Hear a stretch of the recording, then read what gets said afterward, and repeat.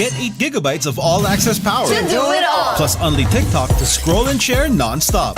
Power, work, life, and more. With Smart Power all-access data now up to 90 days. Load now. No signal, no fun. If only you could switch in an instant. But wait, you can with the Smart eSIM. Backed up by nationwide coverage. Get your Smart eSIM now.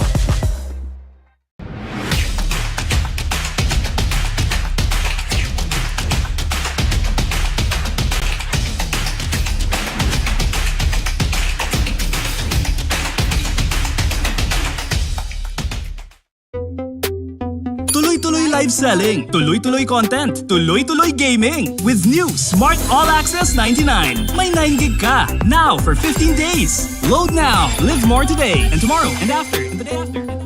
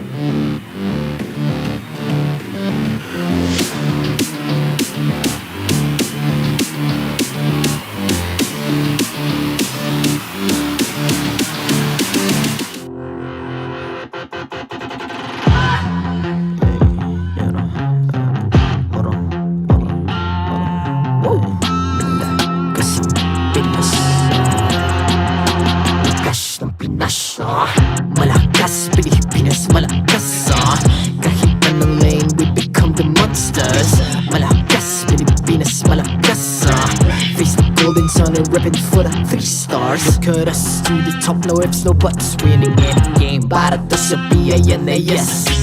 Di mo matitinag aming boses sa new level. Nasa kalye man o mobile, you know I become a legend.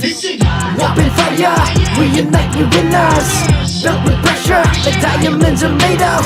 Switch na lane na parang gera, HP racing, may reset. Built na kitang buhat ni Hilda, full load SS parang Lyra. Susundan ko ang iyong bakas, kasama patas, tagumpay natin to. Dahil tayo'y malakas, para sa Pinas. Nasa amin ang alas, hindi tuwa atras. Kinikilala sa taas kasi kami ang malakas, para sa Pinas. Nasa amin ang alas, hindi tuwa atras. Kinikilala sa taas, ganito kami sa Pinas. Wow! Hold on. Yeah, wala ka sa Pinas. We are laging every beat, no surrender, no retreat. Pag nagsama-sama, just imagine what we can achieve. Lacking every beat, no surrender, no retreat. Giving 100 all my all, cause we just cannot be defeated. We are unstoppable, immune and invulnerable. Ready ang equipment, lahat frozen, malang crowd control. Pakita ko na jab like pow, beast of the southeast. Taas sa watawag, proud and loud, cause every enemy we devour. Susundan ko ang iyong bakas, kasama patas, tagumpay natin to. Dahil tayo'y malakas, para sa Pinas. Nasa amin ang alas, hindi tuwa atras. Kinikilala sa taas kasi kami ang malakas, para sa Pinas. Nasa amin ang alas, hindi tuwa atras. Kinikilala sa taas, ganito kami sa Pinas. Wow!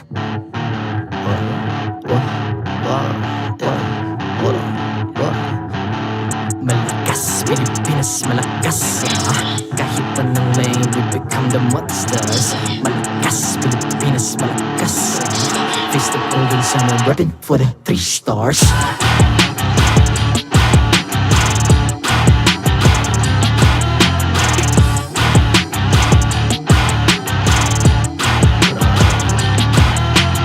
Ang lakas ng Pinas, we unite, be the stars. Ang lakas ng Pinas, we unite, be the stars. Ang lakas ng Pinas, we unite, be the stars. Ang lakas ng Pinas, we the stars. Ang lakas ng Pinas, we unite, we the stars. Ang lakas ng Pinas, we unite, we the stars. Ang lakas ng Pinas, we unite, we the stars. Ang lakas ng Pinas, we the stars. The 14th season of MPL Philippines is brought to you by the following sponsors. Smart, the official telco partner of MPL Philippines Season 14. The official tournament phone of MPL Philippines, Infinix GT20 Pro. Official suppliers, EMC Asia and Index Salon. Experience the TLPH Season 14 action live at Green Sun, Makati City. Grab your tickets now via official MPLPH website. Don't miss any MPL action by following our official Facebook and subscribing to our YouTube channel. Follow MPLPH on TikTok for more content. And to ensure the equality and fairness of our games, MPL Philippines is also monitored and supervised by the Games and Amusements Board.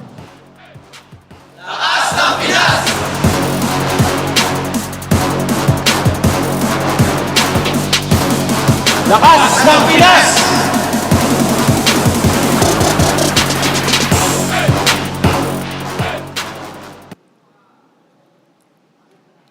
We're down to the last 2 weeks of the regular season. We already have 3 teams that have secured a spot in the playoffs. 3 pa ang hinihintay natin. Ngayong linggo ba natin makukumpleto ang ating listahan? And it's not just that. Guess what? Today is a very special day because today is the 8th anniversary of Mobile Legends Bang Bang. Ako po si Mara Aquino, and this is MPL Philippines Season 14. And all together now, Happy Anniversary MLBB! Happy Happy anniversary, MLBB! This week is gonna be full of fun and surprises. So let's get week 7 started. Casters, pasok! Happy birthday, MLBB! Dan, Leo Kubangay at your service here with JC Nice to Resurrect, bringing you the action. We got a couple of bangers coming your way. Joseph, how was your week? I feel like it went so fast. I took a quick trip to Malaysia, and we're back here. I feel like I got a good catch up from around the world, from our dear friends out there, the other casters. But yeah, we're here, and we're here to celebrate not only the anniversary of MLBB, but it's one of the final 2 weeks left of the regular season. That's right, we are in the twilight of the regular season of Season 14. And any day you can play MLBB is a good day, an MPL game day more so. But when it's the 8th birthday of Mobile Legends Bang Bang, our beloved game and much celebrated esport, well, what better place to be than here? Join us now as we witness 2 best-of-3s looking to secure their spot in the playoffs. Still, if I'm not mistaken, all 4 teams in action still want to get in. But real quick, we want to remind everyone that you can be part of the digital transformation in the world of connectivity. Say hello to flexibility, convenience, and local connectivity with a smart prepaid eSIM. Now available for digital delivery through the Smart Online Store for only 99 pesos. And I like that you already mentioned it here, Leo. All the teams playing today, obviously still fighting for that spot. Some higher chances than others, I'd say. And I think a lot of people have been seeing, the talk around online and everything else. But nonetheless, there's still quite a few slots that need to get locked in. And we're in week 7. Like I said, we have this week and then we have our week 8 next week. But maybe, by the time we get done with week 7, we might have more of those teams locked in. That is possible. That is possible. Locked in, not just the upwards way, but even down. Even the teams that are confirmed to be eliminated could be found out, if not tonight, by the end of this week. As you can see, 3 teams have already locked them in. Still no shoo-in for upper bracket. Still no shoo-in for 2 lives. Yeah. But we have Fnatic Onyx Philippines, Falcons AP Brennan, Smart Omega, sure to make it into the playoffs to fight for the championship. And of course, 2 slots to the M6 World Championship. But down bottom, you'll see here, no one is confirmed to be eliminated. Yeah, my eyes are on RSG Philippines and Blacklist International. Like, both sitting at match points for 3 right there. Anything at that point, one of those teams could really just switch up and bump one of each other out or in, to the playoffs even as we go through these games. But more or less, another thing people might be looking forward to is obviously Fnatic Onyx still being undefeated, like we've mentioned. And will they be able to, say, break the league record, which is, what is the record? 11. 11, so they need 12, right? 12 is the magic number. They could hit that this week. They could. And if they do, they'll make history even further. And looking at today's schedule, we're kicking it off with TLPH and RSG Philippines. That's right. The defending champions in Team Liquid Philippines, the Cavalry, facing off against the Raiders. Ever the consistent contender, RSG Philippines. Joseph, I'm going to ask you now, in the history of this franchise, is this not the scariest it looks for RSG? As a fan as a Raider myself, yes, it is. It's probably the scariest that it's been. We know that there's and I know the panel will go into this a little more. There's a lot of things, obviously, that have to fall in place for the team still looking for those last 3 spots. RSG Philippines being one of them. We know this match versus TLPH, like we said, is crucial. And even later on, like RORA and TNC. As rough as it's been for TNC, what if they win that, What if they beat RORA here? This could be their first series win in all of Season 14. And not saying that it's impossible for them to make it through the playoffs, but the beginning of a Hail Mary run. Who's to say? Anything and everything can happen here in Season 14. Week 6 is a testament to that. Not only that, but I do believe, too, that given the way things are, if RORA wins, they should be securing their playoff spot. That, too. So there's that. So both matches have quite a bit of contingencies here for them and could lead to, like we said, teams already locking the slot for playoffs here. Tonight is a monumental night in the history of Season 14, and we would love for you to join us all the way. 2 best-of-3s coming your way. The first about to be broken down by our analysts over at the Infinix Game Tambayan. We have Renmar Santa Cruz and Brigida Ramos. Thank you so much, casters, and welcome to the Infinix Game Tambayan. Happy birthday, MLBB. Today is such a special day. I think we could already see it based on our key visuals. But then, As mentioned by our casters earlier, this is a week where we gradually might just get to know all of our playoffs teams. And we're starting off the first match with a very important condition, or let's say there is a very important condition for the second or the next matchup that they have to watch out for when we talk about the first match. Yeah, if any of the teams, if our teams today don't want to get shampooed, they got to meet their conditioners, Win. To put it simply, just win. If you're RSG, you want to win. If you're TNC, you're hoping that TLPH wins and RSG doesn't. Yep, that's it. There are a lot of things that have to come into play for TNC, considering their current situation in our regular season standings. But for anything, of course, we would like to thank Infinix GT20 Pro, the official tournament phone of MPL Season 14. And going back this week, the second to the last week before we put a close to our regular season, is a week wherein we may potentially get to, especially for the teams today, know the lower half, like final standings for the lower half. Because for this particular first series that we're about to witness, TLPH, the magic number, all we have to know is that the magic number is 7. For those who want to make it to the playoffs, they have to make it to 7 points. And TLPH, they're 2 points away from securing that magic number. But for RSG Philippines, they're far, far away from securing that. So it's a little bit surprising to see TLPH in this current situation, especially as they were our previous champions. But there's another team in a different region that's currently undergoing the same situation. Yeah, Fnatic Onic. I was about to say Fnatic Onic Indonesia. Yeah, it's still proper to call them Fnatic Onic Indonesia. Yeah, they're struggling.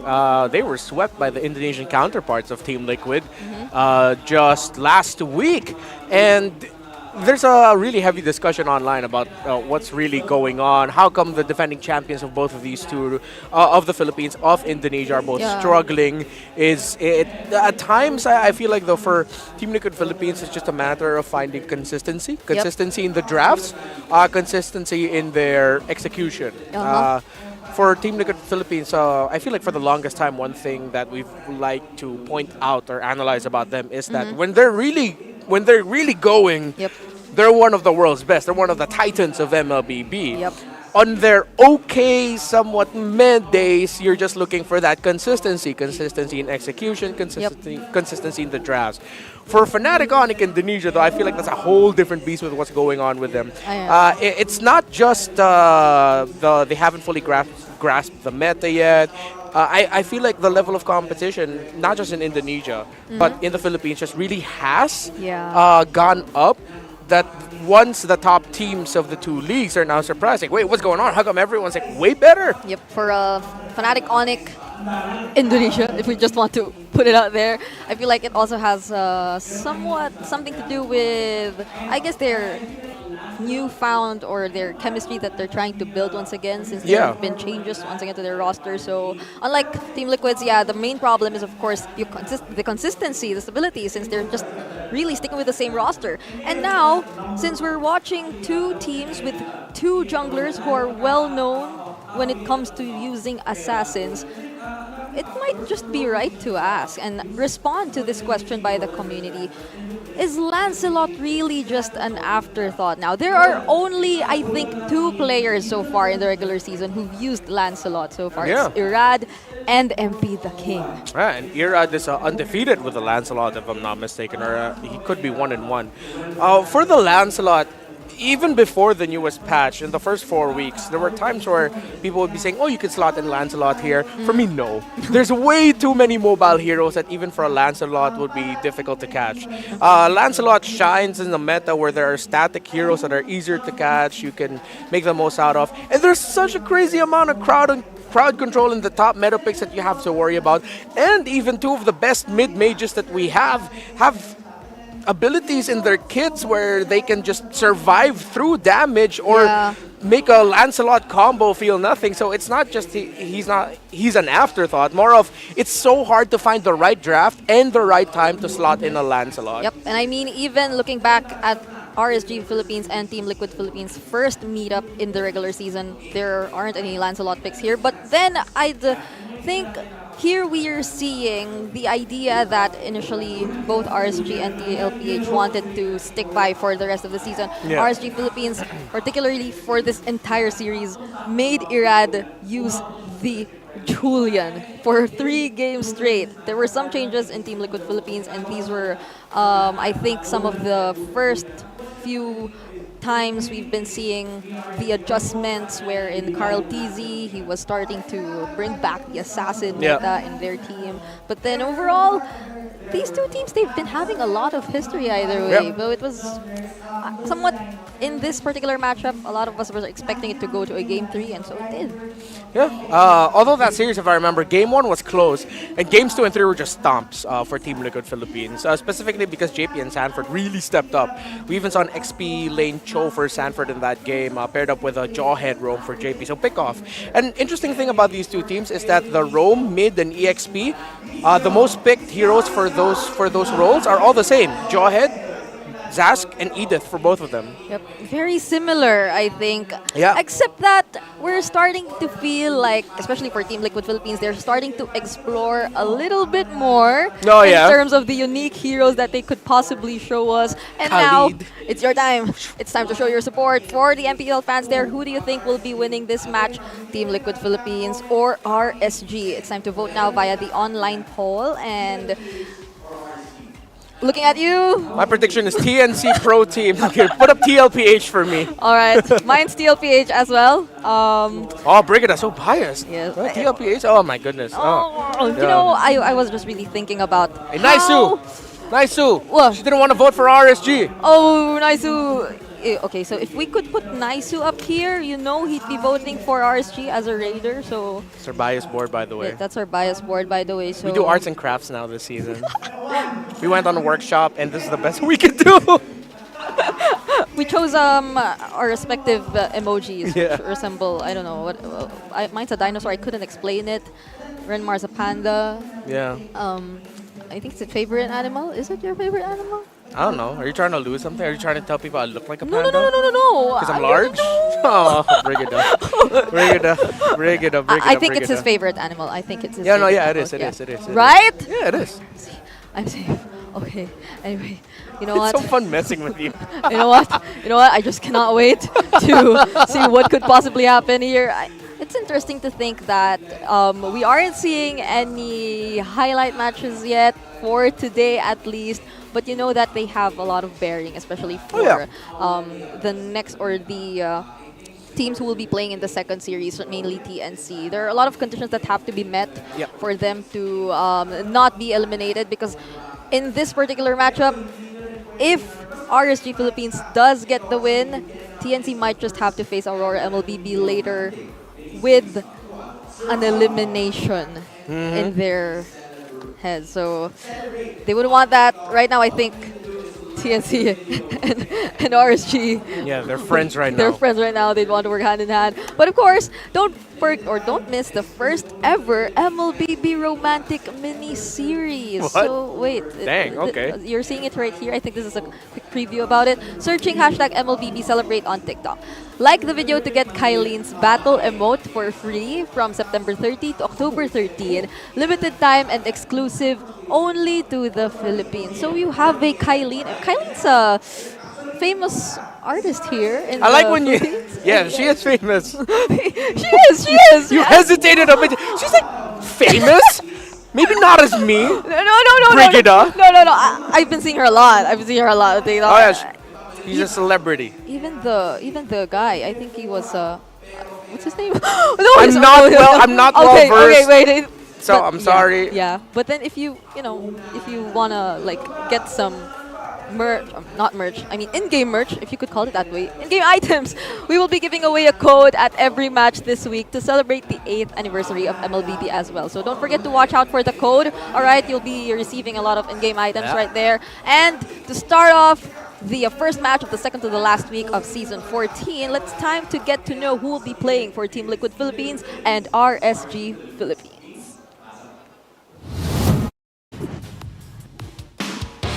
Match 1 of Week 7 is about to begin. Here's our marshals, Jeff, Chico, Pat, and Wilbert.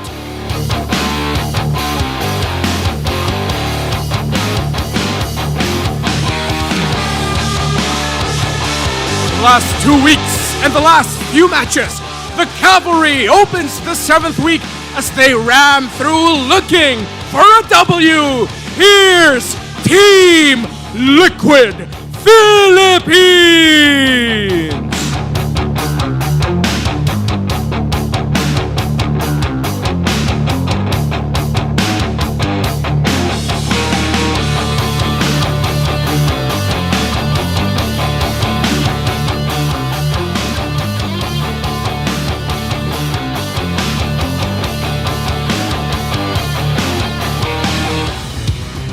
And their opponents, the Raiders, the rivals, have their eyes set on those remaining spots in the playoffs, and they won't stop till it's theirs. Welcome, RSG Philippines!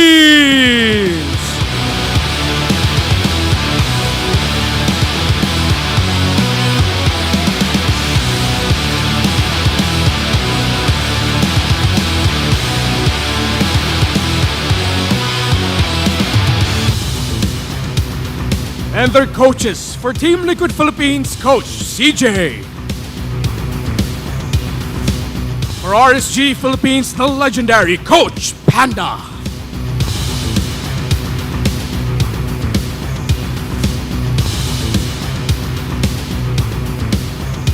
It's time for the face-off. Irad, Zaida, step forward. Irad, paano mo babawian ang Cavalry?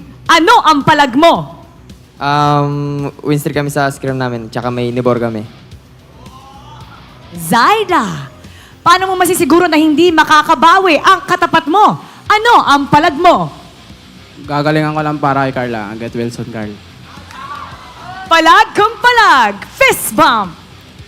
The stage is set for the 7th week of our regular season. Let's head on over to our panel. Pasok!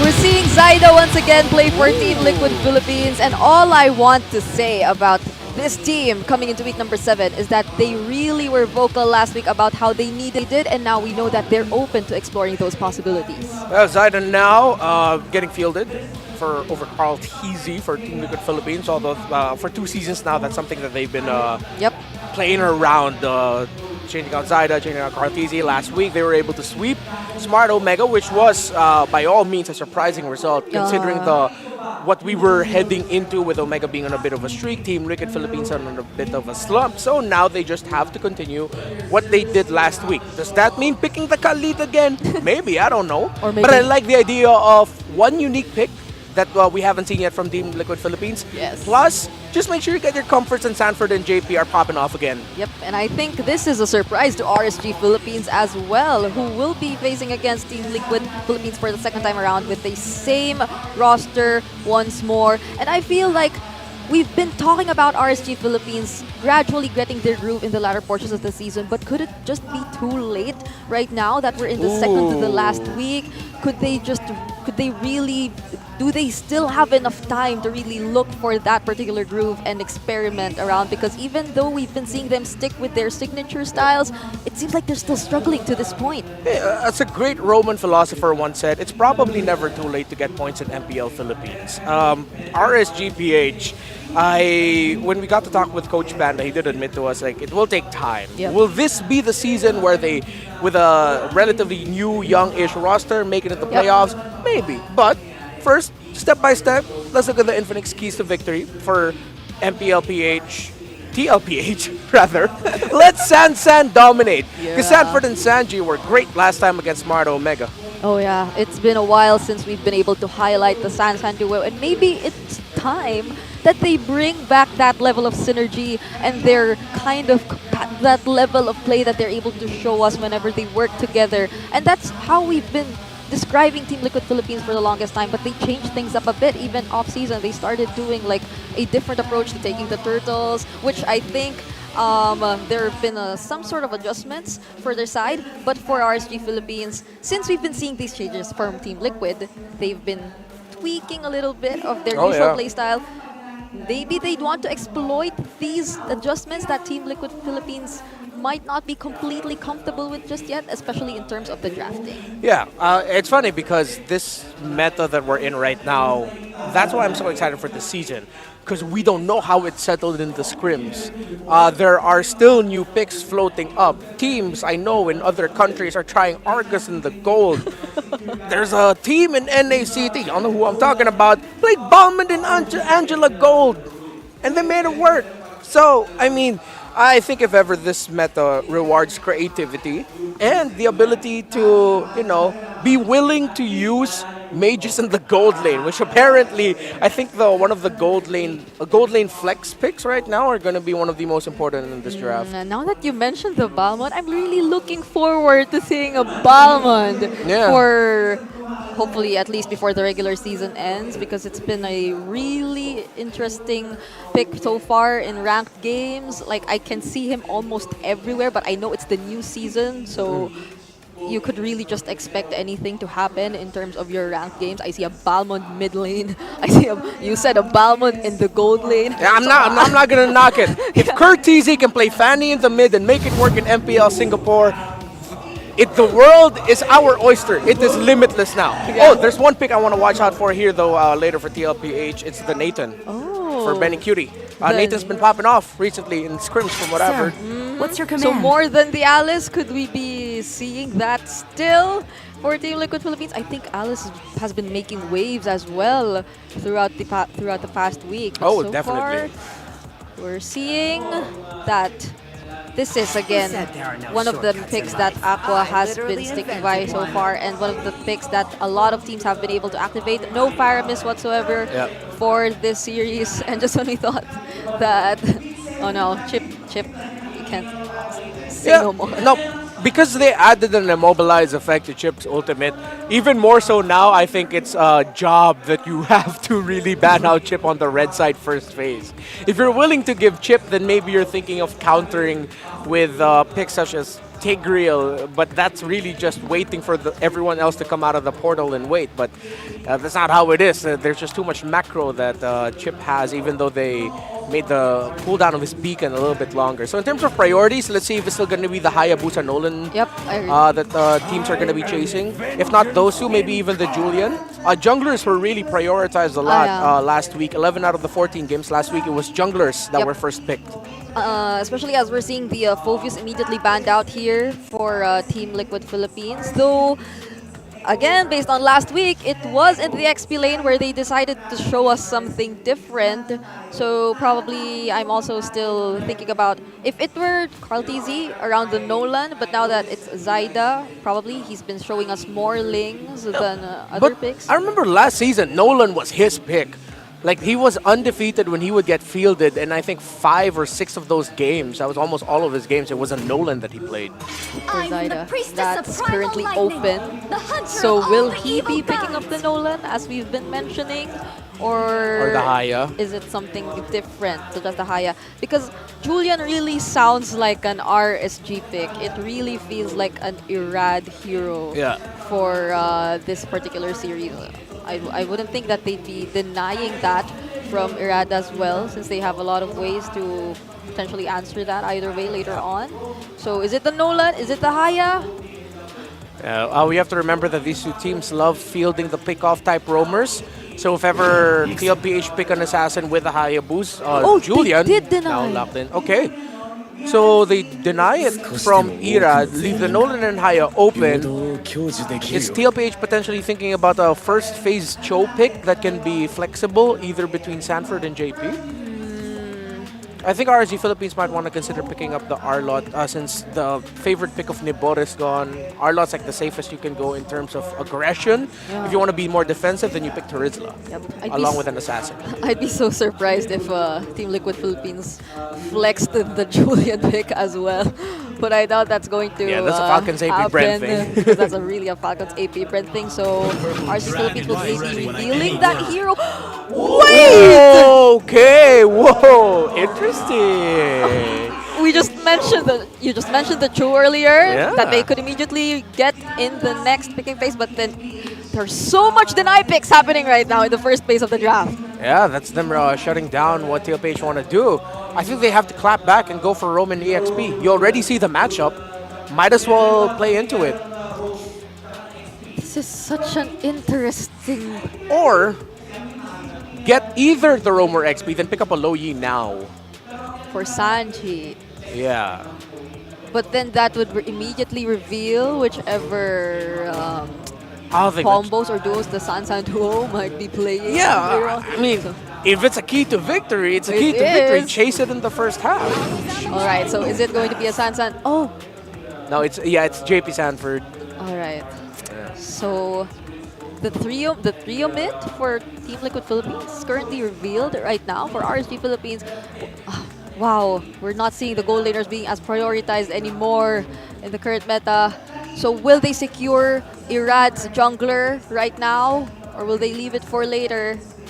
Since at this point, I think a lot of assassins are still open, but then this seems like a very aggressive early game draft for Team Liquid Philippines. Yeah, there's a lack of hard catch. They can potentially just pick up the Claude now if they want to. There's no picks right now in terms of the drafting, unless TLPH swerve and then put the Matilda in the mid lane and then pick up a different roamer that will mess up a Claude entry like a Grok. Wait, that sounded like a Hayabusa. Okay, yeah, so they go for the jungler instead. Okay. So now, both gold laners are yet to be revealed to us. Yeah, mid and gold is what we're looking for both. Oh wow, is that a Makima cosplay? Yeah. Is that Andy? Yeah, that was Andy. Oh, yeah. We're seeing cosplayers now. All right, so now, for Team Liquid Philippines, they lack their gold laner again and their potential mid laner. Since I don't think we're completely shutting down the idea that if Team Liquid Philippines are really trying to explore, then they might just swerve it a bit, but that would be too heavy on the pickoffs, if I must say. Yeah. And this is RSG Philippines. That's also their specialty. They really want to go for the pickoffs, and we're seeing it right now as they prioritize the Chu. Yeah. TLPH really need to be careful for their pick for Sanji. So RSG Philippines read into TLPH. It would be good if they got the low Yi. If I'm not mistaken, a very good record there for Sanji. Yeah. He is undefeated, in 2 games. Yeah. So 2 games undefeated, so they're respecting the low Yi of Sanji. Let's see if they take out another Sanji hero like a Vexana or a Zask. But they can pick up the Zask here. However, the Valentino will still be left open. The Valentina's open, yeah. So usually if let's say RG pick up Zask, Valentina's going to get picked. If RG pick up a Valentina, TLPH will will think about the Zask, but maybe might be better to go for something like a Vexana for them. Yeah. Because you don't want to give the Dominator's descent to Valentina. RSG Philippines, they're currently showing us a really interesting draft because it's so dive heavy. Typically, or based on statistics, RSG Philippines, they've been really avoidant. Yeah. They have low scoring games. They don't get the highest number of kills whenever they go up against teams. And this is Team Liquid Philippines. Their scores are on the opposite end of our rankings. They're a very aggressive team who always look for kills. You know, there's a pick I remember that TLPH did before, that if they're up against an assassin and annoying roamer, they did it like twice or thrice in one season. They put it in the mid, and then they fast clear mid to invade the purple buff or invade the opposing jungle right away. It was a glue mid. A glue mid? Yeah. Because they already have a good amount of magic damage. Because the fighter mid slots in well for the lineup of TLPH. Yeah, and if you think about it, the Matilda glue in the mid lane, that'd be a lot of problems for the jungling patterns that RSG Philippines would want to secure or give to Irad later on. But they get the Claude for themselves, and now the only remaining gold laners, if ever, could possibly be the the Moskov's already out as well. So could this be a... Is this a Clint game for Benecutie or a carry game? Yeah, because I think the only recent gold laners that are left are Carry, Alice, but at this point, it would be too risky to, I think, go for the, as there's so many... Alice Vengeance is okay. Oh no, it is a carry. Alright, so they go for the carry. Oh, but it is a magic Matilda. Mid lane Matilda, rather, excuse me. Not entirely focusing on the pickoffs. Still, it's the JP's Tigreal. Yeah. I don't know, unless it's a mid lane Tigreal. But for RSG Philippines right now that they're lacking their mid laner, the only remaining options are I think the Aurora, the Lilia, the Zas. Valentina, there's still a lot, Valentina. honestly. Because if they want I think they need another front. I think they need to go Zask. Valentina, if Aqua's feeling confident to help set up, but I think they need another front here. Or another damage soaker with the Dominator's Descent. And typically, Aqua doesn't like to go for that route, so instead of anything else we've mentioned, it's an Eve. Against a lineup with a Matilda? Probably with the creating space mindset. Yeah, I mean, there is a pot. We saw it last week. Fnatic Onyx Philippines got to do it against TNC Pro Team, where Super Friends with the Eve, TNC Pro Team couldn't even get close, they were zoned out. Yep.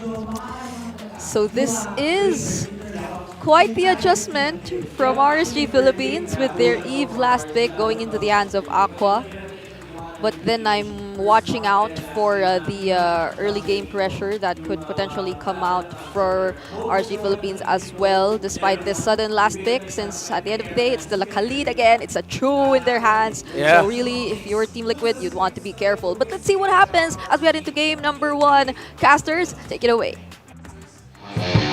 Away into the land of Dawn we go.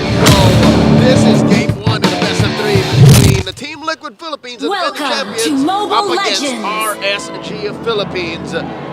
Leo and Naisu bringing you the action.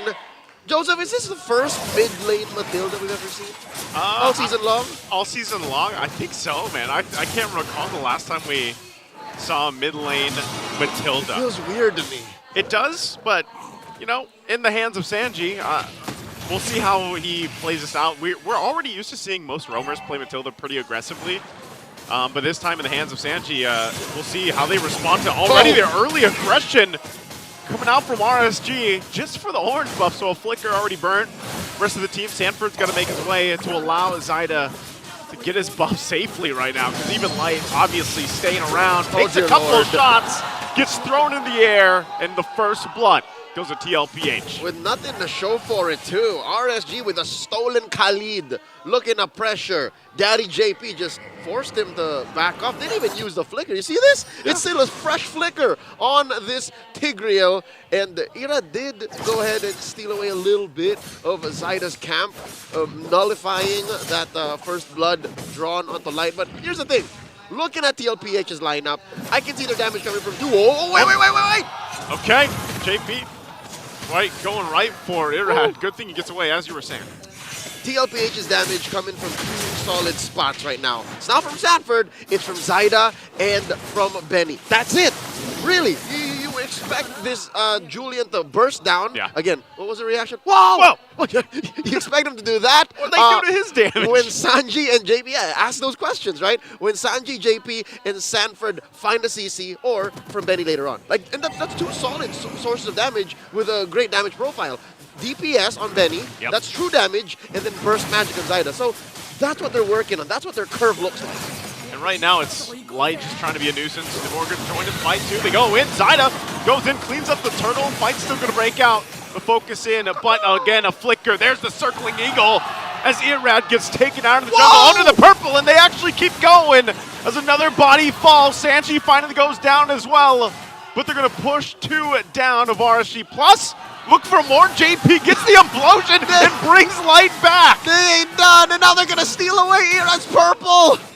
And why it works is because in the absence of either, right? Without the DPS true damage, if let's say Zyda doesn't get the perfect full-on combo with the enhanced everything, they can just out-CC you, and that's what they did in that sequence. That's what put them now 1,000 gold ahead, a stolen buff, and a turtle to boot. They got a whole lot out of that entire exchange, and TLPH playing around the fact that, you know, you were talking about where their damage is at this point of the game, but and that, like we just saw showcased, even if that damage doesn't find its mark right away, they have enough CC and crowd control to make it happen again. And so what does RSG Philippines do against that? How do they play against that? Well, part of this has been the reason why you pick up the Cho is you're going for those pickoffs. But what if he gets picked off? And that's been what's happening. This Light goes in, will get the way of the dragon off before he ends up running back to the turret, still looking for more here. JP finally goes down. Nibor should be able to survive, does get retrieved, but he'll use the guard to heal back up.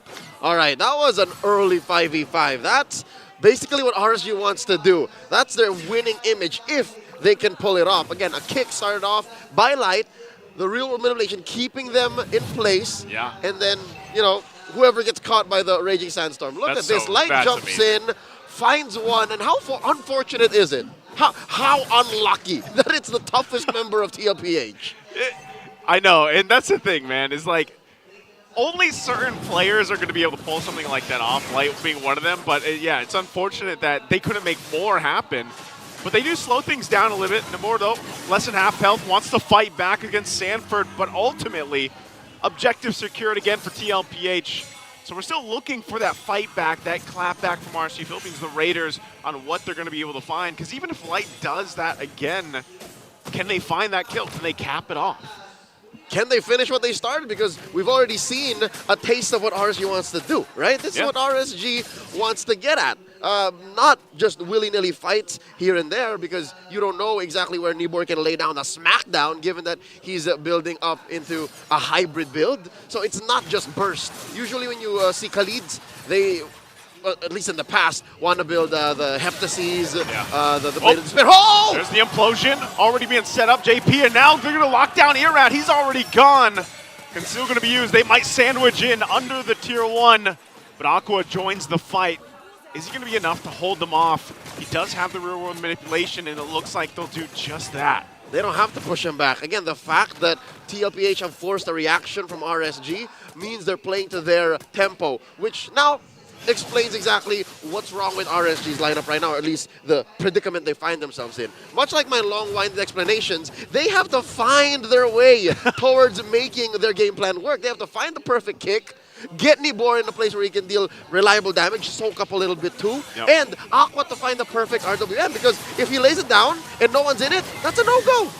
And that's part of it. Like, as you were just saying, they have to figure out the whole team fight, or even these skirmishes, but then at the same way, like we just saw, TLPH can just pull back if they want to. It's so easy for them too. They got Guiding Winds, they got Flickers on Sanford, the Vengeance dash out, JP's got the Sacred Hammers, Zyda's got 6.5 dashes, right? So everybody has a way to get out of RWM, which is, by the way, slowly been working up to become a priority pick. This came out in the twilight of the draft for RSG, which means almost more importantly than even first pick, it's the final pick. It's what they needed to make the draft work. And right now, Aqua's finding it hard to lock it in 6 minutes in.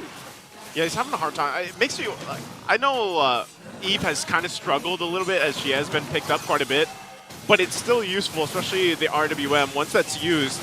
But I think they just go ahead, Turtle's giving up, TLPH takes the third one of the game, and so that's really what my eyes are on here, is like, how do you utilize this, just the lineup as a whole? If you look at it like face value, you look at RSG's lineup, yeah, it could work. You could see this.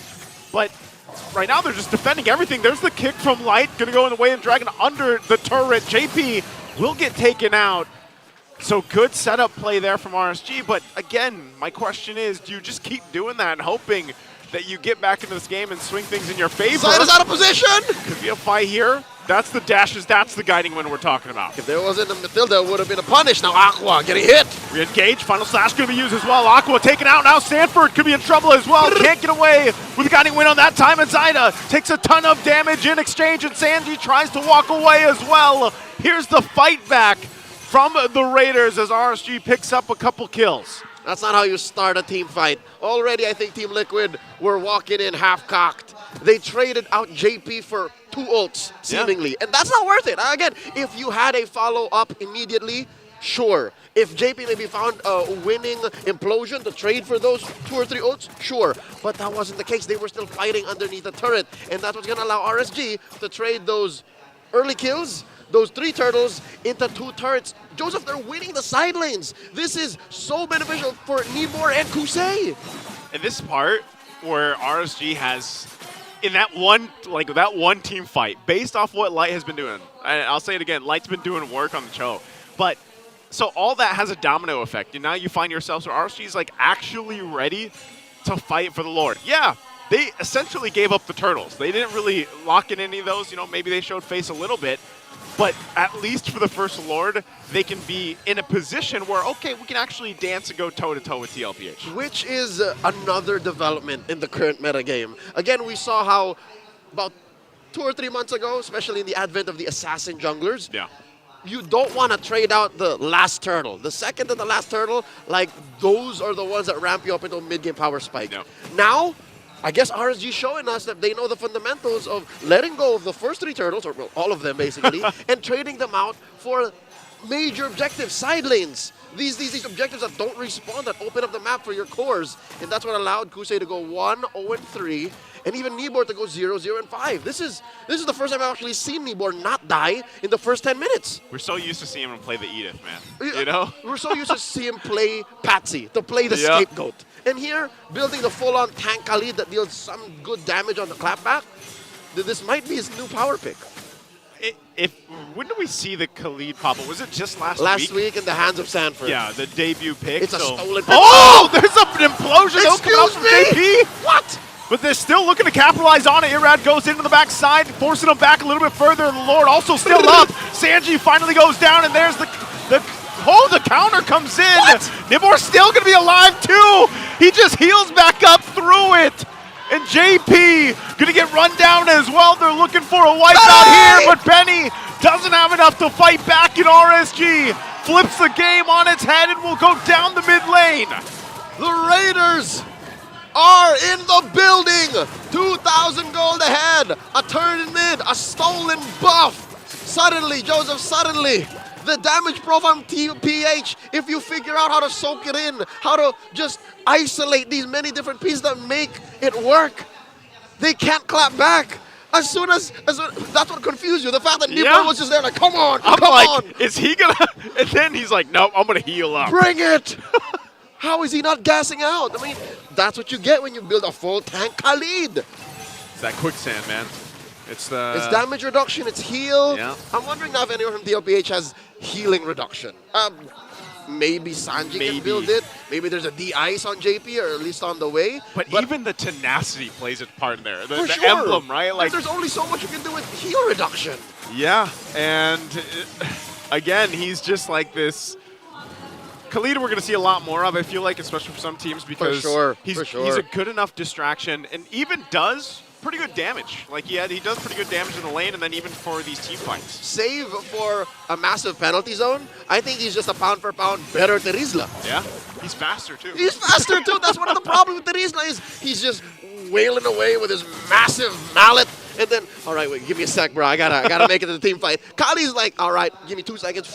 He's just soaring through. Is that a sound of sand? You're the sound effect guy, man. That's You'll come up with something. All right, he's got a Radiant armor already, so he's dealing with Zaida, dealing with Sanji. I don't know, de-ice on the way, so he can deal with Benny, kinda, JP as well. Sanji's shields, too.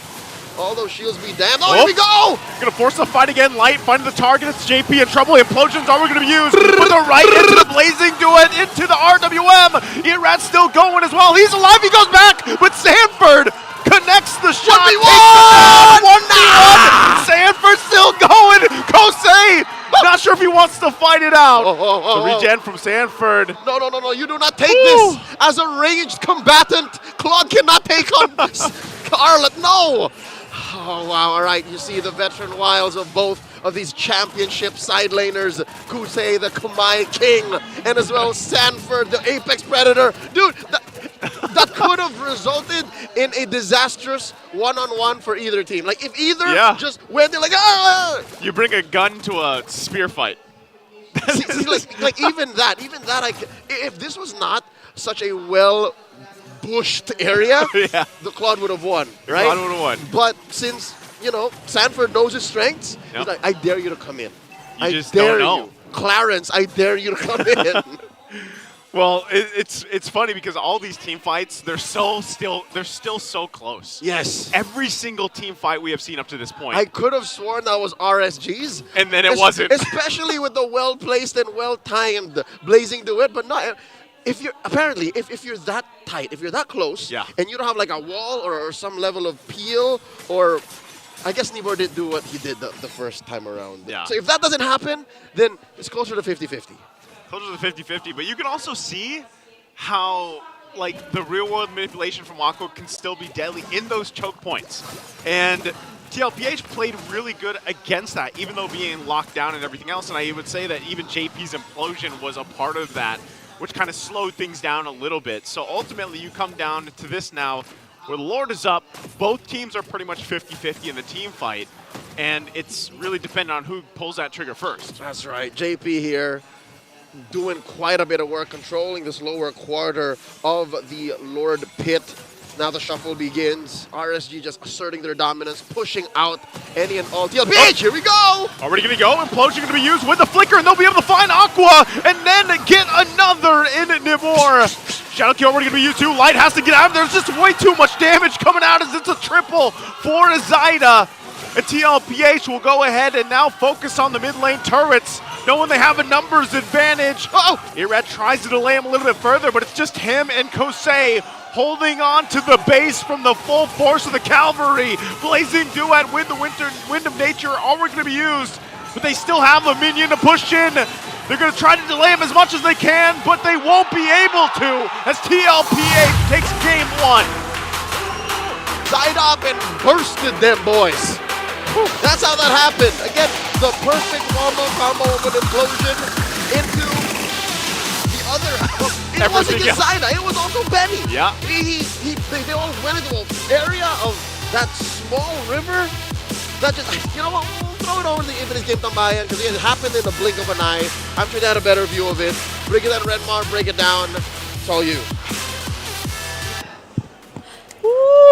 Honestly, that was the most decisive and aggressive I've seen RSG. Yeah. And they almost had it, but Team Liquid Philippines, with that decision to just look for Aqua, they realized that eventually I think he was becoming a problem for the team fights. Yeah, I was talking about this before. Sanford, San duo, yes. That was a key to victory, but in the last time we saw RSG Philippines and TLPH go up against each other, Wow. Sanford and JP were a devastating combo because they knew the targets to look for, and it was the right target they found. You mentioned it was the Eve, the same Eve pick that I doubted, and I will stand my ground. That is a very difficult Eve game. However, one thing that we have to acknowledge is Aqua made it difficult for Benny Cutie to fight. Yep. Leading into the last team fight where they wanted the Lord, Benny Cutie was 2-2 and 2. He was just taking a lot of damage, and it was way too difficult for a carry to be able to free hit and deal damage. Yep. Most of the time, it was the damage of the Julian, the Arlot, that was delivering it for TLPH. So they knew they needed to find Aqua. Sanford found it with the final slash. Aqua tried to get away. They waited for the CC immunity of the Purify to go away, and then JP goes in with the implosion. Yep, and I think it became a lot more easier for Aqua when it was already RSG dictating or looking for the team fights, starting the engages compared to the first few minutes where we clearly saw how difficult it was to play an this Eve. one. And this was that beautiful answer or response between the two XP laters, I think, wherein even though we thought that RSG already went for that beautiful engage, the way Sanford was able to look for a counter final slash kind of saved them from that possible really devastating outcome. Yeah, exactly. And since now Nibor and Aqua was the one taken out, Irad going in there with a final slash to me was very questionable. He is able to get away, but it put Light in a delicate situation so that it would just be left to the Hayabusa and the Claude. You see Sanford heated, man. He is excited. And in the last highlight we showed before that final team fight, it was Sanford with a final slash that helped recover that team fight for TLPH because it was JP who got kicked first by Light underneath the starfield of the Eve, but then the final slash brought everyone closer to JP under the implosion to equalize things out, and then we saw that little game of chicken from Kusei and Sanford, which ended in a draw because both of them acknowledged, both of us should not fight this, let's both back off. It's just another classic TLPH RSG game showcasing how good they can be in terms of team fighting. And you know what? During that last sequence before Team Liquid Philippines decided to go for a one straight push towards ending the game, I really felt like just how much there was this level of presence of mind for both the starters here for Team Liquid, JP and Sanford. Yep. Even though it wasn't a perfectly positioned implosion play, I think it was the only, or this is the only time I ever saw that implosion first, then flicker play from JP just to make sure that he captures the right target. So there were a lot of well-timed and well-communicated plays, if I may say, for Team Liquid Philippines throughout the entirety of that game, even though they were nearly, or they were almost at the mercy of RSG Philippines when they were starting to get the groove of things. And honestly, going back to what I mentioned earlier, I really liked this gameplay from RSG, the way they handled things, even despite the previous situations that they were in, because I think they were starting to recognize, oh no, we have to be just as aggressive. But at the same time, still with that flavor that they've been showing us for the past few weeks, where they were sort of avoidant, they really knew how to go for the trades, which, as mentioned by our casters, gradually opened up the map for them. As they didn't, they just decided to really let go of all the turtles. They still look for trades, but at the same time, it wasn't completely them avoiding the team fight. They were ready to take them on. Yeah, Kuse was helping split open the map. The team fighting of RSG was a problem for TLPH, especially the tankiness of the Khalid. It was good that they were able to take down Khalid as one of the double kill targets for Zyda there at the end, because it was really the Khalid that was posing majority of the problems for the team fighting for Team Liquid Philippines. So for TLPH, they got out of this with the skin of their teeth. They needed to execute really well. Because if they didn't, then yes, at the end of the day, I'm still gonna doubt the Eve. You know, it was tough. But Aqua got to do the job of the Eve in this one, which was to make Benny Cutie struggle. Benny Cutie struggled, yes, so it's a good thing that the other members of TLPH stepped up. Zyda with the damage, great circling eagles and guiding winds from Sanji's Matilda, and of course JP and Sanford with the right execution of their crowd control abilities. I really like how they shifted their targeting when they realized that, oh, we're at this point where we need to really let Benny play his game, and so they just immediately went after Aqua to allow Benny to do that. Get that Eve down. And I feel like even Aqua, even on the Purify, was really caught off guard, because if he was forced to use it from that final slash, then he wasn't completely safe just yet, because there was a follow-up implosion right after that. Yeah, and Aqua's actually a very patient mid laner with using the Purify. So I noticed it analyzing their games last week, wherein Aqua would really maximize the crowd control immunity you get after popping the Purify. So the Purify has that cleanse where you remove the initial crowd control, but then there's like a second and a half or 1 second where you're immune to crowd control. So that's what Aqua wanted to maximize. Unfortunately, TLPH were also counting the seconds that was used, and great timing from JP. I cannot believe we're seeing these two teams with that close of a fight for just game number 1. This brings us back to the first time they met each other in the regular season. Hopefully this means that game 2 and 3 this time aren't stomps. Last time, what happened was RSG TLPH. It was close game 1, then TLPH stomped game 2 and 3. If we get 3 full games of like that, I'll be happy. Oh yeah, what a way to open up the second to the last week, I mean, of the regular season. We know that there are already 3 teams in the playoffs, but then we're seeing 4 teams who really want to still make it to the playoffs with these much improvements in a span of just 1 week, because I think, based on RSG's previous games, based on Team Liquid's previous games, yes, they got a win, but previously they weren't really that consistent. And so I think right now we have to check out our MPL arena first. There are things happening out there, so let's first go to our host, Ms. Mara Aquino.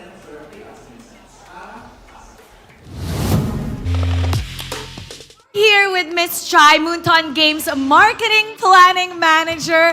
It's nice to have you here, especially ngayon na it's the 8th anniversary of MLBB. Tell us more about this. Well, since it's already the anniversary of MLBB, 8 years na, no? So, parang it's really a cause-story celebration kasi 8 years na nandito pa rin tayo. So, yung campaign namin, it really revolves around celebration and reunion. Kaya, pinlano talaga namin to para talaga sa fans ng game at talagang maso-surprise talaga yung lahat ng fans all over the place. Can you give us an inside scoop about the surprises? Like, what else can the Filipino MLBB fans expect for the 8th MLBB anniversary? Okay, number 1, may nanda kami na mini-series. First time to ng MLBB. It's titled Miss Legends, starring Kailin Alcantara, Oh, wow! Chloe Arras, and Criselda Alvarez. Talagang matutuwa talaga yung mga fans.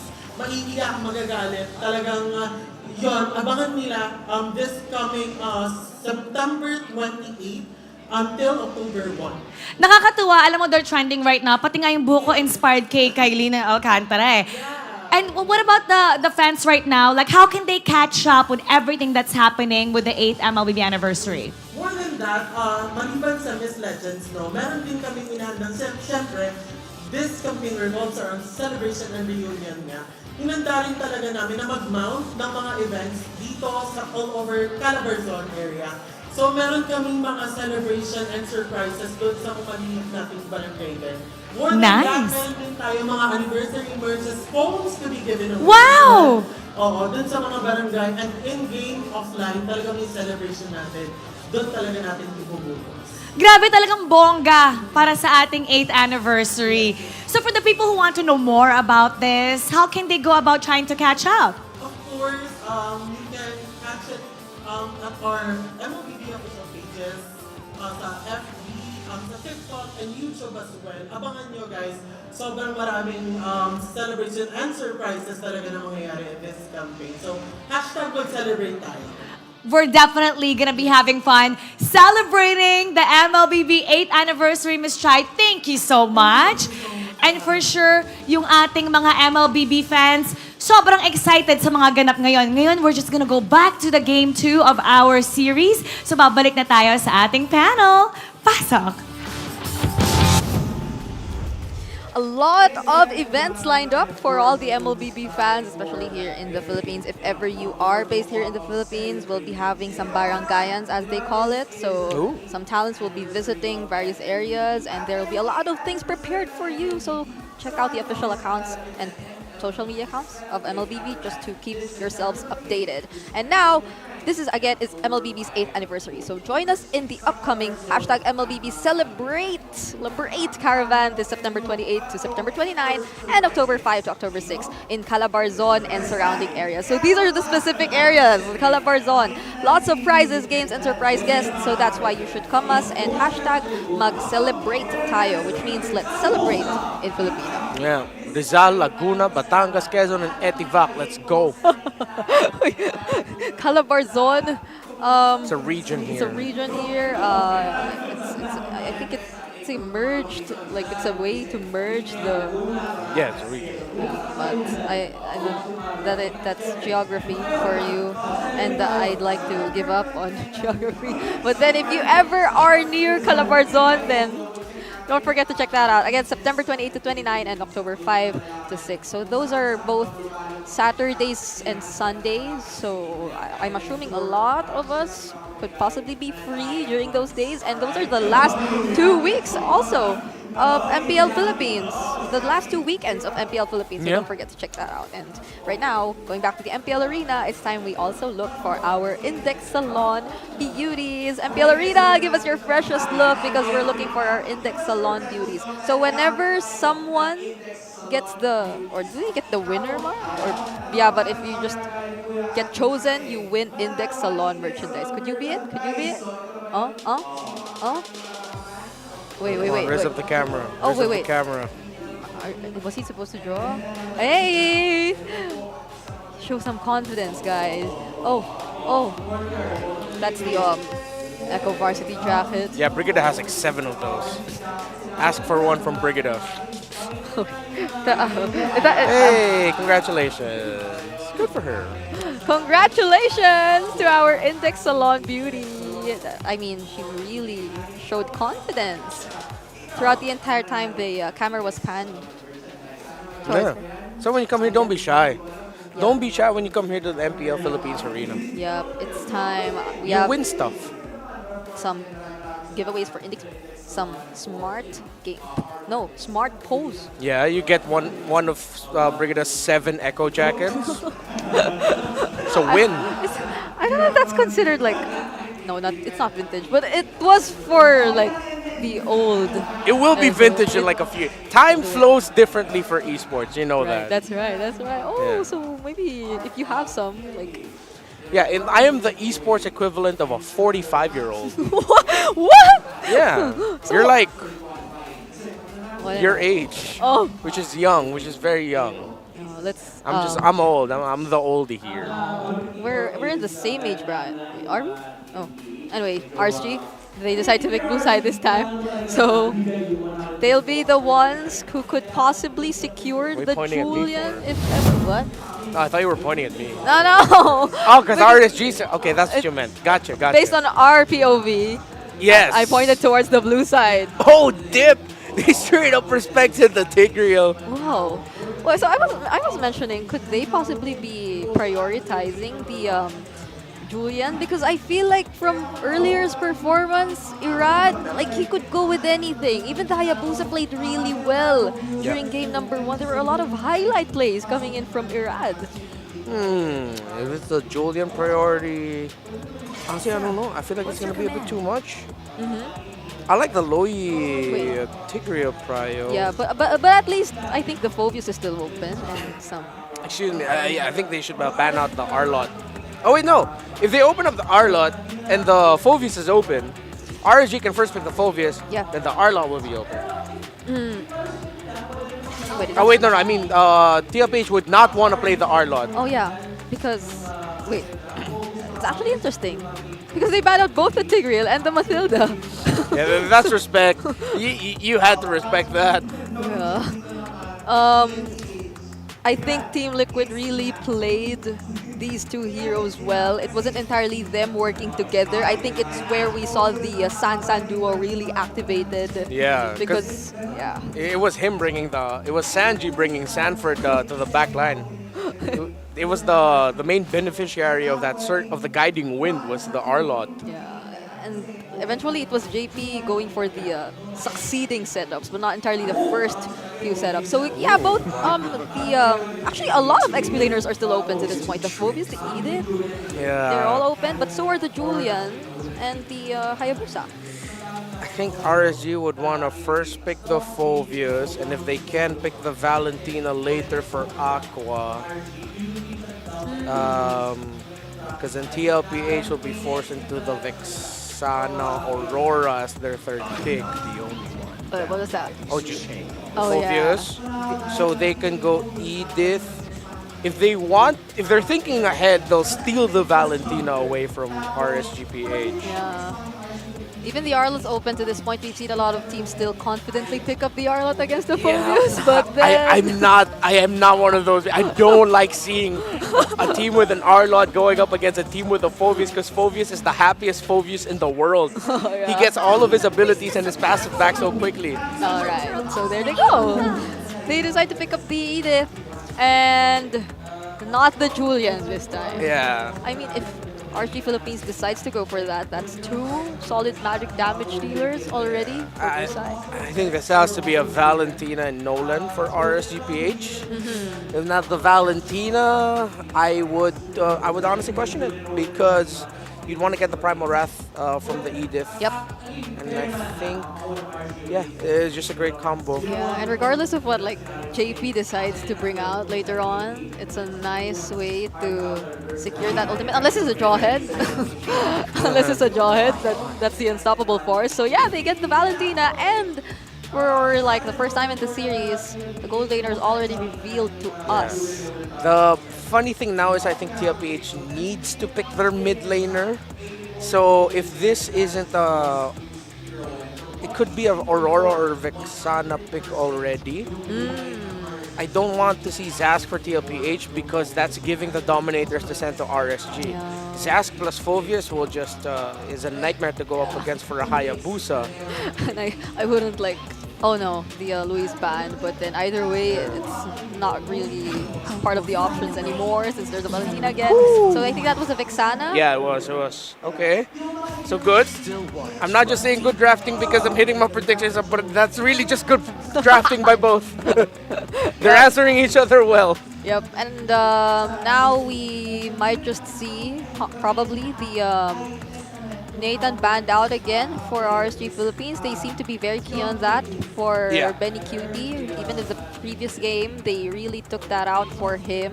But the Claw's open as well in the carry. Yeah, I'm glad you mentioned that. I think it'll be good to ban the Nathan and the Claude here. But I would understand if they would ban out Nathan and the carry that you mentioned. Because now if you're RSG, you don't worry about the Harith at all. You're worrying about the gold laner for Benny Cutie. Oh, they're opening it up, huh? Oh, and they banned the Kaja. They were thinking it's going to be a EXP Edith? And now the only remaining options for Irad might just be the Nolan, since even the Julian and the Ling are taken out. So Unless we're going to see him pick up the Lancelot. Or even the Roger, but I doubt the Roger in the jungler role Rogers dipped out. No, because oh no, Roger's not even being prioritized anymore. At least for this series or for today so far. Yeah, we're not seeing it. Slightly. No, even last week teams were. As the week went on, teams were slowly putting Roger into the next 2 picks, and then the next phase, and then the last pick, or just completely overlooked. Until it wasn't anymore. Yeah. Oh, that's interesting. They banned out the Kaja and the Arlot, so a lot of gold laners are still possible or available for Team Liquid. They're willing to give the Nathan? The Nathan, the Claude. I don't understand why you want to get the Claude, because it allows you to open up the map a little bit, but I'd rather see the Nathan. Oh wait, no, but that might be an overload on magic damage. Magic damage. You're right, and then the Phobius can just go ahead and rush to the Radiant Armor, and their spike is gonna be so slow. What do you pick if you were Team Liquid Philippines? What if he ends up with a Clint? Oh wait, no, but Carrie's still there. Let's not get ahead of ourselves. Actually, I also think they might be planning to show us something new for their gold lane. Wait. So they save it for later. This might be a Hylos roam. The way we're seeing it right now. So Hylos Vexana for Team Liquid Philippines in the mid lane. RSG Philippines, they're lacking their roamer as well as their jungler. The Nolan, we've already mentioned it. Other than the Nolan, we've seen other heroes from Iran. The Lancelot, was he able to use the Bane previously?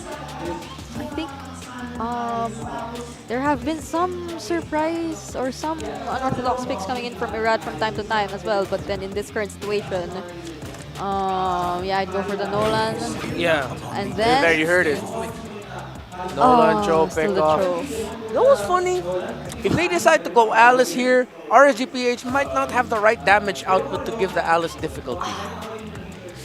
Not until the late game. Yeah, it's gonna take time. It's gonna take and TLPH will need to commit rotations to speed up Benny Cutie. They can play safe and just go carry or claw, you know that. But Alice is so good. Wait. I'm hoping something unique shows up for the last pick here. Wait. Nah, I think it's a Nathan. Okay. Okay, it is a Nathan. At least. So, it's still true though. That's a lot of magic damage for Team Liquid Philippines. The Hylos, Nathan, Vexana, and the Edith. Yeah. Okay, pick off 1, 2, damage output. This feels like another 50-50 game in terms of what we might see. Although in the lineup rating, RSG Philippines, early to mid and late game potential looks very good for them. With Nolan, the Phobius, those are the stat patters in that regard. Plus the Valentina ult that you can steal will be the Primal Wrath. This might be tough for TLPH if TLPH don't get the Hayabusa Snowball. Alright, so it's dependent once again on the Snowball, and we've seen RSG Philippines go for the invades. So what could be happening in game number 2? Let's head over to our casters. Thank you so much. Bring it in, Redmar. Back at it again. Welcome for game to number 2. Mobile Match Legends. point for Team Liquid Philippines facing off against RSG. Joseph, how you liking this adjustment? Because it was kind of tricky in game 1, but after just one turnaround, Liquid goes for the throat. How about this time? I was just thinking about this as you were leading in. The index that we had from both drafts in the previous game was nearly identical. This one, it's different, favoring, I think it So who's favoring TLPH's draft? Well, either way, I know it's not the same like we had in Game 1. Now, the biggest thing is if Light does what he did in the previous game, great. He can pull that off, get the executions off if he can with this Cho pick. But I think that was the thing. If you want to get to the late game with this lineup from RSG Philippines, you're going to be facing a Nathan late game. That's something that's tough to deal with, especially when what do we coin that? The Nathan bomb? The Benny bomb. It was the Benny bomb that started it, right? Here specifically, it's the Benny bomb. And, okay, Light jumping in, custom blast, but still Kosei there to help him up. And that's what I'm saying, man. Late game, if it gets to that point, I'm worried for RSG. I'm worried for them. And look at this already. I'm worried for Kosei. I'm not sure why he stayed so long. They already saw Zyna make his way down there. All right. Here's one of the main reasons why I think you're scared for RSG. Not just because of the potential for the Benny bomb. Yep. Not just because of how far out maybe they might place Kusei early on while they're waiting for this power spike. Is compared to Game 1 even, they don't have as much on-demand engagement as they did. Because look, sure, Nibor can put up a solid peel, like a front line and a half, because that's how chunky Povius are, Povii. But him aside, and Light's kicks, who else do you rely on when TLPH go full force? When they full sail lean hard into a fight? There's nothing.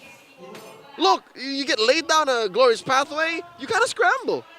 The only thing I think is, like, who do you rely on? It depends on what Aqua takes, because there's initiation that we're talking about. Into the Eternal Guard as well. Trying to get away, Nibor jumps up into the air, but he'll be taken out. Sanchi in return, still going for it as Aqua picks up a double. The fight for the turtle still going to break out, and it's Irad that gets the turtle. Going for the fight. JP will pick up the kill himself. Spear Destruction not going to be able to land, but JP already gets a triple. He's looking for another as he runs down Aqua. He doesn't have much space to move, but he will get away as JP gets a triple. Daddy JP says it's time to go home. Sending him back with a TLPH TM recall. Well, TLID as well. I was going to say, so fitting. It's both. It's both. So there you see immediately how it could go very preemptive. Drop it on the glorious pathway. I'm just going to heal a bit. Why not? All right, so what I'm saying is, unless they both lean hard into it, and it was just unfortunate TLPH lost Zyda first, if that went in a different direction, if Zyda came in and maybe delayed his entry maybe 2 seconds, saved his retribution, maybe TLPH had the damage and the shields to actually turn around. But RSG, they played within the small margins of error and found themselves in a one-on-one. Like that was a 4v4, right? It was, yeah. Both gold laners were still on the bottom side, and it was an attempt. Like Kosei threw the Spirit Destruction to try to join the fight, didn't land its mark. Yeah, Benny can't do that. Like Benny has to commit. He's got to just stay there. To rotating, which is fine, given that is one of the main things you get when you pick a Moskov as early as you did for RSG. Again, first phase pickup right there. Also, we're celebrating the 100th ban of Chip, courtesy of Team Liquid. 100th ban. Happy Bands Day, Chip. He has 100 bans. All season 14 long. All season. Wow. That's right. What happened to Sanji? What? He took a ton of damage from Irad. Oh, and then so close to getting hit by the SOD. Light taking an interesting flank here. Sanji gonna do the right thing and send himself home. I think he'll make it in time for this turtle fight. Yeah, he's gonna head back. Again, part of this, they're looking to make a play, actually. Both sides of the map. Things happening here. Sanford taking the Infernal Pursuit, but that's just gonna be a turtle secured for Irad this time around. RSG picking up the second one. TLPH, they spent their time here on the bottom side, possibly looking for something. They won't find it. Yep. So they just disengage. It's a good read by the Raiders. RSG said, hey, we just sent Sanji back, and it looks like TLPH are going south. Why don't we take this turtle? Clean. That's 2 turtles now in the first 5 minutes of the game over to the Raiders. They're looking good. I'm smelling a Game 3. Joseph, the first Game 3 since Week 5. Week 6 had none. What? First Game 3 since Week 5? We haven't seen a Game 3 since Week 5. Man, we just been in Sweep City, huh? That's right. That was 14 games, all straight sweeps last week. And you know what? I know we like you look at a sweep, but then sometimes it doesn't paint the whole picture. Oh, like yeah, some of sure. those sweeps were like super close games. For sure. Like, some of them should have gone 3 games. Even if you look at game 1 in the series. This series alone. I was going to say, this series alone, yeah, you know, TLPH won that, but it came down to, like, one fight, essentially. There's the kick. Wait, the drag. Going to be able to go on. Oh, Sanford will be able to escape with his life for now. Still Light, the one to get taken down. DeBoer not sure where he wants to go, if he wants to chase down for the kill.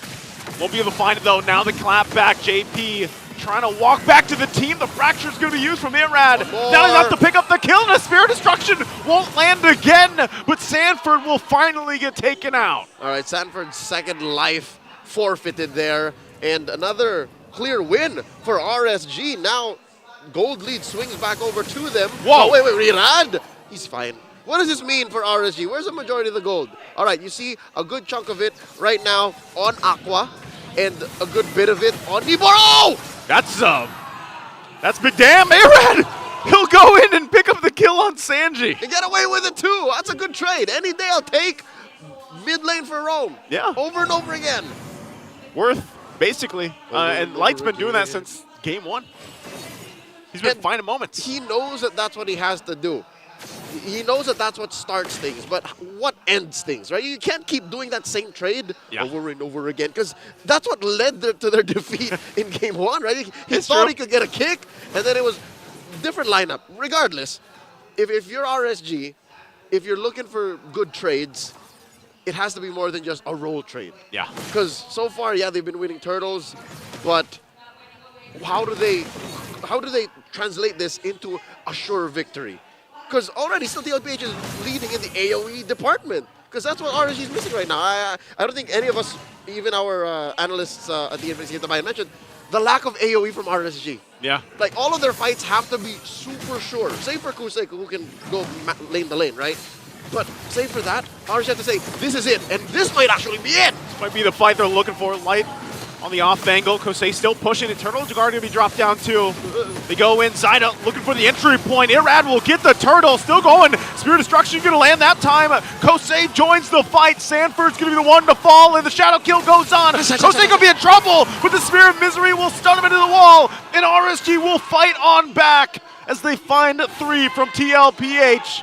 Irad possibly going to push JP back further so they can take the tier 1 in the mid. Kusei coming in like Rambo. His first SOD that actually hit the target in 8 minutes. That was a turning point. That was. And it's not even like a clean SOD, you know what I mean? Like, it was in front of 3 or 4 chunky members of Team Liquid.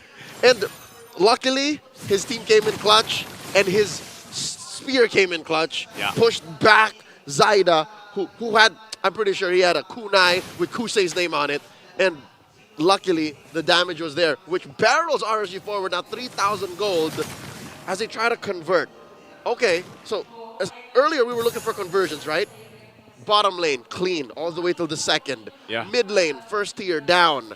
Up top, this is inevitable. RSG is going to get the push as well. This is a good position for the Raiders. This is a great position. They have a pretty good-sized lead now at this point. Kosei, you can see this. I mean, both teams are locking in some key items for them all around. Irad, too, we already saw a preview of the damage earlier on. Now that he gets some Malefic Roar, it's even more devastating. And so now you're wondering for TLPH, when do they hit that spike of theirs?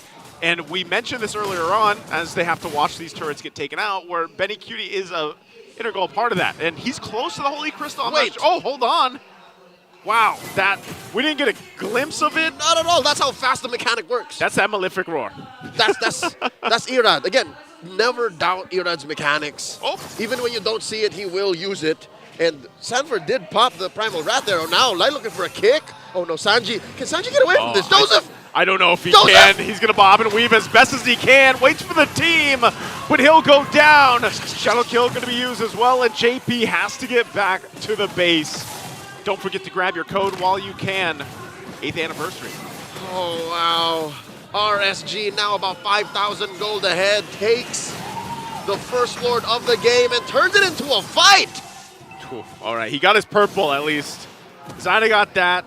But man, are we just... The damage overload, this is Raider form right now. Yep. Like, this is what they're known for. You know, we used to say back then death ball strategy, and it's all, I mean, a lot of this is on this guy right here, Light.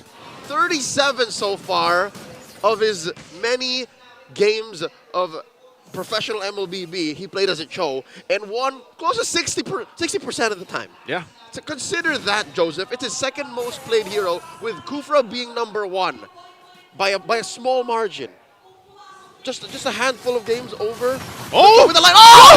Irad! That's the damage we were talking about, Irad. And he took Sanji too. He took Sanji out of the picture. Sanji not having a good time. So TLPH will go ahead and try to defend the base, keep up the base turrets the longest they can here. But look at that. I mean, they didn't have to buff Nolan, but they did, and that's what happens. What do you do? Where is it from? All right, you got a Sky Piercer. Doesn't even have a Blade of Despair just yet. That was all Hunter Strike, Sky Piercer, Malefic Roar. Man, that's casual Legion Sword and and a Fury Hammer. And a Fury Hammer. That's it. And like part of that too is like they were stacked up, like three guys in the back, and one died. Boom, right? Like just lay it on the them. Softest one. So far, 12 minutes about and counting. We're still waiting for that Benny Bomb to drop. Man, we're gonna have to come up with a name for the Nolan, I guess. At this point, they're gonna force the fight. That's what we're talking about with the damage from Benny Cutie. But he still has to go back. So they all do this for that purple buff. And right now, RSG, total control of the game. Joseph, I seem to be eating my words, and it's just almost as if I can hear Light saying, Coach Leo, look, I have AoE. You see that 3-man knockup? Did you see that concussive blast from my emblem? I mean, sure, he can just kick one, but if all you need is to knock up 3, set it up for Nibor to get another mini stun, and then Ira to just blast him into oblivion, should be enough. And that's what RSG's been doing so far. 12 and a half minutes in, 11-8, the map is totally blue. It's Raider country right now. Yeah, we are in Raider Nation at this point. And for TLPH, they want to try to turn this game on their head. It's going to be tough, to say the least, because Irad is enough in himself to put enough pressure on the lineup. How can they do that? Number one, maybe let Sanford bait him out. Because again, it seems like Irad has something for Sanford. Like, he's been looking for Sanford all game long. Yeah. Right? That a majority of the 4 kills look at the stacks on Sanford are on Irad. And I believe that's max. Yep. I believe that is max stacks. Maybe if it wasn't 60, it was prior 80. Before, like, the first iteration? Yeah. I don't play as much Assassin Jungle anymore, so I really don't build the Sky Piercer, but yeah. It's all Bane. Yeah. So, that said, the way that TLPH can actually turn this around is, number one, bait out Sanford, have him have the closest to death you can, Primal Wrath, and then send JP to bonk Irad. Just stop it. Just stop. Behave. That's all he has to do. Right? And then from there, you work on the rest of them. But it's easier said than done, and you're committing so many resources to stopping just one from RSG. Just Irad at that point. And you know, he deserves it. He deserves it, though. He deserves it, but then, you know, even Kosei, he's been farming up here on this Moscow, and that's where we usually see this.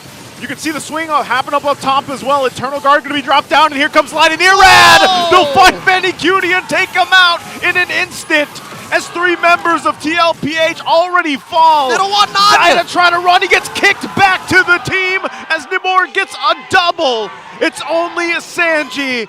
And it looks like we're going to have it here in a couple weeks. We finally get a Game 3 ahead of us. The Lone Stallion stands alone, and he cannot defend against 4 angry Raiders. Ladies and gentlemen, RSG are waiting for a minion. And there they go.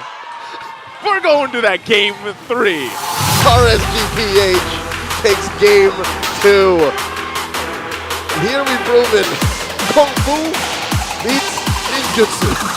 that was a hilarious, almost mass moment where Zaida just running for his life, and then gets kicked. Can you imagine that whole thing, that whole sequence?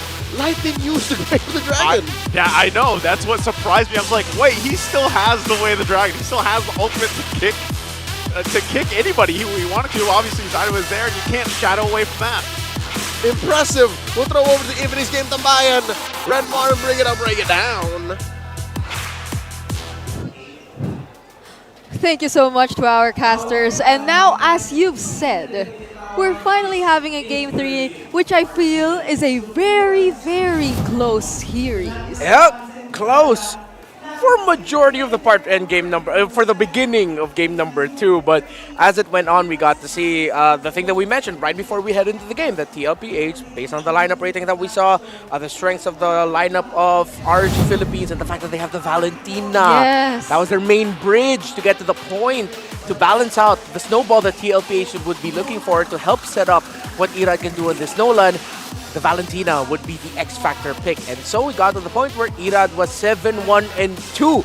Besides that KDA, the man was getting the right retribution battle wins. Yeah, I agree. It was so surprising to see that first turtle take escalate to a point where it was surprisingly RSG getting the advantage. Yeah. Because it did seem like Team Liquid Philippines were able to set things up for them to actually get the advantage or the win during that first turtle fight. And it was, I think, in this entire game where we've seen how Irad was just so focused on his targets. Apart from, you've mentioned the retribution spells, if Sanji was available, then go for Sanji. But even the tanky heroes, even Sanford, he really tried to shut down the XP laner of Team Liquid. Yeah. For Kusei, I want to talk about Kusei here. I think we were talking about it's like the first 2 major team fights that we saw RSG Philippines had, Kusei could not land that Spear of Destruction to join him. But the one that he did land was the one that solidified the lead of RSG Philippines heading into the mid to the late game.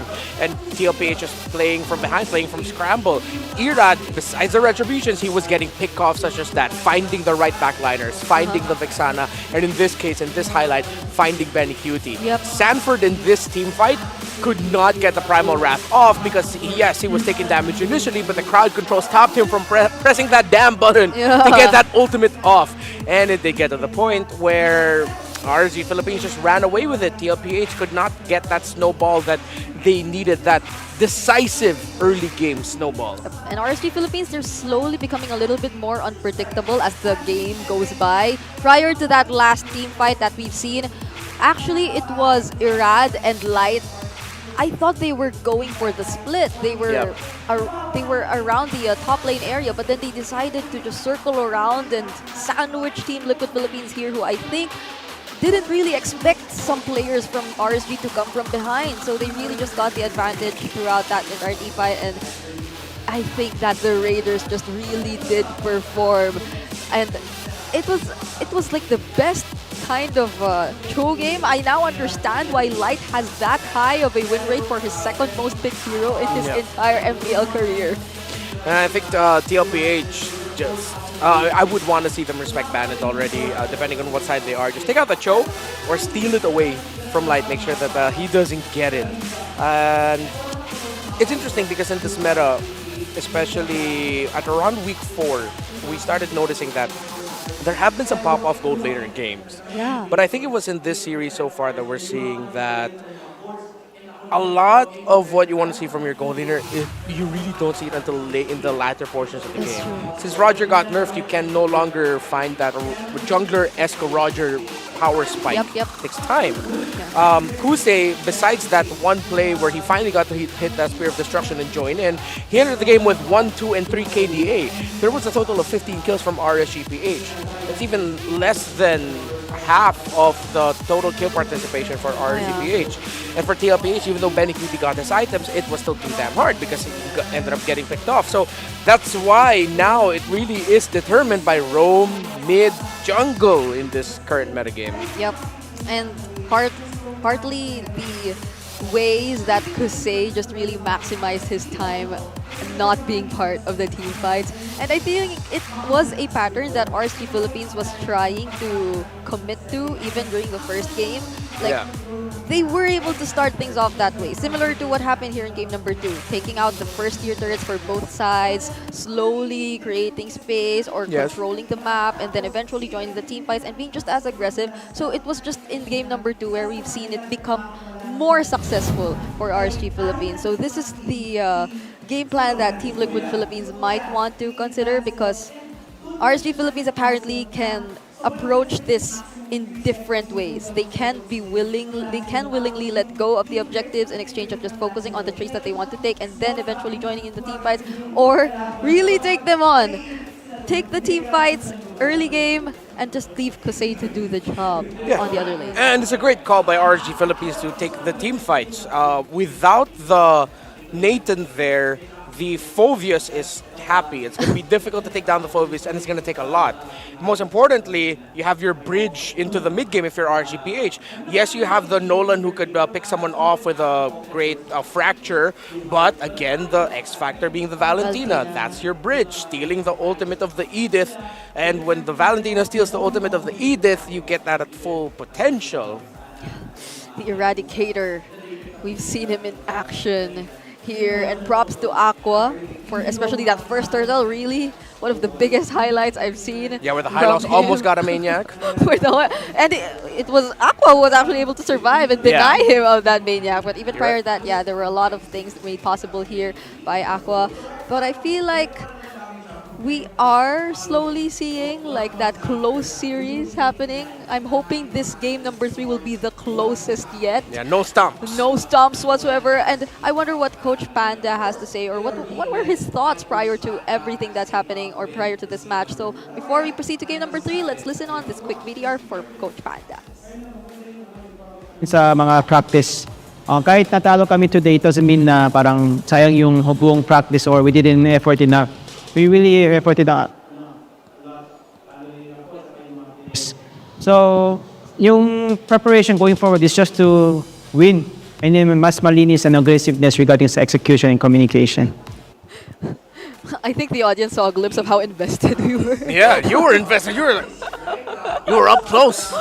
You really wanted to hear what Coach Brandon wanted to say, but yeah, I think those two key words describe what we've been seeing from RG: neat and aggressive. I know I mentioned how could it be too late for RSG to find that groove now that we're in the second to the last week, but it seems like they're showing us that no, you need to watch out for the lower half a lot more now, because it's not just Blacklist International really stepping up. This is still Team Liquid we're talking about, and RSG now more than ever. I know they've always been like this whenever they meet each other in the regular season, but now the stakes are a lot higher. Yeah, and speaking of stakes, again, gotta update you with what this means for the playoffs race. If RSG Philippines defeats Team Liquid Philippines, that's it. TNC Pro Team is out of playoffs contention. If Team Liquid Philippines defeats RSG in this Game 3, winning the series 2-1, that means later on TNC Pro Team needs to sweep Aurora. So it's either they enter the next series not eliminated yet or already eliminated, but then either way, it's becoming a lot more difficult now for TNC, because if ever TLPH does get the win for game number 3, it still has to be a sweep for TNC going up against Aurora, who are still struggling to get their first win, series win in this entire season. And I think we're seeing Leo right behind us, walking backwards towards the caster's desk. Wow, that's such an interesting way to walk back to the desk. But before we go back to the desk and head into the draft, we want to give some huge shout-outs to the Cavaliers watching the Team Liquid PH watch party being held at San Miguel, Manila. I hope you guys are enjoying out there, because it's a game number 3 that's happening here. But then, compared to the first time they saw each other, it was a reverse sweep from RSP, so things are a little bit more unpredictable this time. I love the Cavaliers. I'm a big J.R. Smith fan. Is that some basketball? No. No? I don't know what you're talking about. Oh, it's talking about MLBB here, Brigadier. Oh, really? Oh, really? Oh, let me search who that is. But then, yeah, shoutouts. No. What? No, don't do it. No. No, what? What? Don't do what? Draft should start soon, right? Yeah, Where's the draft? Where's the draft? Yeah, I'll just search it later, but if ever that is, it is what it is. But shoutouts to all the Cavaliers watching the Team Liquid PH party. There are a lot of Cavaliers here on site as well. Yeah. And wait, let me check. Even the Raiders, they've been so happy with that recent win. We've seen them shouting and jumping. I think you were seeing some shots of our audience here at the MPL arena.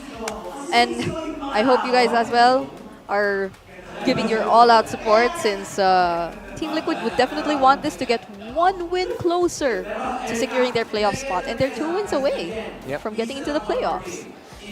12 is 12 the magic number? 12 the magic number for upper bracket, right? I haven't counted in a while, so Let's just say yes. Yeah, so I think, yeah, it is. It's 7 and 12 that they have to watch out for when it comes to the standings. So now, Game 3, side selection update. We're back to the blue side being a little bit higher in terms of win rate for the teams who pick it today. TLPH in game number 1 were blue side. RSG in game number 2 were blue side. Now it's TLPH back to the blue side. But then the difference is there were a lot of respect bans coming from RSG earlier, even if they were first pick. So all the more, definitely, now that they're in the red side. Okay, so we're at 100 games right now this season. That's a 100-game anniversary for Chip. 100 games banned, same spot. And because of you having to do that, it is now 55%, 45% in terms of the blue side versus red side win rate. And if we look at this draft, the Team Liquid Philippines going into the blue side now. Earlier, it was Phovius, Chip, and Edith that was banned for RSG Philippines. If ever, I think RSG Philippines might be more willing to give up the Edith ban, replace it with something else, because now they know they can just prioritize a Valentina. Yeah. If ever the Edith gets picked up. Oh.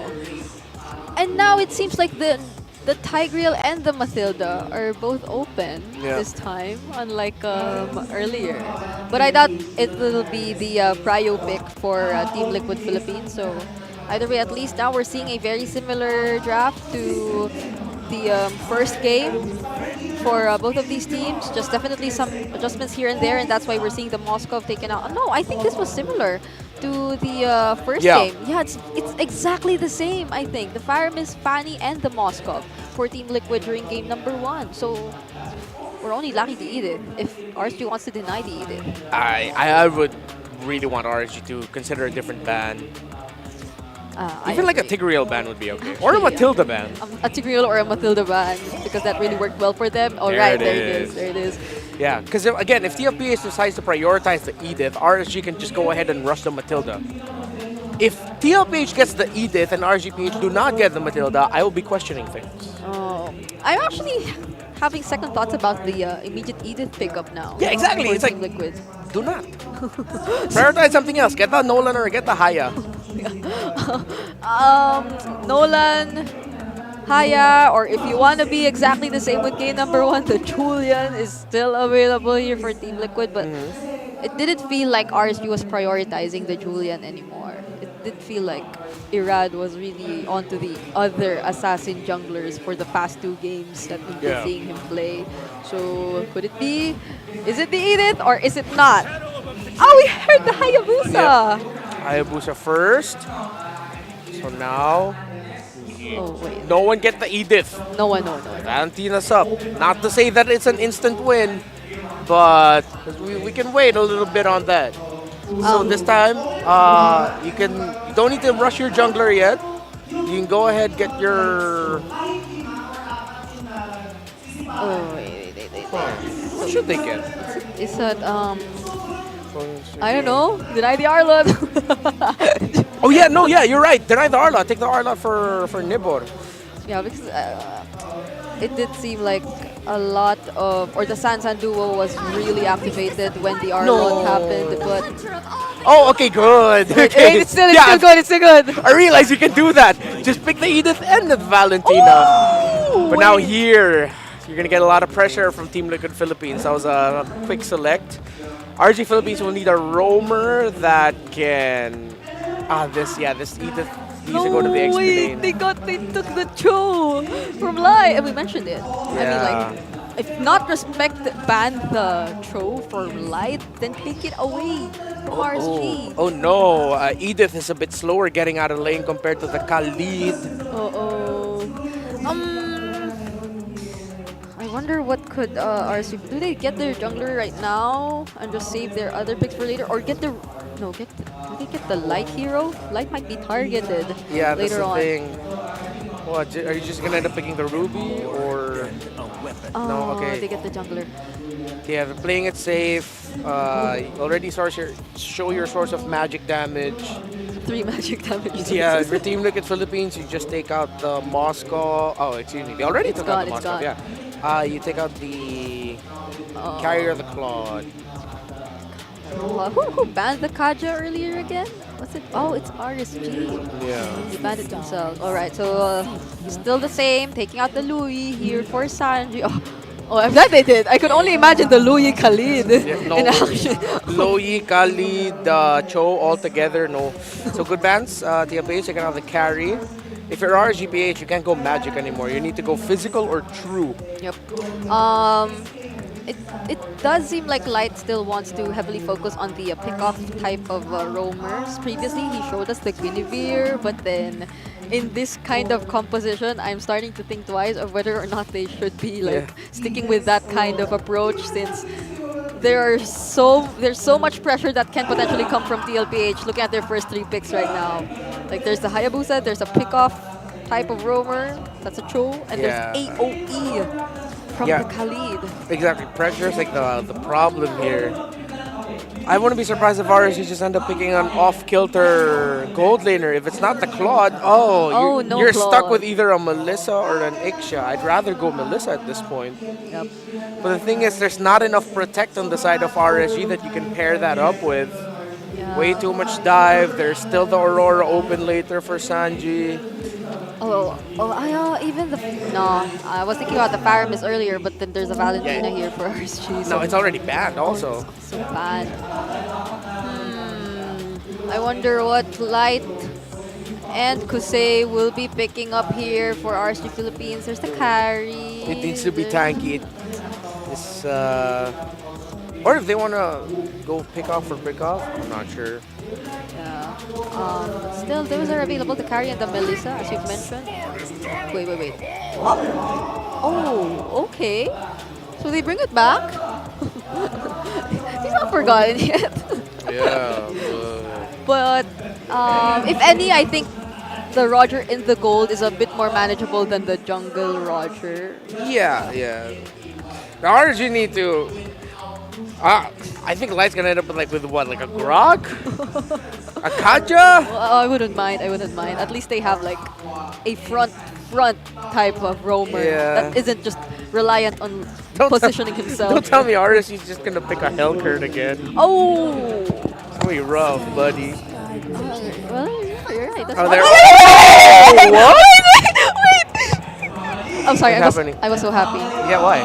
Because Wanwan's my favorite. Wanwan's Wanwan's your favorite hero? Yeah. Oh my okay.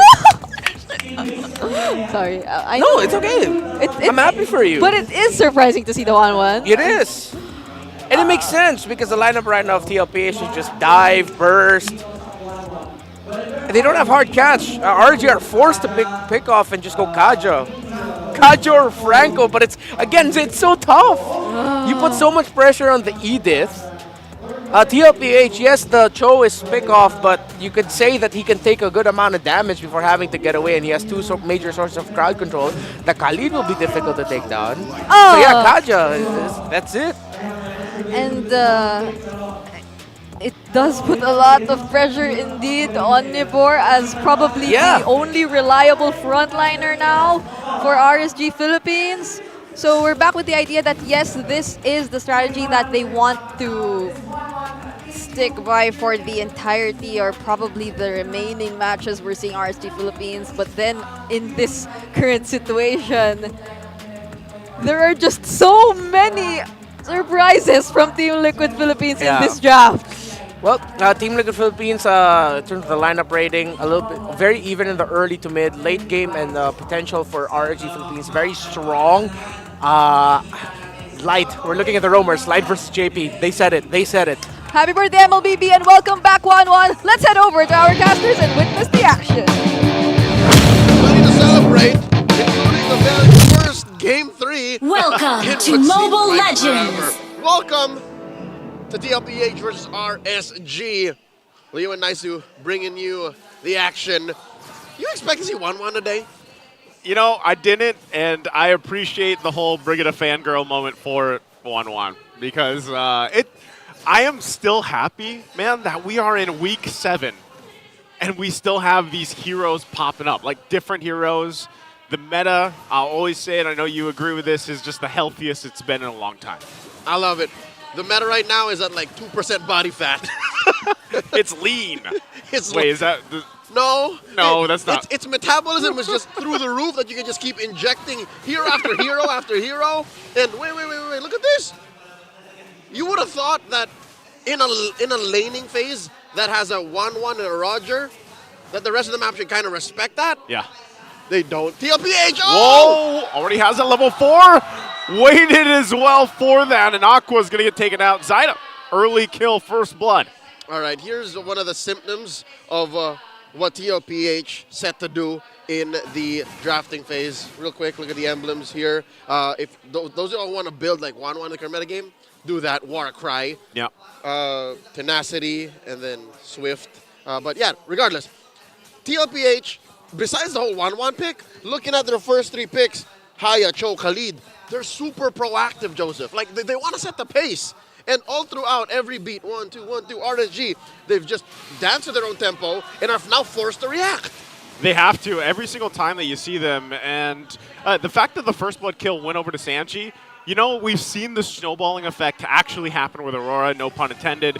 But part of that is you're just locking them down. So even if you don't get that initiation you're looking for, with JP being on the Cho this time around, you can actually just stop them in their tracks if RSG tries to press the situation with what they have. And the fact that we have to say Nibor's best performances so far in Season 14 has typically been on the Edith. Yeah, for sure. They're almost synonymous with each other. And now a fight's breaking out. It's going to break out. JP trying to zone out Irad a little bit further here. And now Sanford jumping in as well. Still going for it. Sandstorm comes in from Aqua. They get frozen down with a Frigid Glacier. Nibor will pop the Primal Wrath, but he gets kicked and taken out of the picture as Sanford picks up a kill, looking for possibly some more damage, but Light and Irad will have to go back to base. Between sand, snowstorms, and swift kicks, I don't know what RSG has to do to get out of those pits and those fights with a dub. All right, 2-0, 1,000 gold in a turtle, the Team Liquid Philippines' name. Joseph, prior to this, you're talking about how like CC dictates what RSG can do, and how Nibor is one of the main source of CC from RSG, and how he's so, again, he's so prolific on the Edith, right? Yeah. And right now, he's struggling to go lane to lane. No, whoa. Zyda could be in trouble. Jose trying to chase down, gets juked though with the Shadow, but Zyda goes back. Shadow kill already going to be used into the Frigid Glacier, but finally goes down, and RSG will be able to pick up a kill. So good response there, and you saw it. Light used his Divine Judgment to start things up. All right, and they finally get the punish onto Zyda, who, by the way, could be one of the main targets for RSG, and one of the reasons why TLPH might actually lose the early to mid game. Yeah. He's one of those softies from TLPH that if he goes in without the shadows to back him up, he's gone. Like, everyone else has an out. Everyone else has some sort of insurance policy. Zyda, if he's caught out without a shadow kill or a quad shadow, he's gone. He dead. Yeah, he's gone. And so that might force Zyda also just to approach the game a little bit differently as the game goes on. Yeah, late entries are like 99% of what he wants to do. Exactly. And also, the caveat to that too is depending again what does Aqua take for the most part in terms of ultimates throughout the game, because that could also change.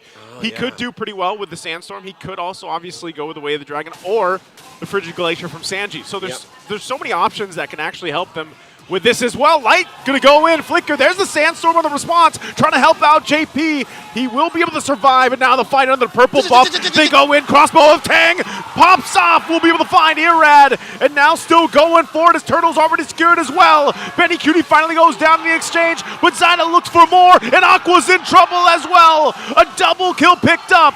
Sanford forcing Nibor back under the turret. Man, TLPH gets a lot of that one. Benny Cutie taken to the skies like it's 2022. That's a throwback, man. It has been a while. It's been a while since I said crossbow of Tang. And you can see now why it's so important for Team Liquid to be on the offensive. And in that sequence alone, you saw how RSG's game really is to be reactive.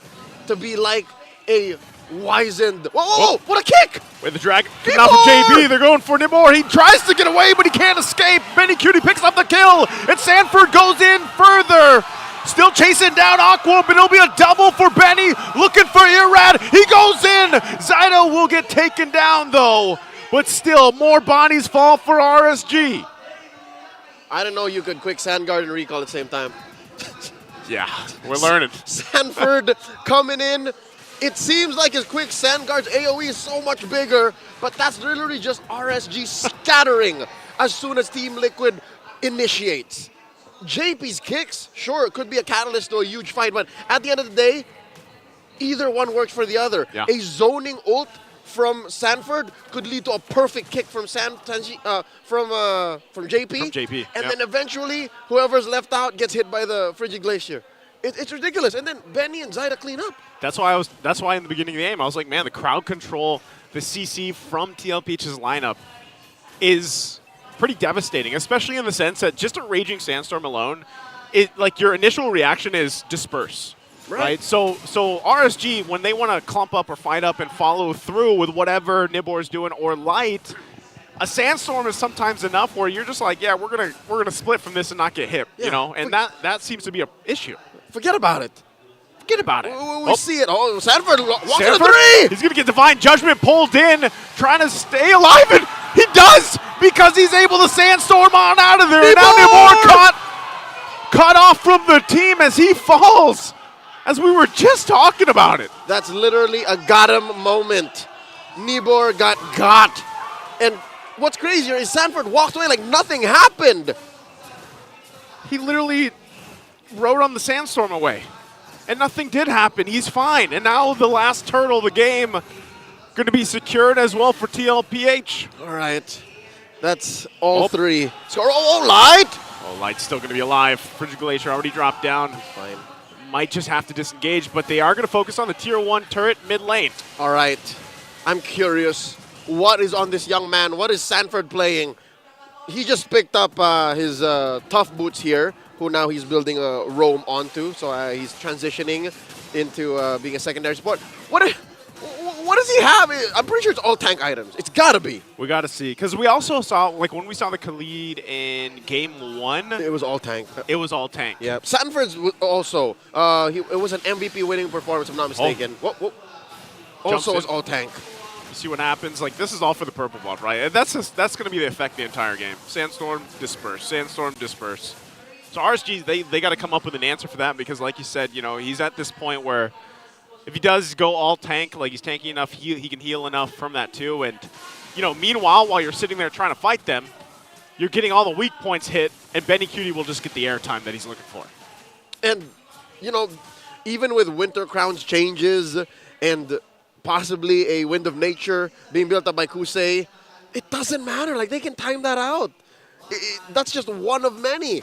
And check it out. The last time we saw 1-1 played in MPL Philippines was in the playoffs of Season 12 by Benny as well. He's played it 17 times all throughout his career with a 53% win rate. All right. Is that the name of his kid, by the way?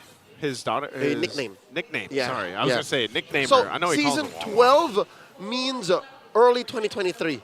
So this is off of the height of it in early 2022. All throughout 2022. All throughout 2022, yeah. So that was the last time. So that's what I said. Throwback Fridays. Huge. Flashback Friday. Flashback Friday. That's what they call it. Hashtag Flashback Friday. Oh, hold on. Here There's we a go. Divine Judgment going to pull JP again. And JP's even alive. Irad already went down in the exchange, and now they're going a little bit further as Nobor gets taken out. But Benny Cutie, just look how fast he's moving. The recalls come out. Grab yours while you can, because right now TLPH will go and grab the Lord for this fight. Look at the effort. Look at the timing involved of doing it together at the same time. They got to be talking about this. There has to be some comms to this. But talking about that sequence, again, Sanford got him. He put himself in harm's way, gets out of dodge, and then the rest of Liquid, the rest of the cavalry trample through. He's almost saying, like, just pull me. Take it. Just get me, Light.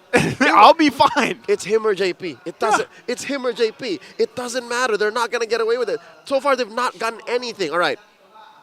All it was a Thunder Belt and Radiant Armor. Joseph, just a Thunder Belt and a Radiant Armor. That just seems very looking at RSG's kit since they were down like what 6K when that sequence happened, 6K, 7K. I understand. That's it. I'm playing Khalid tonight. The items just don't add up. Like there's not enough kit on RSG to burst down 40. And as we speak, 40's building up stacks on that Thunderbolt. Like he can just, you know, casually bonk somebody that he sees get hybrid defense. And that's like that's the weird part of it is like that is also enough like of an item and damage to be a threat already. And part of it is just being a distraction. So with this, he's going to try to distract them, trying to defend the base here. RSG has the Holy Shields being popped on the base turrets. JP even has the Immortality now available, so he's going to be a little more risky with some of the initiations he goes for. But it's still ultimately that. Sanford, JP, and then follow through from TLPH. This is a massive lead we're talking about at this point, almost 11,000 gold. They're just going to be playing a little bolder this time around. Both JP and Sanford. Is it going to cost them? No, there's a kick! There's JP already going to the backside. He does get Divine Judgment back to the Crystal. Immortality already going to be popped. They're looking for his Zyda. Will jump in with a Shadow Kill. He pops off enough damage. He gets zoned back out. Primal Wrath from Nibor. And Sanford, once again, Raging Sandstorms on out of there. They have to disengage without JP. The Raiders punish TLPH's preemptive Alpha Strike. Impressive work by the Raiders, spreading the damage around from Zyda's Blade. And, of course, could have sworn JP was going to get away with it. But if you have, you know, 2 turrets raining down heavenly fire on you, it's very hard to get away. It's very hard to survive even that. So right now, not out of the woods just yet, but we've proven that maybe, just maybe, RSG can actually come back. And here we go.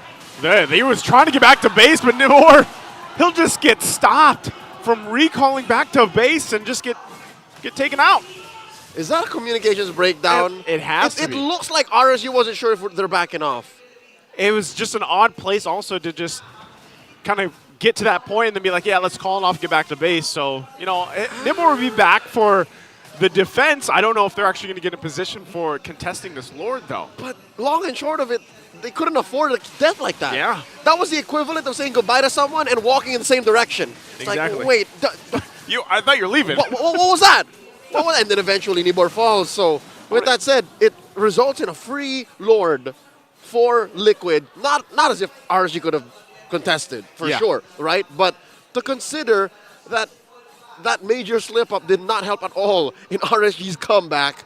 Now they got to do it again. Now they got to bait JP with a kick, force 40 to come in and then hit him with a D. I don't know. I don't know. It's too many boxes you got to check almost. Luckily, Immortality is off of cooldown for JP. Yep. And 40 doesn't have an Immortality yet. He's on his way to a winner crown, but here we go. This is a Lord marching in. We'll see if they're able to pull it off. Once again, Lord's going to be worked on. Mid-turret goes down here on the base, top next. RSG will have a fully exposed base to defend as they're huddled around the Crystal. TLPH massively, 13,000 gold at this point. Sanford picking up the winner's crown. They're just waiting for the waves to push in here, staring down at RSG Philippines while the waves from top and bottom crash in. And there's the Sandstorm coming in into the Frigid Glacier. Winter Crown already popped as well, still holding on, trying to clear the lanes out. JP will jump in, gets the kick on Light, and the follow through comes through. Shadow Kill to the backside, even with the Fountain, won't be able to save them as the Crystal is worked on from TLPH, and the Flexes come out and they go for it. As all Kusei can do is stare at the emotes as the series is taken 2-1 Team Liquid PH. Zyda scores another dub for the Cavalry, and this makes RSG's playoffs dream all of the more a long shot. What is happening with the Raiders? I don't know, man. It was a series where you have like this game 1, game 2 story, but then game 3 was just completely out. I'll tell you now, the draft played a huge role. That was a difficult draft to work with. Yeah. First phase alone, you went for the obvious comfort picks, and then everything else just followed. We're in, all right, this is what's left. This is what we got to do. This is what we're going to pick. And that's what allowed Liquid to walk away with a 14, 15K gold lead. It was massive, man. That's what I'm saying. Like, as close as game 1 and game 2 were, and then you get to game 3, and it's just so one-sided for TLPH. And there was apparent, mistakes too that came out from RSG. Like it's tough to see in a series like that. It's great to get to a Game 3, but I was hoping that something better for Game 3 from RSG Philippines there. So still puts them in a tough position when we talk about the standings. We've got another match this weekend, so we're hoping that all the Raiders stand together even in defeat as their team tries to make it through to the playoffs. For now, though, we see that the Cavalry are on stage with Mara Aquino. I wonder what they have to say, because Zaida here definitely redeemed himself. That's it for now. Nice and Leo out. Let's hear from Mara and Liquid on stage. All right, everybody, give it up for TLPH! Benny Cutie, it's been a while since nakita ka namin mag-1-1. Bakit ngayon mo lang ito nilabas ulit? Wala lang po. Sabi po ng coaches eh. Sabi ni coaches. Okay. Pero di ba 1-1 is also your daughter's name? Yes po. Oh, shoutout naman natin si 1-1 dyan. At ngayon nakabalik na finally ang iyong hero. Ito naman para kay Zaida. Zaida, isa na lang and playoffs secured na kayo. It's nice to see you back on stage. Paano niyo masisigurado na masisecure nyo ang susunod na panalo? Siguro po pagbubutihin pa namin yung practice namin, tapos iinom na ng gamot si Carl. Naiinom ng gamot si Carl. Bakit ano ba nangyari kay Carl ngayon? May lagnat po siya. May lagnat siya ngayon. So let's wish Carl quick recovery. Okay, ngayon naman it's time to announce our MVP. Who do you think it is? Sino? May narinig akong tama. Sino ulit? Let's take a look at the screen. Our MVP, Sanford. Sanford, alam mo, your team, TLPH, no doubt, one of the best in the world. Pag sinabi yung koponan nyo, talagang isa sa mga kakatakutan, lalo na sa mga ibang bansa. Now that nandito kayo sa place na hindi familiar, nasa gitna kayo ng standings, paano mo na-ensure na you don't lose trust with each other at laging positive pa rin kayo? Lagi ko po sinasabi sa kanila na normal lang pong ganito kasi may mga team talaga na lumalakas. And siguro, itong season na po talaga na to is hindi para sa amin para mag-upper bracket. Oh, okay. So how do you motivate them na para you guys are always maintaining a good relationship? Siguro po, win or lose, healthy discussion lang po. Healthy discussion, and that's what we like to hear, and that's a championship mindset. And now, it's time to announce our lucky fan that will win 3,000 diamonds. Come on up. Hello. Ang ganda naman ng smile mo. What's your name? Nikolay po. Nikolay. Nikolay, congratulations. Dahil ikaw, magkakaroon ng 3,000 diamonds. Hindi lang yan. Meron ka ring ticket para sa Day 1, Match 1 ng ating playoffs. Let's give him a round of applause. So, sino dito yung favorite player mo? Si Kuya JP po. Si Kuya JP! Okay, tabi ka kay JP. Ay, bago yung highlights mo ah. Ang ganda naman ng buhok. Okay, bakit si JP ang iyong idol? Magaling po siya mag-tank. Magaling mag-tank. Okay, nasa harap mo na siya. Ito na yung pagkakataon mo para magbigay sa kanya ng kahit anong gusto mong message. Idol, galingan mo po para makapasok po kayo sa championship. Yes! Ikaw naman, JP. Nakatapat ka ng batang to and whatever you say can inspire them forever. Wow, pressure. Anong gusto mo sabihin sa kanya? Mabuti may pag-aaral tapos huwag ka magsiset sa hangin. Congratulations! You won 3,000 diamonds and a ticket to Day 1, Match 1 ng ating playoffs. Ito yung gagawin natin. You get to take a bow with the team and you get to take a walk, okay? All right. Tabi ka kay JP. You can hold his hand if you want. TLPH, you may now take your bow and take your walk of victory. Congratulations! Isa na lang. At sila na ay playoff secured. At para sa lahat ng ating mga lucky fan, hindi lang 3,000 diamonds ang bibigay namin sa inyo. From now on, meron din kayong Day 1, Match 1 playoffs ticket that's happening right here. Ngayon, we're gonna break it down for you, that match. So we're gonna go back to our panel. Pasok.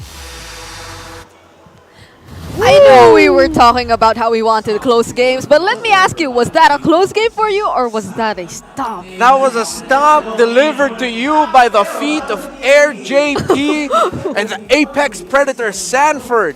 Their Cho and Khalid combo, that's the new deadly combo you have to respect when you're up against Team Liquid Philippines. Yep. But when you have people setting things up, you gotta make sure that the follow-up is there, and that's what Sanji delivered. Not just follow-up, sometimes he'd be the guy starting things off with his own crowd control agree. setups. You know what was the best follow-up ever from Sanji for me in that entire game? It was that game-ending follow-up where he decided to flicker in, use the Frosty Freeze together with the Frigid Glacier right after Sanford set things up for him with that Raging Sandstorm surprise in the face of RSG Philippines. But other than that, throughout the first few minutes of the game, we're seeing precise positioning again once from Sanji, and the way I think he rarely died in the entirety of that game.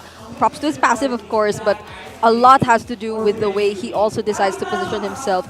It seemed like Benny Cutie was just so safe and he need not worry about anything because he was well guarded by all his teammates. Yeah, other than being well guarded, he was just well positioned as well. So when you have strong frontliners providing you the vision of where you can safely place yourself, but then at the same time you yourself, you're making it hard for the enemy to catch you, then that needs to be respected as well. This is TLPH at their finest hour.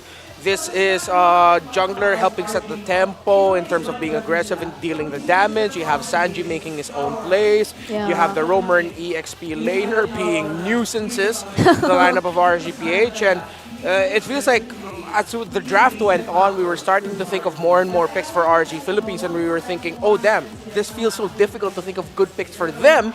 While for TLPH, it seemed like they already won it once they had their 3 picks locked in with the Haya, the Cho, and the Khalid. And part of me was thinking that why is it like TLPH was literally waiting for this moment that they could bring out this 1-1 pick, and when they saw that again there were little to no problems that it could potentially face. RSG Philippines were even forced to bring out the Roger in this situation, which I think could have fared well, but then it wasn't solely reliant on him and his laning anymore that could potentially bring RSG toe-to-toe against Team Liquid Philippines in that particular game. And Nibor, I don't know why, but Sanford and Nibor earlier, they were just so heated. Yeah, I mean, again, we were talking about it. Nibor would struggle in this game, and that's exactly what happened. Again, the difference between the Kaja and the Cho. The Kaja has that one big pull based around his ultimate, and then it's just going to be a bird slowly flapping trying to get to a safe distance. While the Cho can, you get the pick off, but at the same time you can weave in and out of the fight, dish out a good crowd control with a knockup of the Jeet Kune Do, get shields, even poke a little bit. It's a little bit better for Cho to act as like a front line compared to Kaja that really is pick-off focused. By the way, if we learned anything from this series is that yes, if you're an EXP laner, you can definitely still rush the Thunderbelt. Sanford did that in this game, and this is a Kali that went for Tank Emblem, Concussive Blast, Thrill, and Wilderness Blessing. So the times that you were thinking, why does this Khalid hurt? Well, I'd answer with the same response as, even I don't know. Because that's a defensive Khalid with just a Thunderbelt as a quote-unquote damage item. Probably just reminds me of the R-Lot. It's just the nature of the hero being kind of painful every now and then. And I feel like even though we were mentioning how this would be such a huge responsibility on the shoulders of Nibor because he would serve as probably the only front, and he did have a hard time, it also felt like Light had so much responsibility to carry out. I don't know if it was entirely a reactive pick to just secure the Kaja because you had no ways to answer the 1-1, but then it didn't really do what was needed of it as well because of like just again how you mentioned JP and Sanford was giving so much information and setting things up for Benny Cutie and even Sanji in that entire game. So a lot of conditions weren't met for RSG Philippines, but ultimately I feel like they were also they were backed against the wall in terms of the drafting that TLPH showed us. That was Wolf. What did he do? And that was a hand heart. For a second, I thought I was going to throw hands to the dude passing behind me, but no, he threw this up. Not another thing I was thinking. Yeah, week 8 star match. Which should it be? You can decide if it's going to be either FNOP, FCAP, TLPH. Oh, wait. These are all bangers. Wait. RORA Blacklist, Banger. Omega Fanatic Onic. Banger. You know, just be the ones to decide because I cannot decide based on the options I'm presented with right now. Because we already saw FNOP versus FCAP. I feel like other teams would be... We also saw FCAP and TLPH Yeah, as a previously, star so- match. So, I mean, again... You know, if this season ends... if FNOP versus FCAP is the last game FNOP will play to potentially, you know, go undefeated this season... Maybe it should be. Maybe that should be it. I don't know. Check out the schedules, y'all. Search MPLPH on your favorite browsing site. There's only one. It rhymes with poodle. Search it there.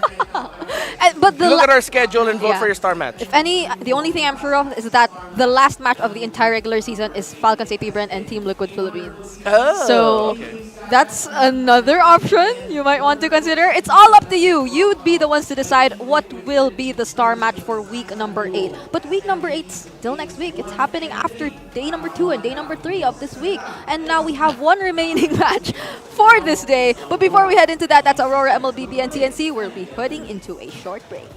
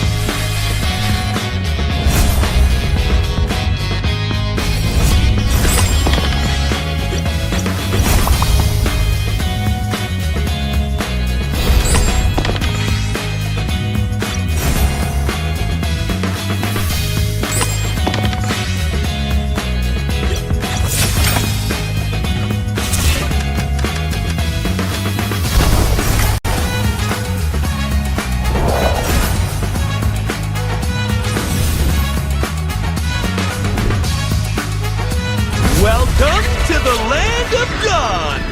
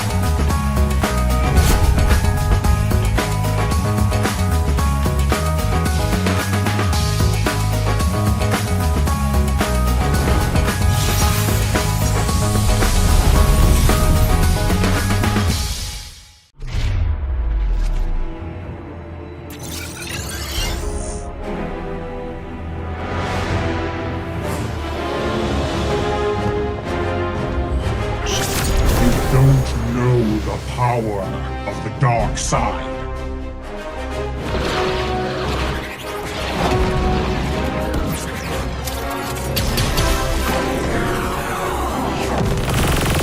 Target on the move. Prepare to engage.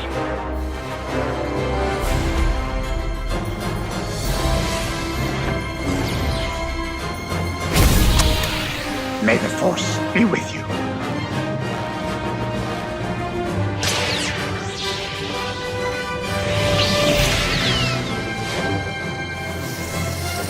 I will do what I must.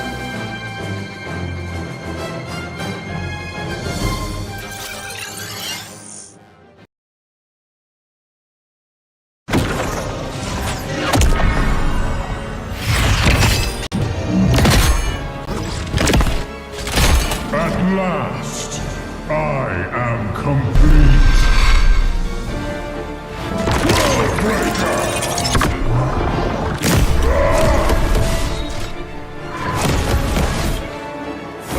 Come in fairness.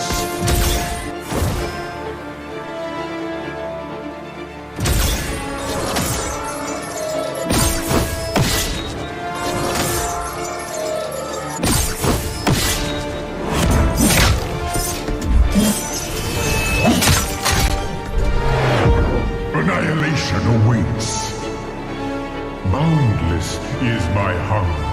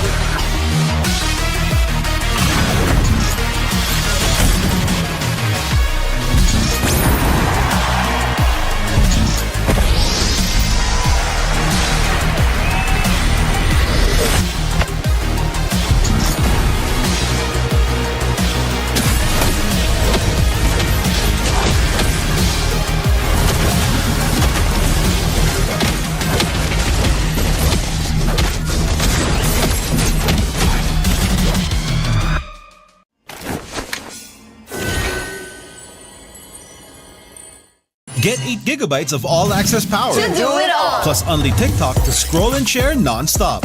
Power, work, life, and more. With Smart Power all-access data now up to 90 days. Load now. No signal, no fun. If only you could switch in an instant. But wait, you can with the Smart eSIM. Backed up by nationwide coverage. Get your Smart eSIM now.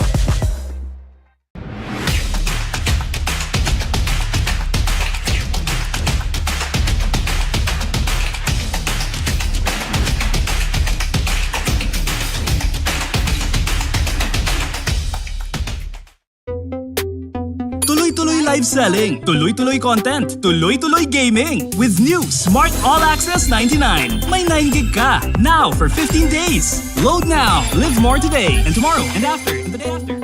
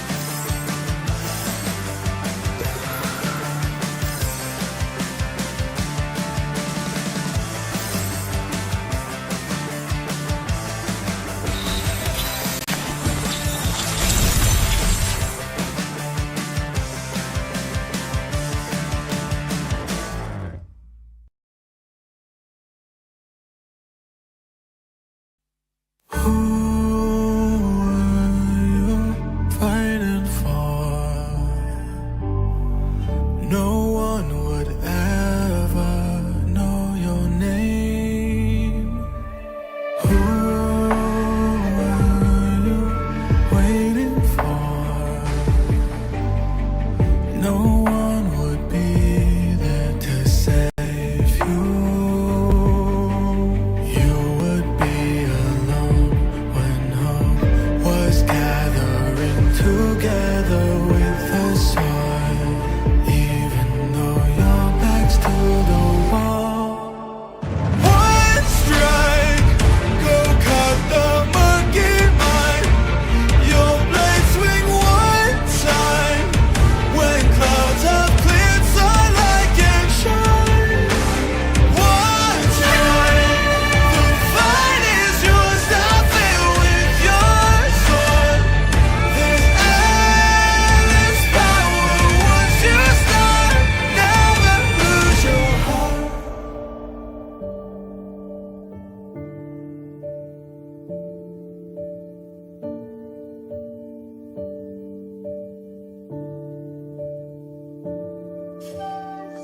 Tonight is dark and the shadows are deep. Who can protect the world?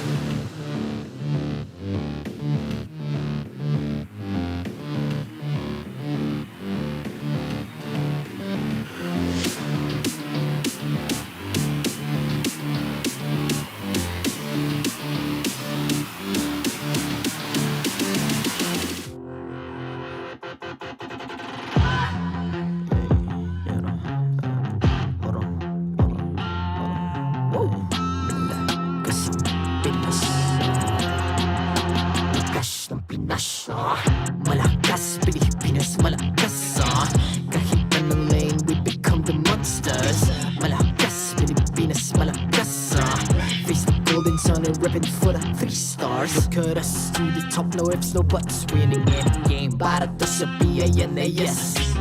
Di mo matitinag aming boses sa new level. Nasa kalye man o mobile window, I become a legend. Open fire, we unite, we winners. Built with pressure, like diamonds are made of. Switch na lane na parang gera, HP racing, may reset. Built na katang buhat ni Hilda, full load SS parang Lyra.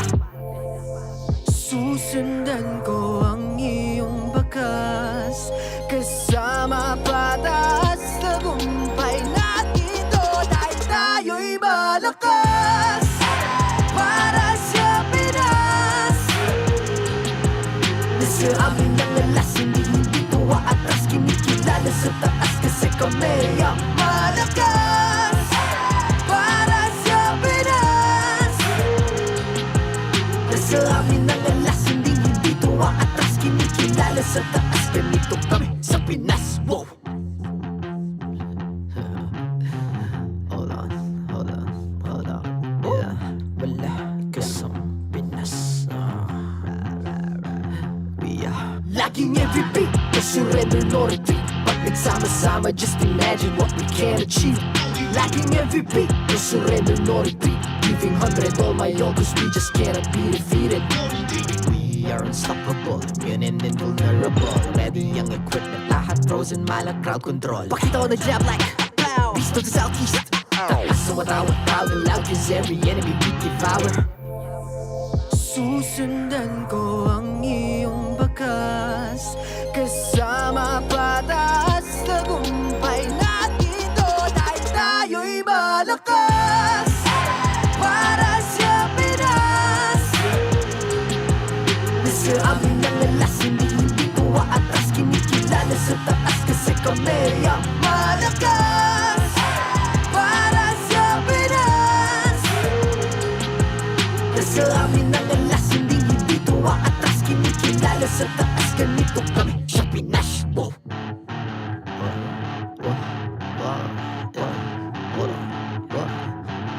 Malakas, Pilipinas, malakas. Kahit anong lane, we become the monsters. Malakas, Pilipinas, malakas.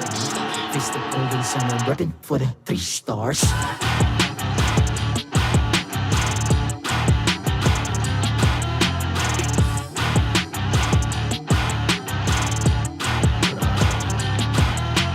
Ang lakas ng Pinas, we unite, be the stars. Ang lakas ng Pinas, we unite, be the stars. Ang lakas ng Pinas, we unite, be the stars. Ang lakas ng Pinas, we the stars. Ang lakas ng Pinas, we unite, we the stars. Ang lakas ng Pinas, we unite, we the stars. Ang lakas ng Pinas, we unite, we the stars. Ang lakas ng Pinas, we the stars. The 14th season of MPL Philippines is brought to you by the following sponsors. Smart, the official telco partner of MPL Philippines Season 14. The official tournament phone of MPL Philippines, Infinix GT20 Pro. Official suppliers, EMC Asia and Index Salon.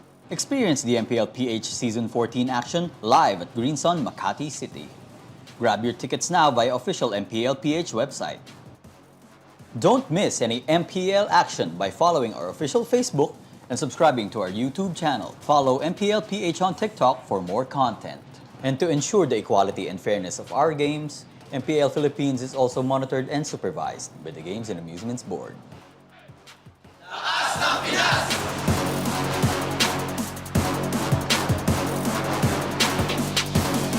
Lakas ng Pinas!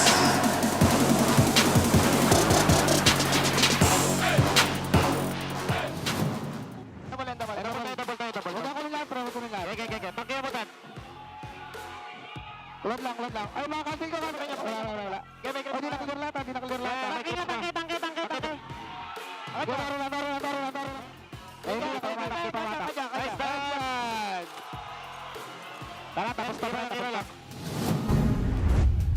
Welcome back to MPL Philippines Season 14. You just heard the mic check for the previously concluded bout between Liquid Philippines and RSG PH. Dan Leo Kabang here at your service with JC Naisu Rezabek.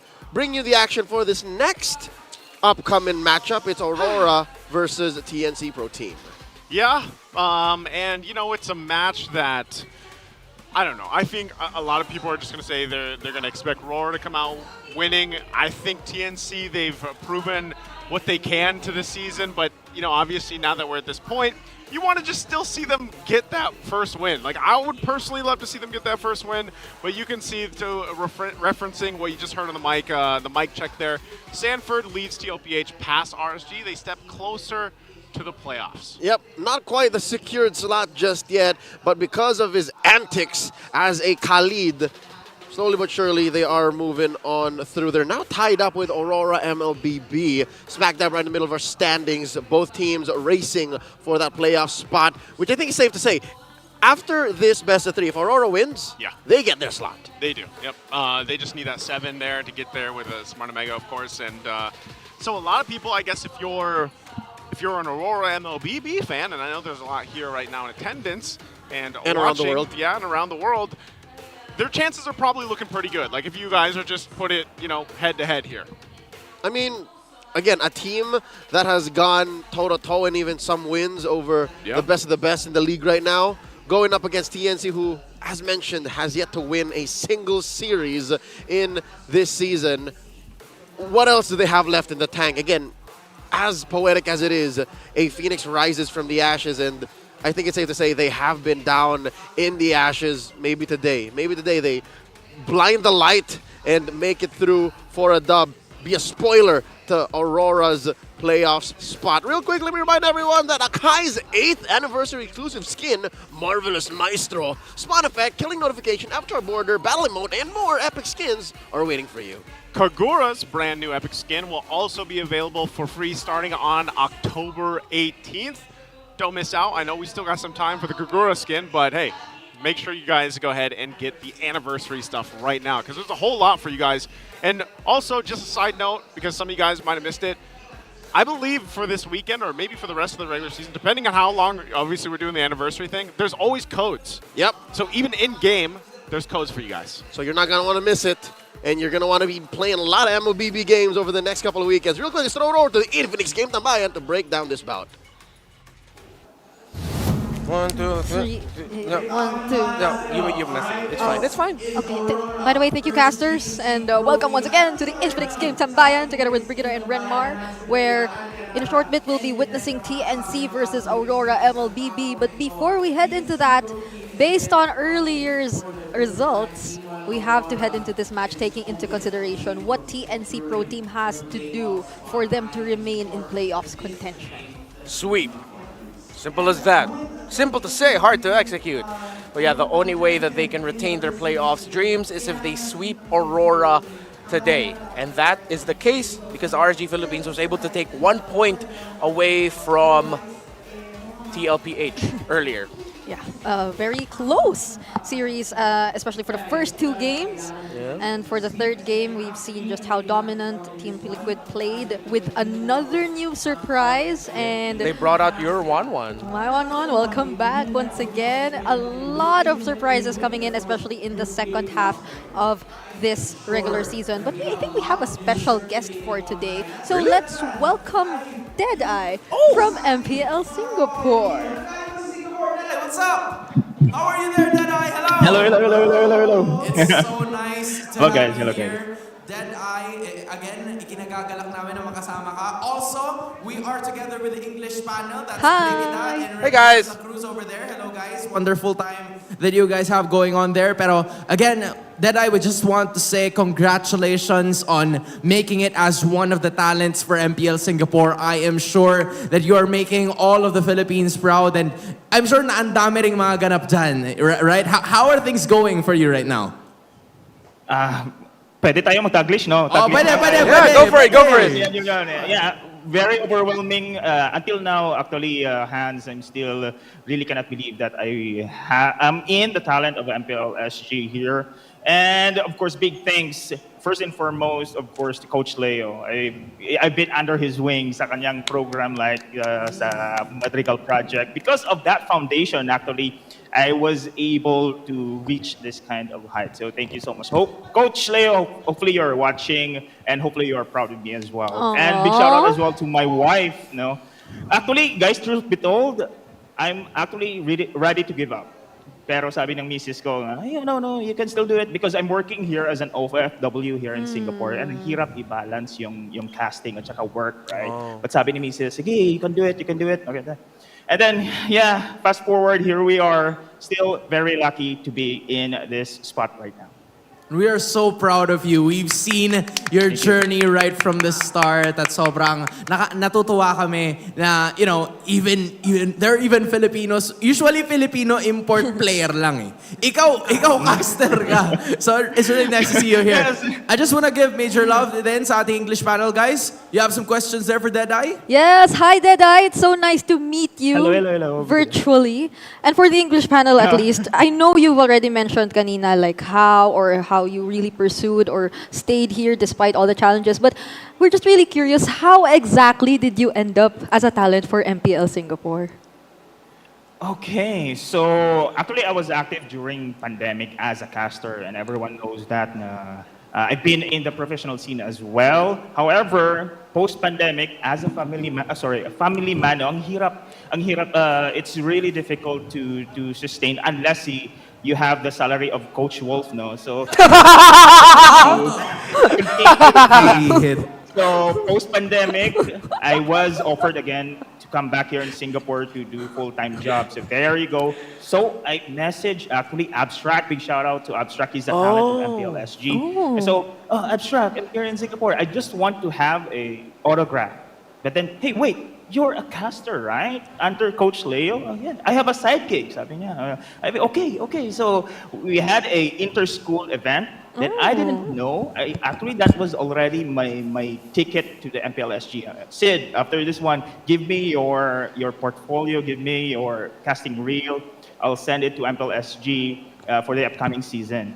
So there you go. I just received a GC from MPLSG Season 8, and they say, MPLSG, that's the title of GC, added you.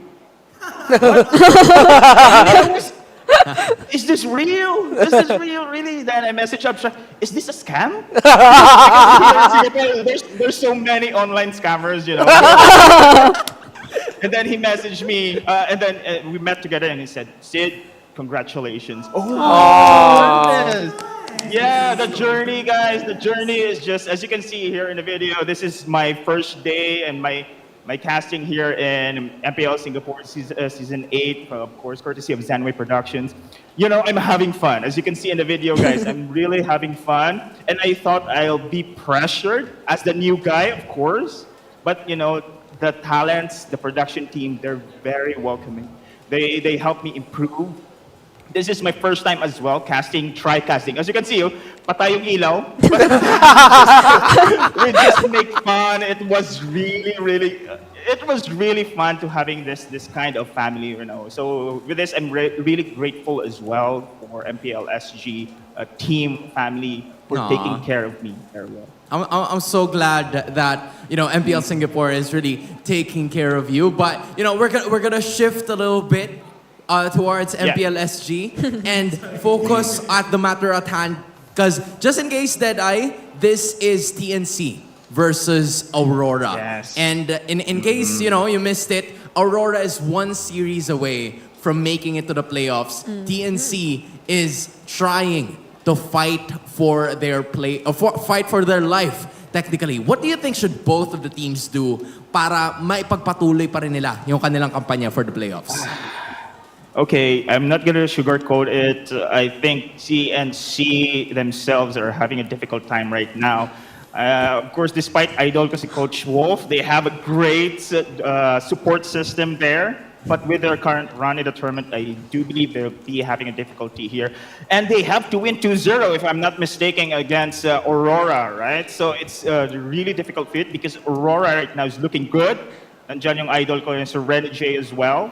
So, man, TNC, it's going to be a miracle run. If they are going to win this series against Aurora, then great. But Aurora is still looking good here. I'm not sure, though. Aurora will be having the best of this match against TNC. All right, so you mentioned a lot for TNC struggling and that this might be a very difficult ask for them to sweep this so that they can continue their hope for the playoffs run. So one very little thing, if you're analyzing this game right now, if you're on the desk right now, what would be the one thing that you'd want to point out that TNC needs to do so that they can potentially sweep the series against Aurora? What's your main area of focus here? It can be a position, it can be a player.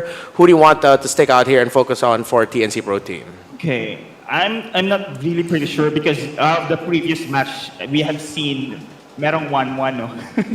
Many shake-ups, many surprises picks. But this time around, TNC must stick to their guns here. It's not really experimentation anymore. If they are comfortable to use such heroes, they will use it. And I think Coach Wolf on the support staff will do it this way. It's really going to be a comfortable picks here against Aurora this time around. No more experimentations. I get you. All right, I like that. No more experimentations. Wala nang, kumbaga, wala nang intro-intro. Kami rin, wala nang intro-intro para sa'yo, Dead Eye. Prediction for this match. Who do you think is gonna be getting the victory. Sorry, man. I had to get kailangan may score. Kailangan may score. Putting me in the spots. Yeah, it's gonna be 2-0 for Aurora for me. Coach Wolf, big shout out to you, idol. I'm a fan. It's just making sure. But again, Deadeye has already given, his thoughts. Para rin sa ating audience, alright? Pwede nyo ring ilabas ang inyong mga bias. So just in case, malalaman natin yan in just a bit. But I feel like, for now, it is time to say goodbye to Deadeye. I am sure na a lot of people have learned so much from you. Deadeye, maraming salamat once again. And, we'll probably see you next time. And for the English panel, Brigida and Mar, I guess we're gonna go back to duty again. See you guys. See you, Deadeye. Bye. See you, Renmar. We'll be right here doing our jobs. Bye. Dito lang.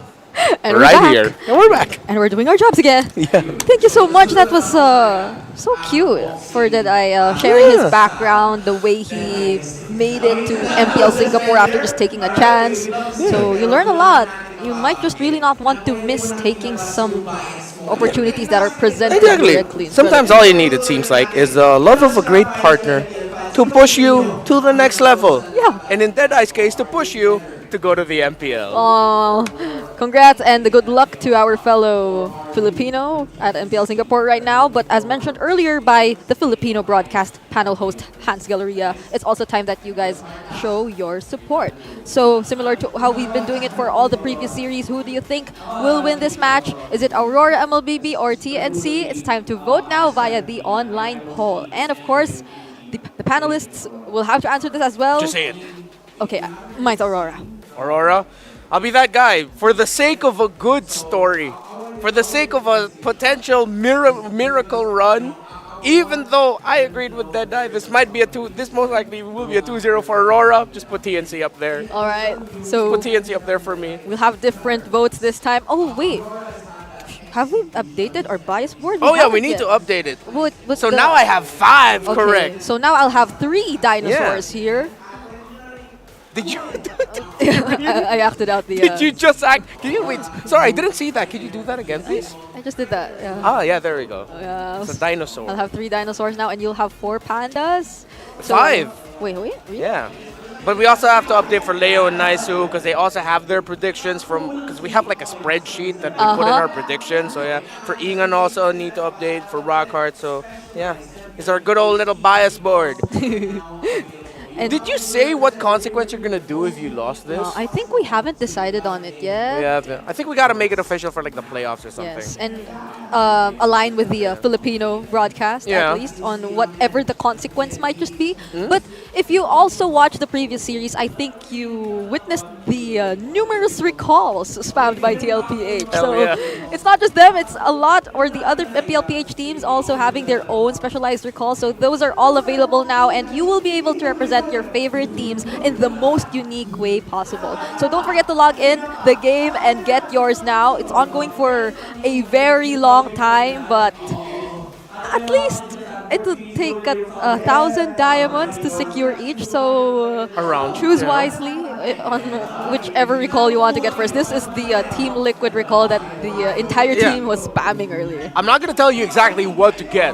All I'm gonna say is hop into the game, go to preparation, and then go to the area with the spawn recalls. Yeah. So that you can see which one is best to spam. You can just spam it in the preview, even if you don't own it, so you can see which one is the best one to spam. Yeah, you just. But I will tell you, TLPH, Fnatic, Onyx Philippines, they're pretty good, guys. Yeah. They're pretty good to spam. Even those from Dewa and other teams, I think they're pretty decent. Like they look good. The animations, even I think RSG it looks well. Decide for yourselves. We each have our own taste, but those are a lot of MPL, PH, and even ID recalls that you can potentially get for yourselves and spam in game. So don't forget to check that out as we slowly go back to the last series we'll be watching for today, Aurora versus TNC. It is a must sweep for TNC Pro Team if they want to remain for playoffs contention, but Aurora MLBB, they can go to the playoffs if they get this win. So let's see who will be playing for both of these teams, and how will we be ending this final series? Let's head over to our team intros.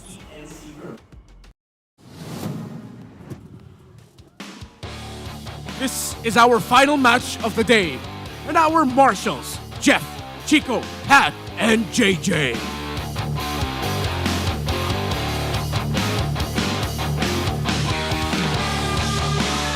Turn off the lights in here, baby, because they are ready to take that spot in the playoffs today. Give it up for Aurora!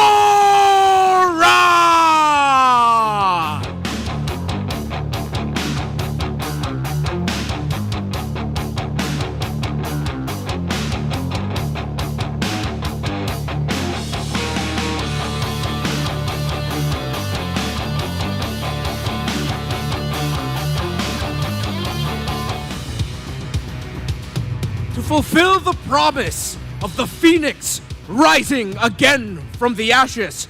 There's no backing down now. Let's cheer our loudest for TNC Pro Team!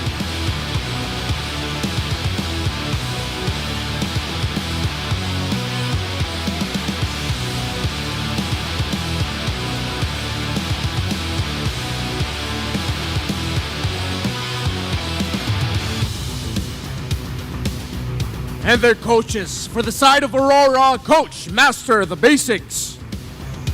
For TNC Pro Team, Coach Wolf.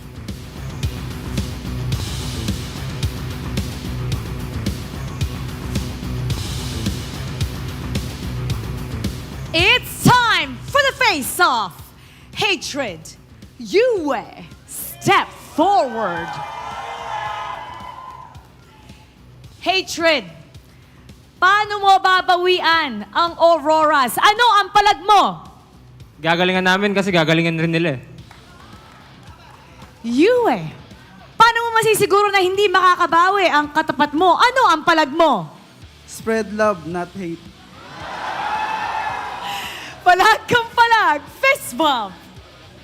The light of the Auroras or the fire from the Phoenix. Let's enter the Lanadon panel. Pasok. I don't think there's any translation needed for that. Spread love, not hate. According to Yue, the mid lane magician, and this is Aurora MLBB, again, one match away from securing their playoff spot. Yeah, Yue needs to... I was about to say another thing I just realized would sound off. But yeah, Yue will definitely need to continue his aggression here. If he ends up with either the Valentina, the Zask, if it's possible for him.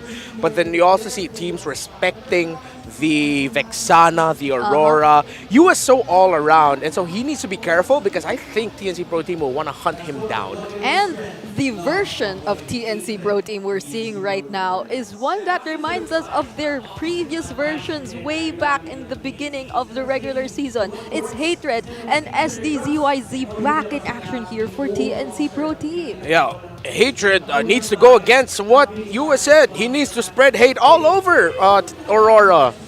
Yeah, let's go with that.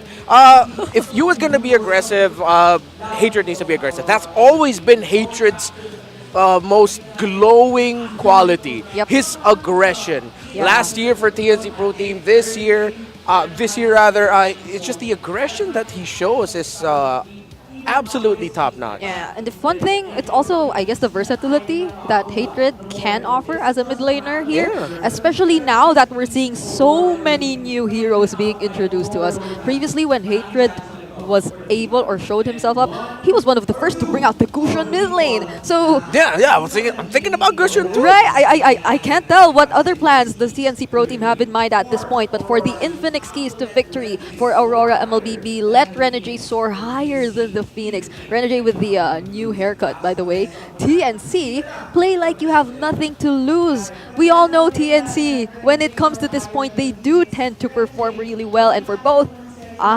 contest the Mathilda. Yeah, TNC Pro Team, again, ultimate strength as early to mid game. Escalera, well, when on that Mathilda, they play really well, they rotate really well. So, Aurora would want to contest that, and if possible, make sure the Matilda ends up in the hands of Renegade, which has proven to be tried and tested up against a team like TNC Pro Team that, of course, like everyone else, likes to pick those assassins.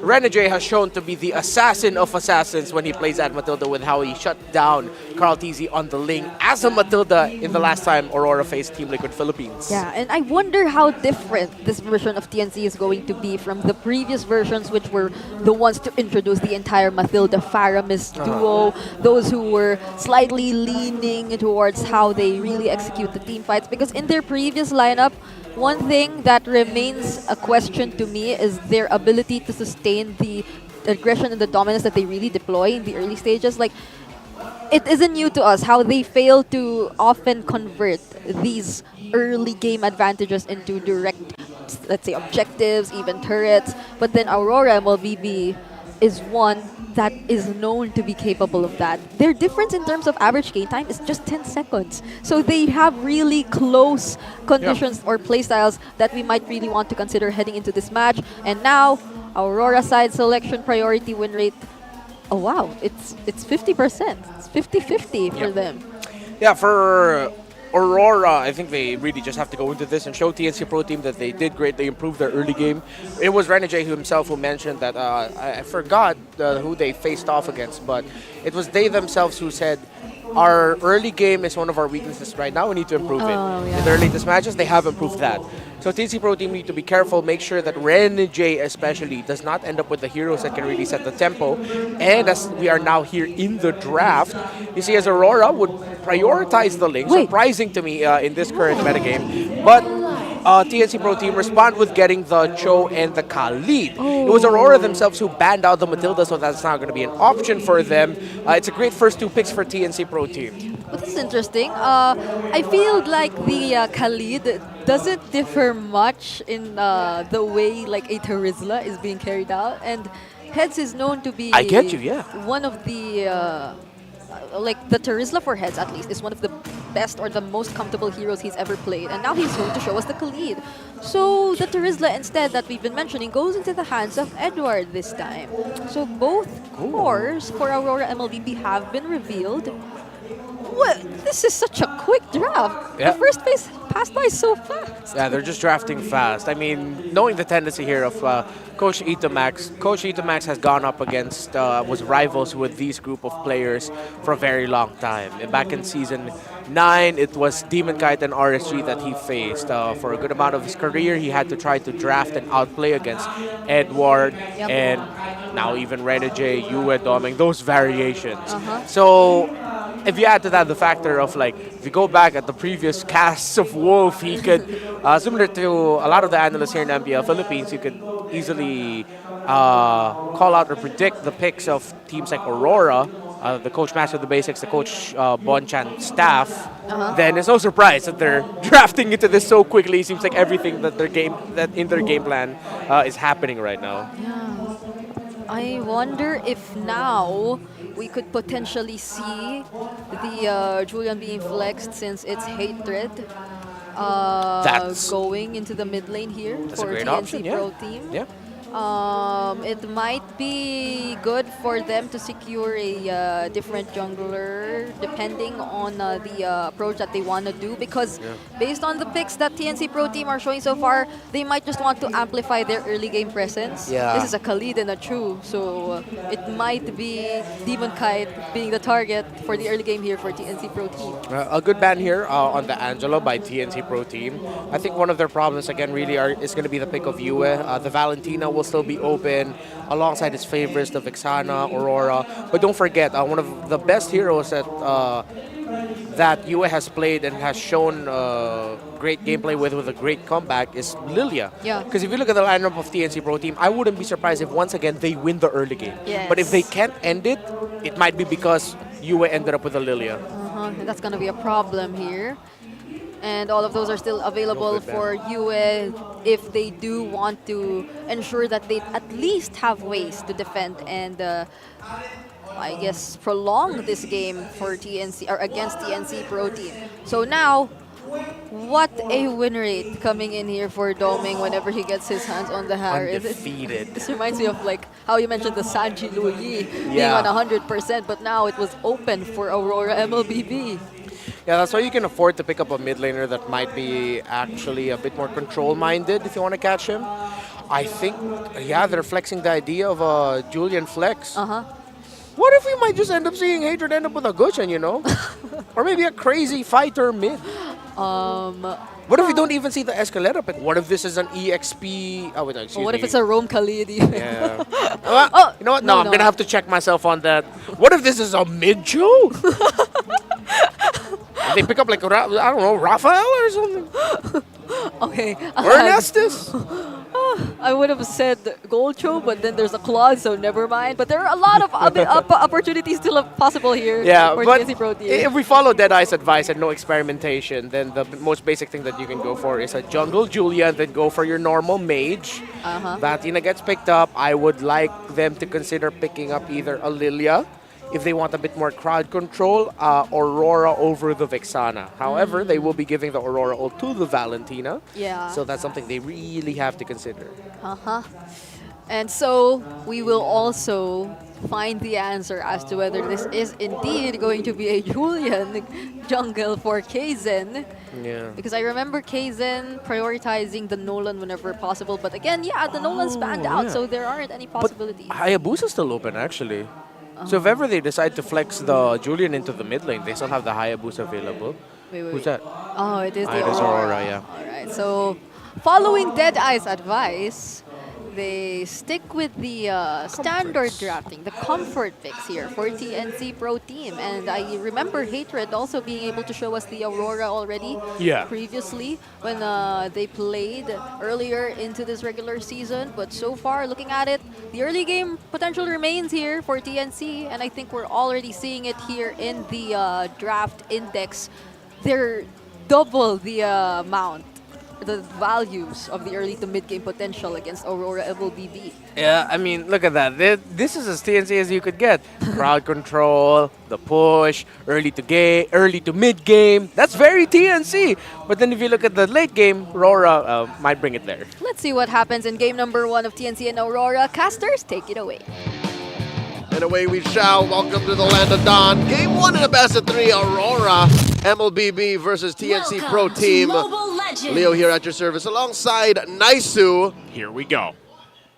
I hate how the draft just fits their character, man. I hate it. For both of them? It's too perfect. Well, you know what? I think, the panel, I liked with some of the ideas they were going through here and what it's ended up doing now for TNC. And part of that is just, I think going back to the keys to victory, play like you have nothing left to lose. And historically, we've seen TNC in that position where when they do kind of have that off their shoulders, they play their best. And it's unfortunate that, at this point, it's like, remember what they have to do here. They have to sweep this, right? That's right. Every game 1 means we'll end the night quick. And if TNC have their way, that's what's going to happen. Luckily, again, as previously mentioned, they have the draft on their side. Now check this out. Whoa! Already early damage. Good flicker, though. Changing. Good flicker from Edward, as you were saying. Looking at that draft, lane per lane, let's start with the XP lane. Again, Escalera. What's up, Escalera? I don't know if you're going to get a chance. First blood going to the hands of Renegade. So, yeah, Escalera, I mean, he was just trying to do what we usually see Cho do. I don't think he got the memo. They got a little too aggressive down bottom. They're like, Jomi, we're going out. What? Whoa. Jomi, I said, we're going out! Now they're looking for more under the turret. Heads does take a couple shots. He's fine. From themselves, and now joining the fight. Demon Kite's there, looking for Heads. Does get the flicker out, so Heads is going to keep alive for now. But at least they get on the board. All right, you know what? I'll double down. XP lane and mid lane. Because you can kind of count Heads as a part of that mid game. All right, that mid lane, rather. And now, gold-wise, I'd give a slight advantage to Doming. Doming is... you know what? I have to do it now, live on broadcast. I have to apologize to Doming. I don't appreciate him as much as I should. He's a diamond in the rough, and I don't sing his praises hard enough. And now look at this. Demon Kite and Doming force out a blazing duet. Yeah, force that out. And I think it's just one of those things where Doming is just a little more low-key than a lot of the gold laners. Hold on. In the jungle, there's the freeze. RSG is going to get taken out. My boy. Hatred helps cap that out. So TNC finding another kill on the board. I mean, they sent 4 dudes. Yeah, they did. They used a lot. They used a lot, and here's the thing. They didn't commit to stealing away the buff. I wonder how bad that's going to bite them in the behind. Yeah. Because look, like, they got the objective. They got the turtle, you know, and eventually pick up a kill. And so far, I think, yes. I think the TNC are now back in the driver's seat. Can't confirm. So save for the gold lane, TNC win every lane from there. I'm going to go back to what you were saying there. What do you think it is about Doming? Is it just, hold on, Escalera, hold that thought. He's looking for the kick. Won't be able to find it. There's the response coming through. They jump in, they get the flicker out, and on the defense, TNC, no one falls. So going, I mean, this gold lane itself has been very action-based already. By themselves. By themselves. They are an island at this point, and I think it's in those moments I can truly appreciate Doming. Weirdly enough, more than I can appreciate him in team fights. Because he doesn't get to the point where in team fights are automatically won when he comes in without weathering the first 5 or 6 minutes. And I think that's where the magic of Doming lies. That's where I think again, much to my own misgiving, do not give him enough credit. Because he holds it down so well. Like he just scraps in the goal. He just scraps it. That's why he gets to the point of being called Pal Doming, which is in English just a rich guy. A rich guy. Rich Doming. I remember even Doming Nation before There when he you was playing the Claude. So how do you establish a Doming Nation? You gather your resources. You invest in the right funds. That's true. And now that benefits the rest of Aurora. And they're going to need that. They're going to need that insurance policy because TNC is not going to let up. They're not, because Escalera is jumping in Nice with the kick. Going to find the mark. RSG already taken out. Good response, TNC. Momentum in their favor. Edward is around the corner. Doesn't have the flicker, though, but is going to get forced out of the area. Does still wait for the team to get back. Gives the information. We'll get the flicker out from Heads. Penalty zone already expended as well, and Escalera quite low. Demon Kai waiting patiently to try to take the turtle, but he won't as SD secures that one. All right. Let's talk about TNC, and I think we're skirting a major fact here. Tell us. It's a new mid-duo. Yeah. It's a new trio, technically. You have Hate and SD. SD. That's my boys, J-Lord and Daniel Chu. Yep. It's been a while since we last see play. Oh! Mid lane. He's going to stay alive still. We've seen this time and time again, but in the mid lane, they're still going for more as SD is going to drop. RSG will go down as well, so they trade the roam for a jungle. Going back to it, yes, it is a little bit of a different TNC than what people have seen for the previous weeks. And here's my theory. The fact why in the past 5 minutes alone we've seen back and forth, aggressive or not, TNC go, think twice about how they approach is because of this new duo. We were so used to Kaizen and Lancy winning the early game. Oh, Doming! Doming 1 versus 2 takes the brunt of the damage. Diamond Force under it and will stay alive. Even going aggressive just to force Escalera back a little bit more. See? He does it, man. He's a scrapper. See? That's what I'm talking about. Look, he sent the 2 dudes back, and he's not done. He wasn't done. All right. Sends Escalera too. So here's what I'm saying, right? The aggression that Hatred and SD have might be a different kind of aggression that Heads, Escalera, and Kozin are used to. So that's why they could have definitely gone like 7-2 or 6-3. You know what I mean? Like just change those numbers a wee bit, grow this lead to about 1,000, and then maybe convert to better objectives earlier on, like not just 2 turtles. But I might be nitpicking, but that's what we're reading. That's what we're seeing from the new duo. And not only that, but like we have seen time and time again where TNC gets the control of the early game. Like they are locking in some objectives. They lock in some of those early team fights. But it's always that transition into that mid to late game where usually whatever iteration of TNC we've seen has struggled and had to adjust from. So now maybe they might have a new Achilles heel or a new speed bump to deal with. But also, it might not even be something to worry about because it's close here. TNC about 200 up, given over the last turtle to Aurora. And it's not like it's a sudden turn. It's more a consistent build-up that we're looking at TNC do here. Heads! Demon Kai going for Heads. Already the Sandstorm going to use. He backs off, respects the fact that Heads does have good damage and can just heal up as he did with the guard. So now it looks like they go ahead and trade turrets. Tier 1 on the top for TNC and then Tier 1 on the bottom for RORA. Take it back, Joseph. Oh, no, it's Tier 2? also Tier 2! Oh, he's got enough damage on it. I don't think they're going to be able to stop him in time. It looks like he'll go back, though. He's thinking twice because he can't see Escalera? much. And there's a kick. Goes with a kick on Edward. Gets the Frigid Glacier to help out with the fight, but Edward getting locked down. Won't be able to escape. Renegade and Domeng trying to join the fight. They'll be able to find Kozin, but he BMI's off to safety. Demon Kite now on the hunt. We'll be able to find him. Clashes down.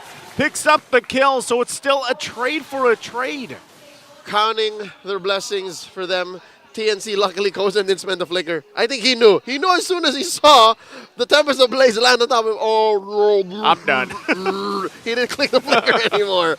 So with that said, TNC, they're trading. They're getting objectives on the way out, but they're coming at such high costs that now Aurora has the lead. This is about 500, 600 gold. Yep. Up now at 8 minutes, and we have a Lord spawning in the lower quarter at 30. And check this out. Wow. SD is the player with the most played games under TNC Pro Team. He's played 151, Joseph, holding 472 kills, which is the most total kills amongst those stats. And you know, with that, like, you got to remember, throwing it, what was the season like? Season 9? Season 8 is the first time TNC ever became a franchise in MLBB. Okay, so, and I remember Season 9 specifically when SD really made a name for himself. Back when the jungle emblem was Demon Slayer, was it? He made Demon Slayer, Mage Slayer a thing. Yeah. Which now eventually became Veteran Hunter, Season Hunter. That's his legacy. That's his legacy right there.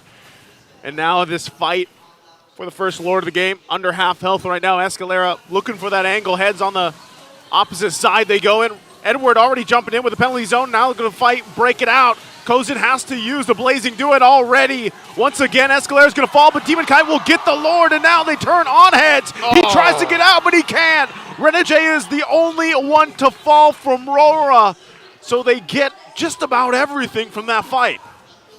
And I see how TNC tried. They really did, sending heads back in to get the flank. But the problem with that, the issue is, this is not your damage type Khalid. Yeah. He was trying to hunt down for soft targets in the back, but instead got rope-a-doped and could have definitely been the front line to help peel. But apparently Aurora were able to deal with that. They were happy with what happened. And eventually, wait, was that Seal? I believe Demon Kite got it, yep. With a Grand Theft Orange. Aurora just taking TNC's lunch money. Ends up getting that, and this is always that switch. For some reason, at this point in the game, now top side, Tempest Blade's already used 2 penalties over there. Demon Kite does get taken out, but they're just fighting under the turret. So it's a double for heads. Really aggressive play from RORA. It's what they needed to do to push down Tier 2 in mid and bottom as well. Aurora understand and knew what they were doing. To be honest, better if Demon Kite didn't die, but too late. They were there anyways. And that gave a lead over to Aurora, about 2,500 gold, a good chunk of it on the mid lane, and a good wee bit of it as well on the jungle. So if you're looking at Demon Kite, sure, 2, 1, and 3, compared to SE's 2, 3, 4, you still see a little bit of the DNA in SD, right? You see a little bit of that old utility jungle. Yeah. Bro, that was even before utility jungle was that a thing. That was before, yeah, I was going to say. He made it a thing. That was, so when you all started that was on the Karina, wasn't it? That was on the Karina. And then slowly the Lancelot, then the Akai. And then we transitioned into the Eternal Fredrins. And then 6 months later is the Fredrin. So, folks, if you guys don't know, this is MLBB history. I'm thinking like February, March of 2022. 2022, That is the height of utility junglers, and it's this man's fault right here. It's him and his coaches back then, which is the legendary Ren. Yeah. Who's now the coach of Team Spirit Team from Spirit. the ECA, from the MCC. And you know, for SD, like SDZYZ, the way that he jungles has obviously an effect on when we always talk about that mid lane trio and how this all plays a part.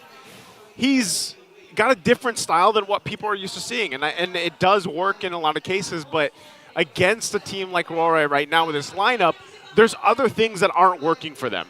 Even if SDZYZ just goes in for enhanced chains and is able to pop off some damage, and then they follow it up with hatred, that is how they find the success. The problem with the team fights that they're going against is sometimes when Heads wants to be the initiator, sometimes he has to actually get out of there with the Raging Sandstorm instead. And you can see he kind of layers this up by now picking up a winner's crown. Yep, so if Aurora are able to skirt around heads and dodge that part of the process, TNC has to kind of MacGyver their way to a good team fight. And for all those kids who don't know what MacGyvering is, just imagine Fortnite and then you're just building, just build your way towards a winning position. Like, that's what it means for just TNC. Fast build. Yeah, so just fast build, whatever. I can't believe Old I school used that. Fortnite. I can't believe I used that pun. Like, no one's going to get it. Anyways, looking back, this is an enhanced order we're staring at, approaching a 13-minute mark, and it's slowed down. Aurora no longer as aggressive as they used to be, at least for the past 5 minutes. I think they're respecting the fact that maybe Heads is learning. Because as soon as they get them skirt around Heads, it should be fine.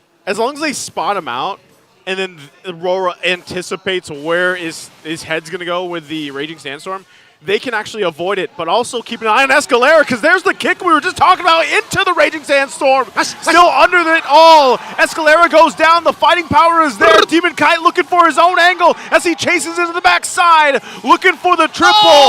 Gets the passive out, and Heads is stuck as well. Demon Kite already gets the triple, and Yue will try to catch up and just delay Heads from getting back to defend. Them boys are now in the base. They're breaking through the mid. Joseph, I think it's endable. RORA, I sit on the base, and Heads goes down as well. Yue picks up the kill, and the team RORA will pick up game number 1. The Northern Lights pierce through and punish TNC's slip up. I mean, they tried. Escalada got an amazing kick, and that was going to be into the Sandstorm, by the way. Possibly the best setup you could get as a lineup that works that way, but I could have sworn Demon Guy was supposed to be dead, but he got away with it. Brigida, Renmar, break it down over there. The Infinix game them buying for us. Woo!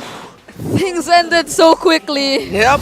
For that game number 1 between Aurora MLBB and TNC Pro Team. And I'd agree with the casters. They really try. I think even for the entirety of that game, TNC felt like they were being a little bit more careful with their decisions. Yes, there was an intention to be very aggressive, but not to the point that they'd risk a potential, I'd say, snowball instead in the hands of Aurora MLBB. Yeah, I think one of the best ways that we can put it is that if you look at the wins of Aurora, as we look at the game MVP Demon Kite, they really waited in the sense that their ability layering was always on point. But it's not everyone tossing their ultimates at the exact same time. There's a window of opportunity that if you get that Ling crowd controlled and comboed, there's always a window that the Ling will be able to tempest the blades on out of there. Early on, we saw that TNC, again, typical TNC things. But they always hit a point at around after the 5th minute, to be more specific, around the 7 to 8 minute mark, something switches. As if instead of them being the ones to initiate, they're trying to think of a little bit more counter. Now, at that point, yes, you get the Ling, but layer your abilities a little bit better because there are other heroes other than the Ling that you have to deal with when they enter. They blew all their abilities at once. Some got wasted because the Demon Kite was able to tempest the blades up. And at the end of the day, it was just Aurora from every position. Once it got to the team fight, just played better. I agree. Haven't paid enough attention to the other heroes here for Aurora MLBB, which, by the way, I think managed the laning really well. Particularly Domeng against Kozen. You would understand why he was able to dish out that amount of damage when all of the members of TNC were too focused on Demon Kite. And as you've mentioned, unfortunately wasting a huge part of their resources, and that just almost cost them. No, it didn't almost cost them. It did cost them the game.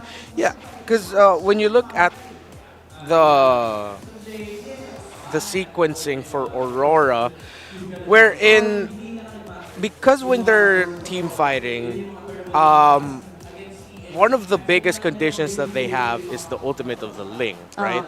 So TNC Pro Team, if they just did enough to pop that Tempest of Blades early, but then necessarily not try to kill the lane, that's okay. Yeah, that's okay. Because once you pop the templates of the blades out of the lane, you're good. Yeah, that's now you can turn your focus to the other members of Aurora. That's a different way to look at it. A lot of times, or we all know how that tends to be the workaround for majority of the teams who aren't really at the or taking hold of the advantage. Just take out one major resource, which for TNC probably at the time was the Tempest of Blades, and that could have been it. But I guess they really just wanted to take him out completely, or there were probably a lot of factors that we have to take into consideration for TNC at the time. But then, yeah, Aurora gets the first game of the series, and I think even despite Renegade being the recipient or on the receiving end of a lot of the punishes from TNC or engages even most of the time,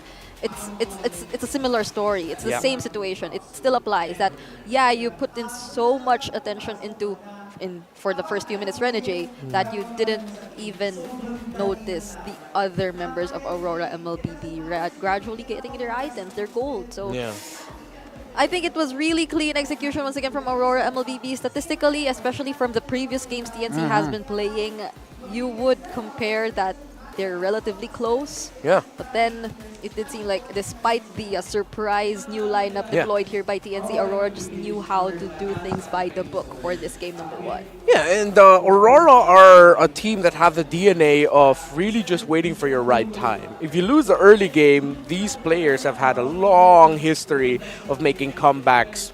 First Lord, second Lord, and then turning the game around from there. So if you look at Aurora, this is like a good showcase of some of their best defensive strengths in the macro and their offensive strengths in the micro. Their understanding of the timing as individual players, when to pop their specific abilities at the right time, how well they can do laning to, if they're not going to win the lane, they're going to minimize the wins of their opponents.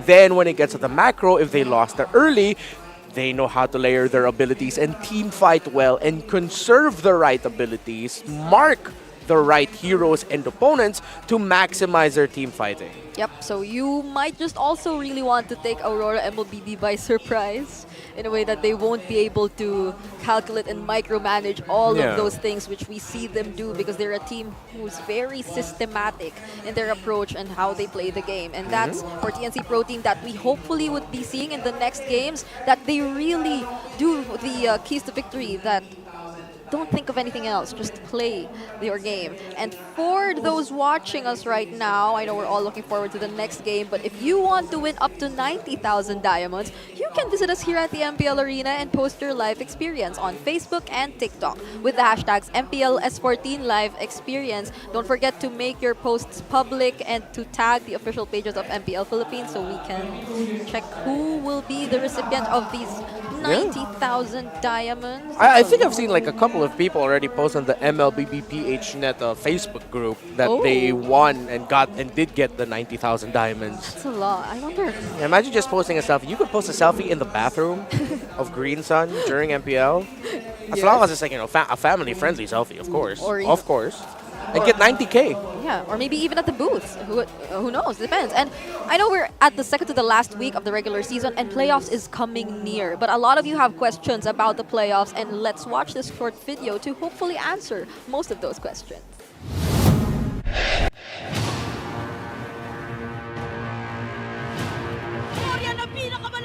Liquid Echo!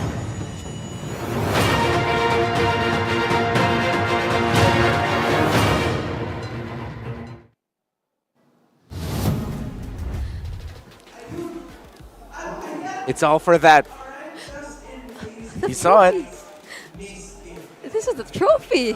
You're seeing it right in front of you. It's going to be here. It's going to be here.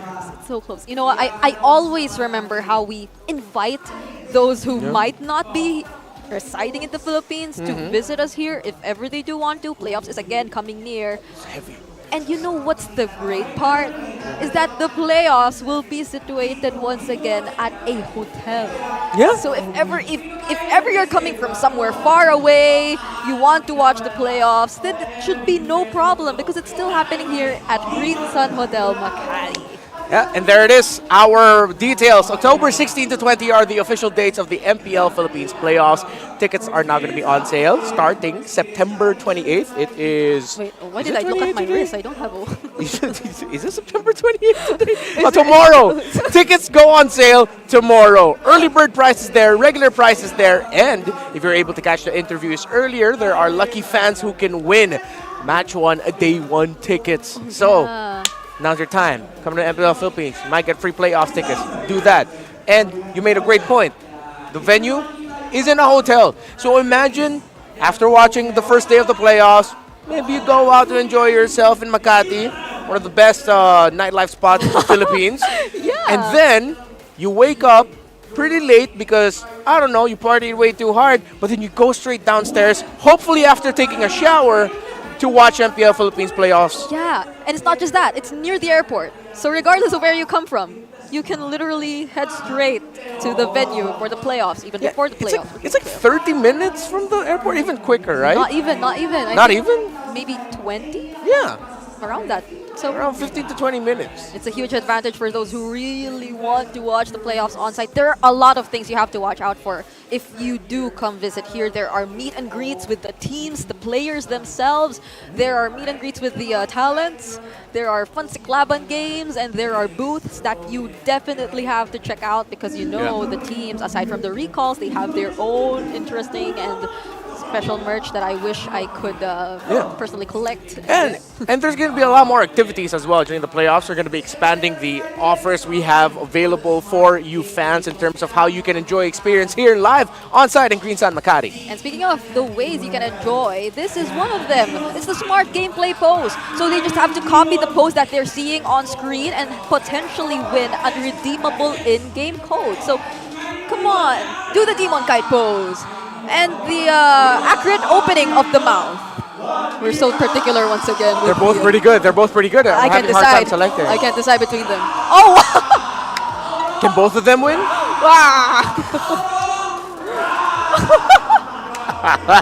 The Filipino panel. I'm sure they hear it. Yeah, hopefully you guys hear it. They're having way too much fun right now with them. Yeah. Hey! That guy knows his stuff.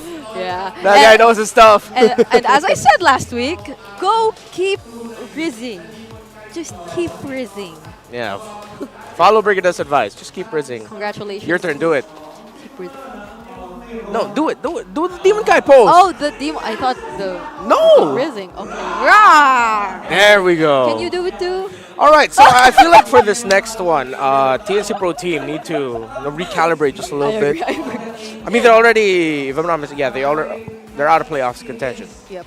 So now let's just hope for the best. Yeah, and for Aurora MLBB, they're one step away from securing their playoff spot. So shout out to all the Auroras watching at KMC SM North EDSA for this match versus TNC Pro Team. This is so fun. Aurora MLBB has a lot of watch parties going on every single week. I think last time they were in one of the biggest universities here in the Philippines. They had a watch party at Ateneo de Manila University. That's your uni, right? It is my university. I'm so proud.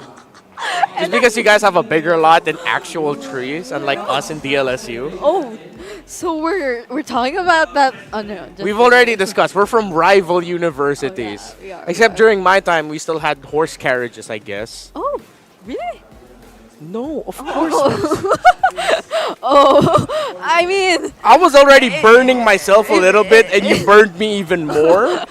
If you said dinosaurs, I would have... No, come on, dinosaurs, no. Okay. Dinosaurs can't read. Come on, we gotta think. Okay. But shout outs to all the Auroras watching at KMCSM North EDSA. We hope you're having fun there, especially as you're one win away from securing your playoff spot. And side selection update, TNC this time will be picking the blue side. All right. Earlier, we've seen the quick exchange of picks, and some of the priorities coming in from TNC were, if I'm not mistaken, the Khalid.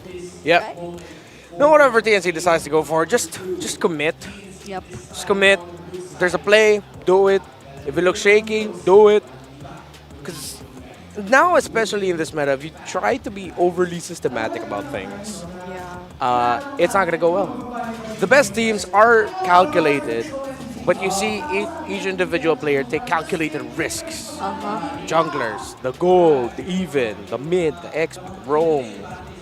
So whatever you draft TNC Pro Team ends up here, most likely it's going to be a lineup that can have a really great early game as well. Just keep going. Yeah, I'd probably also want to see them securing the winning matchups, the lane matchups. Yeah, that's a good point. And I think that's why they banned out the Harith. I agree. So it would be of greater help if it weren't just the early game, the mid trios that they were really focusing on to deliver for the early game. But it would also mean a lot for them to go toe-to-toe against their laning matchup, the gold lane and the XP lane. I think earlier there was an attempt to deny or shut down Edward, if I'm not mistaken. Yeah. But then Edward actually served as one of the pillars of how Aurora MLBB were able to regain the advantage for that game earlier. So it wasn't entirely successful if it were just that we're talking about. But Aurora MLBB also decided to ban the link for themselves. Interesting. And now TNC Pro Team. The Phoveus is open. Yeah, I'm okay with Phoveus first pick here. However, with the Nolan Haya, Phoveus might not actually have enough. Let's see. In terms of the heroes that still have dashes? Yeah, I doubt Aurora MLBB is the type. No, I know Edward is one of those XP laners who still likes to use the R lot. Yeah. Similar to Swanford, but in this situation, I think we've learned already that just don't pick Arlot into a Phoveus. It's not impossible, but the Phoveus, you're helping the Phoveus. And the Matilda is open though here for Aurora. Oh, and there it is. And they decide to pick it up. Okay. So at least there's a dash. Yeah. It's a lot of dashes. That's a lot. But at the same time, they could easily rectify that with a good, strong single target crowd control, AoE, or just have the right amount of damage. Honestly, they could go utility jungler here for Aurora. They can go Bane, Alpha, Balmond, please! You know what? You know what? What? No. You know what? Maybe. We'll see. We'll see. I'm I don't want to shut it down. Yeah, I'm already happy with seeing the 1-1 today. Maybe for tomorrow. Yeah. For tomorrow. Who knows? But So are they still gonna get the Faramis here because it's open? But the Valentina is there, so nope. I like it. And Ruby Roam, is it gonna be a roam? It has to be. There's no other picks left that they can put. That's right. It Unless can't be it's a gold, but No, you can't. The only way that can be a Ruby Gold is if they put the Julian in the mid and pick a strong basic attack scaling hero in the jungle. Yeah, that's true. And look at the win rate for Renegade on this Matilda. Almost 65%. It's 60 above is a great number. That's crazy. 80% kill participation and 8 assists per game on average. That's a great stat line. So he's very reliable if it were just based on that. And so far, a lot of magic damage coming in for Aurora, but I think we could say the same for TNC Pro Team so far. Yeah, well, it's mainly the Phoveus. I mean, the Julian. The scaling of the Phoveus is like physical, and the magic damage abilities, if I'm not mistaken, are only skill 2 and a bit of skill 1. The second proc? Maybe I'm mistaken. I wonder what the gold laners are going to be for Aurora, MLBB, and TNC. They took out the Harith, but the Claude, that's still available here. Good man. Wow. Taking out the Louis even here for Hatred. Yeah. Might it just be time for something different? Oh wow, they took out the Alpha! Good call. Very good call. What's Again, they next? can go utility. You can take out the Bane too. Yeah, take out the Bane. Hayabusa, Ling, Fanny, all gone. Nolan, gone too. Take out the Bane. So many junglers are out. Yeah. For Happy birthday, Caleb! Oh, happy birthday! Wait, 7, 11. Wait, 7? Oh yeah. 11. He's 11 years old. He turned 11 years old today. Happy birthday to you. That's so cute. He's celebrating his birthday at the MPL arena. Yeah. Watching, I guess he's supporting Aurora. He's at the Aurora side. For what that would be such a cute birthday if they got into the playoffs. yeah. Okay. So That's going to happy. be great. All right. Okay. I think we just saw our 3,000 diamond winner already. Come on, it's his birthday. There's a thing about birthday boys and Yeah? winning. Diamonds are not just even diamonds. But wait, it's not the Bane. It's the X-Mark being banned out here for TNC Pro Team. All right. I get it, but at the same time, the Bane is better against the lineup of TNC. Yeah. It answers so much. But then I feel like Aurora know that, so they might think something else. You know what? I wouldn't be so mad about a Bauman pickup. Yes! Come on! You said it earlier, I joked about it, but I get it. It's Bauman or a Bane? Bauman or a Bane. It's my 2 cents. Yep. I mean, the only remaining assassins at this point are the Fanny, the Saving the it for Fanny's later. gone. So it's really just what? There aren't any assassins left as much. The Amon, what the Amon? Yeah, and you don't want to give the Lancelot. We can't sue you. We can't use Suyu yet. Yeah, Not- no, you can't use Suyu until the Not playoff. yet. All right. So that's either a Balmond, a Bane, or something else. wait, there was a hero on the tip of my tongue. I just I forgot it. What is it? What is it? So is it an assassin? I can't Is it a remember. You're friend? pressuring me. I really can't remember. Not assassin. Okay. I don't know. I think for TNC, let's look at TNC. What? Go for Claude. Oh. They need mid. They need more control. Okay, wait. I'd say Lixana. either Claude or. What is it? Oh wait, that's an Iksha. Iksha. Ooh. Oh, then just pick up Bane. Okay, let's just pick up Bane. Fine. I'm fine with Bane. How about you just give us the bomb? Give us the Balmond, yeah. How about you just give us the I bomb? really just want to see the Balmond. Come on. I mean, history, statistics, all of that show that it's most likely going to be a Bane. Yes, yeah. Right? If not that, Okay, then it's gonna, if they're really thinking about it, it's something else. No, it's a Paquito! It's a Paquito! We were talking about this earlier too. You can actually bring Paquito back in this meta. But against a Phobius and a Ruby and a Vexana, if Paquito wins this, Demon Kite played one of the best Paquito games of his life. And hopefully we get to see the AP Bren champion, finals MVP skin. Yeah, I mean, it did show up earlier. But that's a huge gap between the early to mid game potential once again for TNC. Yeah. So they'll have to hold it. But one thing we have to look at, if we look at the early to late game potentials, yes, that's all TNC. But the important part is actually the damage and survival potential, Damage and survival. which trumps for Aurora. This feels like an intense matchup. I wonder what's gonna happen. Let's get over to our casters, Leo and Naisu.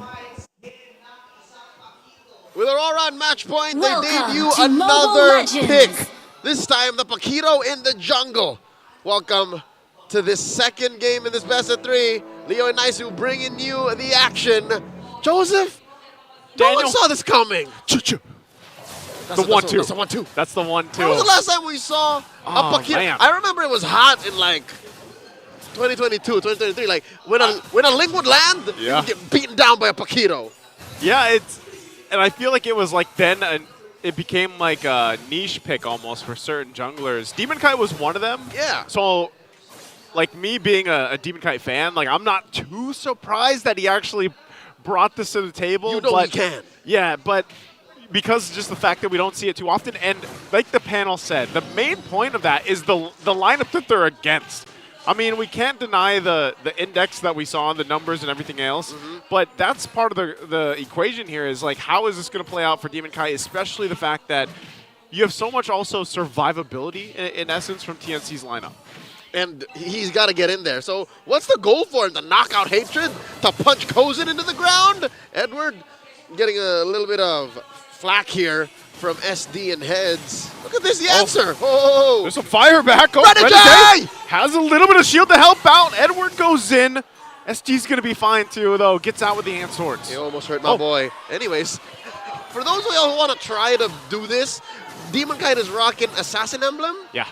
Thrill, Season Hunter, and The burst, the lethal ignition. Yep. Yeah. So we'll see again. That's the mindset. If I were to step into his head, his brain as a potential Bane player, and then suddenly he just switches over to the Paquito, I'm like, that's what he wants to do. He just wants to kill Kozin, wants to kill Hatred. But how does he get there? That's the question. How does he get there? And I think maybe that's part of the equation too here is the fact that like once you know, and depending on how the timing works, like Demon Kite can actually put enough pressure on Kozin so that, you know, you interrupt even the full barrage here. Fight for the turtle though. TNC controlling it. SD will go ahead and cap that out. The fight's still going to break out though. Eternal Guard already dropped down as well. Primal Wrath popped out. It looks like RORA is just going to go ahead and retreat from the fight. They couldn't get the objective, so no one goes down at all. The Phoenix Army asserts dominance. Again, they have the numbers advantage. Big body block in that Eternal Guard. And still, the highlight of this story is that Paquito on Demon Kite.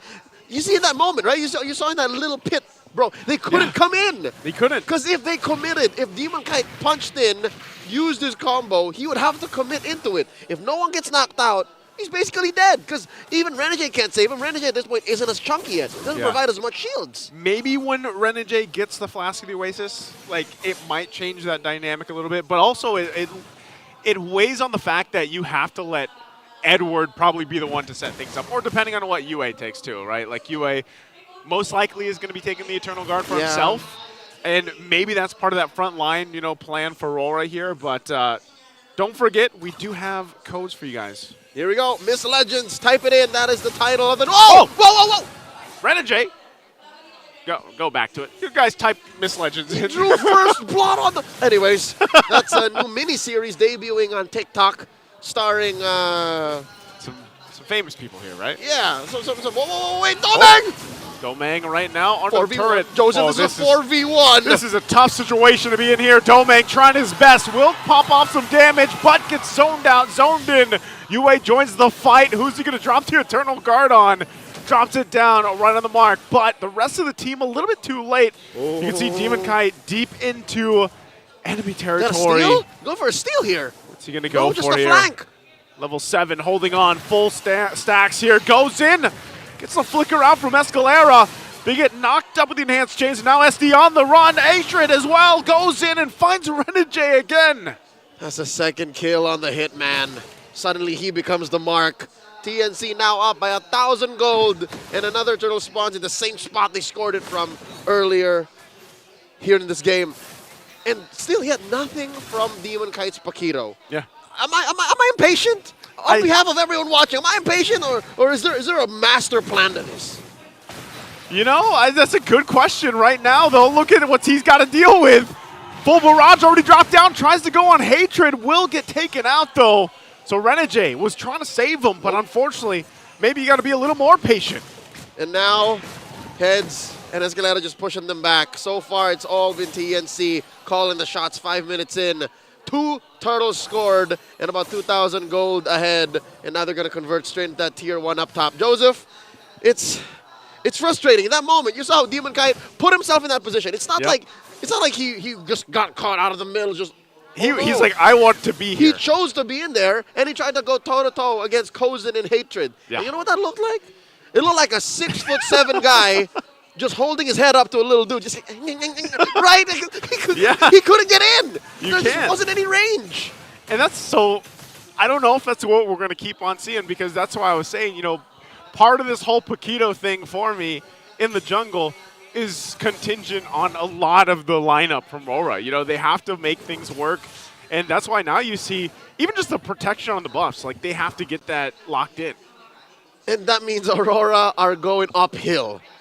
It's literally them going uphill, trying to build a bulk on a cut. Yeah. they're down on their macros, but why am I not seeing any gains? So right now, it's a miracle to me, honestly, that they're not down any bigger than 1,500. So that means they're finding farm elsewhere. Well, where is it? Domeng's in trouble! Rest of the team trying to get there, but even Renegade being there won't be quick enough. Domeng just deleted very quickly. Again, the lead now is building quickly for TNC. This is, Aurora have put themselves in a position where they're less than reactive. They are the hunted right now. They are prey to TNC, and TNC are going hunting. And it doesn't even need to be TNC going around like you know, a pack of wolves. Perfect as that sounds. A phoenix. They're just going. They're going at 3-man, 2-man coalitions, and that's enough to isolate the rest of Aurora. Oh no! Again!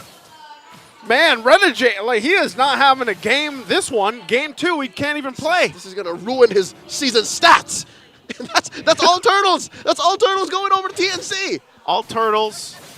Everything else, too, pretty much going to TNC right now. RORA doesn't have anything but one turret to work with.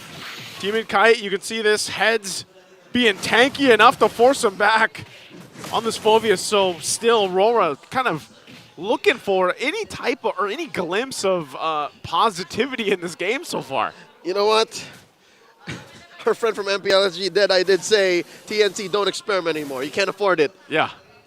He didn't say that for Aurora. He didn't say that for Apparently Aurora here are trying something. A jungle Paquito. That seems to be what they were going for, and I can't still paint a picture in my head. I can't see it, what it wants to do. Currently, Demon Kite's rocking a Hunter Strike and a Blade of Heptases. And oddly enough, how is he close to SD? Renegade's gonna... no, he's gonna survive. He's okay that time. He's fine. How is Demon Kite at the same farm as SD? I mean, he has spent a lot of time just cutting farming, through, cutting through the jungle. I guess all of those small camps went to him. Yeah.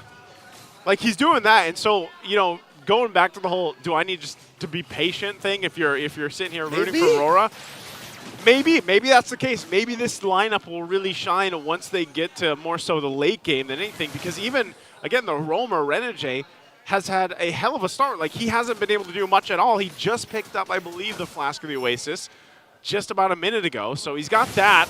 Now trying to defend this mid lane. Look at the damage burst already on UA. Gets taken out. The full barrage dropped down already. Will clear out his Eternal Guard. And still eyes set on the mid turret, but down a member. Are they going to go for the Lord? Mid lane is still going for it. Going to knock them up. Demon Kite can't even withstand it either. And Domeng tries to run away, but it's just too much as it's a triple for Kozin and TNC. Full force right now in the mid lane. TNC are in full control. Not a single kill conceded over by TNC. A single turret scored, yes, but nothing much past that. TNC up by 6,000 gold as they take the Lord. Here's an instant replay brought to us by Infinix. Look at this, the perfect position. Look at this. Look at it. Ooh. That was with love from hatred. J-Lord just channeling everything that happened in game 1 like into that one EG. And I guess that's been the story every single time, and that's why you mentioned this back in the game when the game started. Like, you see them try to set something up like that, and then even Demon Kite, like, they just get stopped in their tracks where they can't even move. Like, they can't actually control their characters, and then they just get zoned in. Like, whether that's a full barrage or not, what do you do against that? Look at this. Conceal again. Escalera going for the pull, going to fight it under the turret. Takes a run of the damage himself, and now full barrage dropped down once again. RORA on the defense, still has to work through the Lord, holding on to the mid-turret. They drop down their own Eternal Guard, and now facing for Heads. They'll force them back. One wheel, not enough, though, as Heads gets away with his life. Oh, look at this, the man-to-man. SD and Demon Kite. I don't think this is a fight SD wants to take, man. Again, oh, there's the main difference. Joseph, there's the main difference. What is it? 2 levels. 2 levels. Say what you will about the farm. Look at the gold difference. All right. Something tells me that was a little bit of a little oopsie earlier. Or just suddenly, because of the Lord take and because of that push, the true net worth reveals itself. 7,500 and about 2,000 between SD and DK. That's believable. Now that makes sense. All across the board, TNC are just far ahead. And I'm trying to think here, TNC with this kind of lead, with this massive lead, there's no way. Oh, hold on. They're going to Escalera. Renegade just picked off really quickly again, time and time. And TNC now looking to maybe do a little bit more damage, maybe even initiate again. Escalera don't have enough time for your explanations. He doesn't have enough.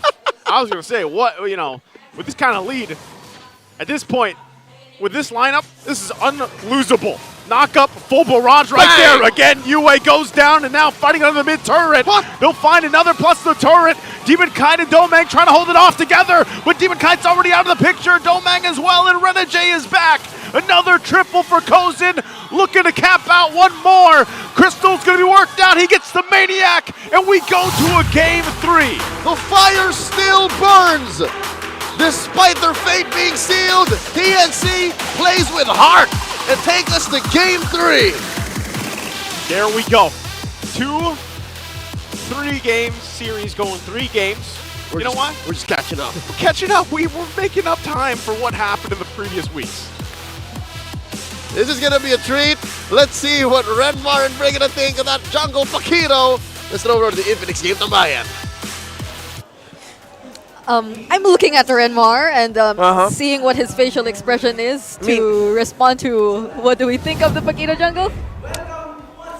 Could have been something else. I mean, okay, understand.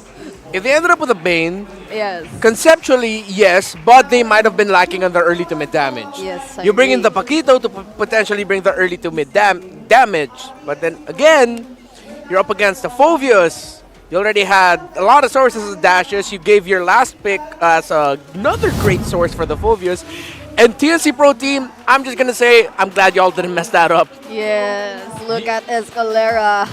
You went into that game with a winning draft. And I think TNC Pro Team, during that game, it just felt like they really had that common goal whenever they were looking for the engages, whenever they were looking out for targets. And for the first few minutes, definitely it was Doming that they wanted to shut down, that they were always on the lookout for. Doming reached a 0-2 standing, and right off the bat, our MVP highlights are starting with Doming as the first to fall here for Aurora MLBB. Yeah, and they almost, it wasn't a complete, they almost egged Aurora.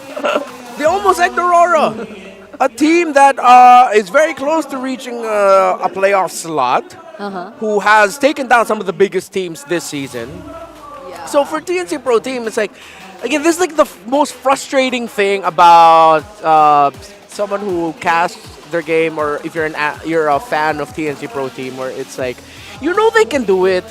Majority of the time they go into games with really great drafts. Yeah. But see, common goal, as you mentioned, that's a great point.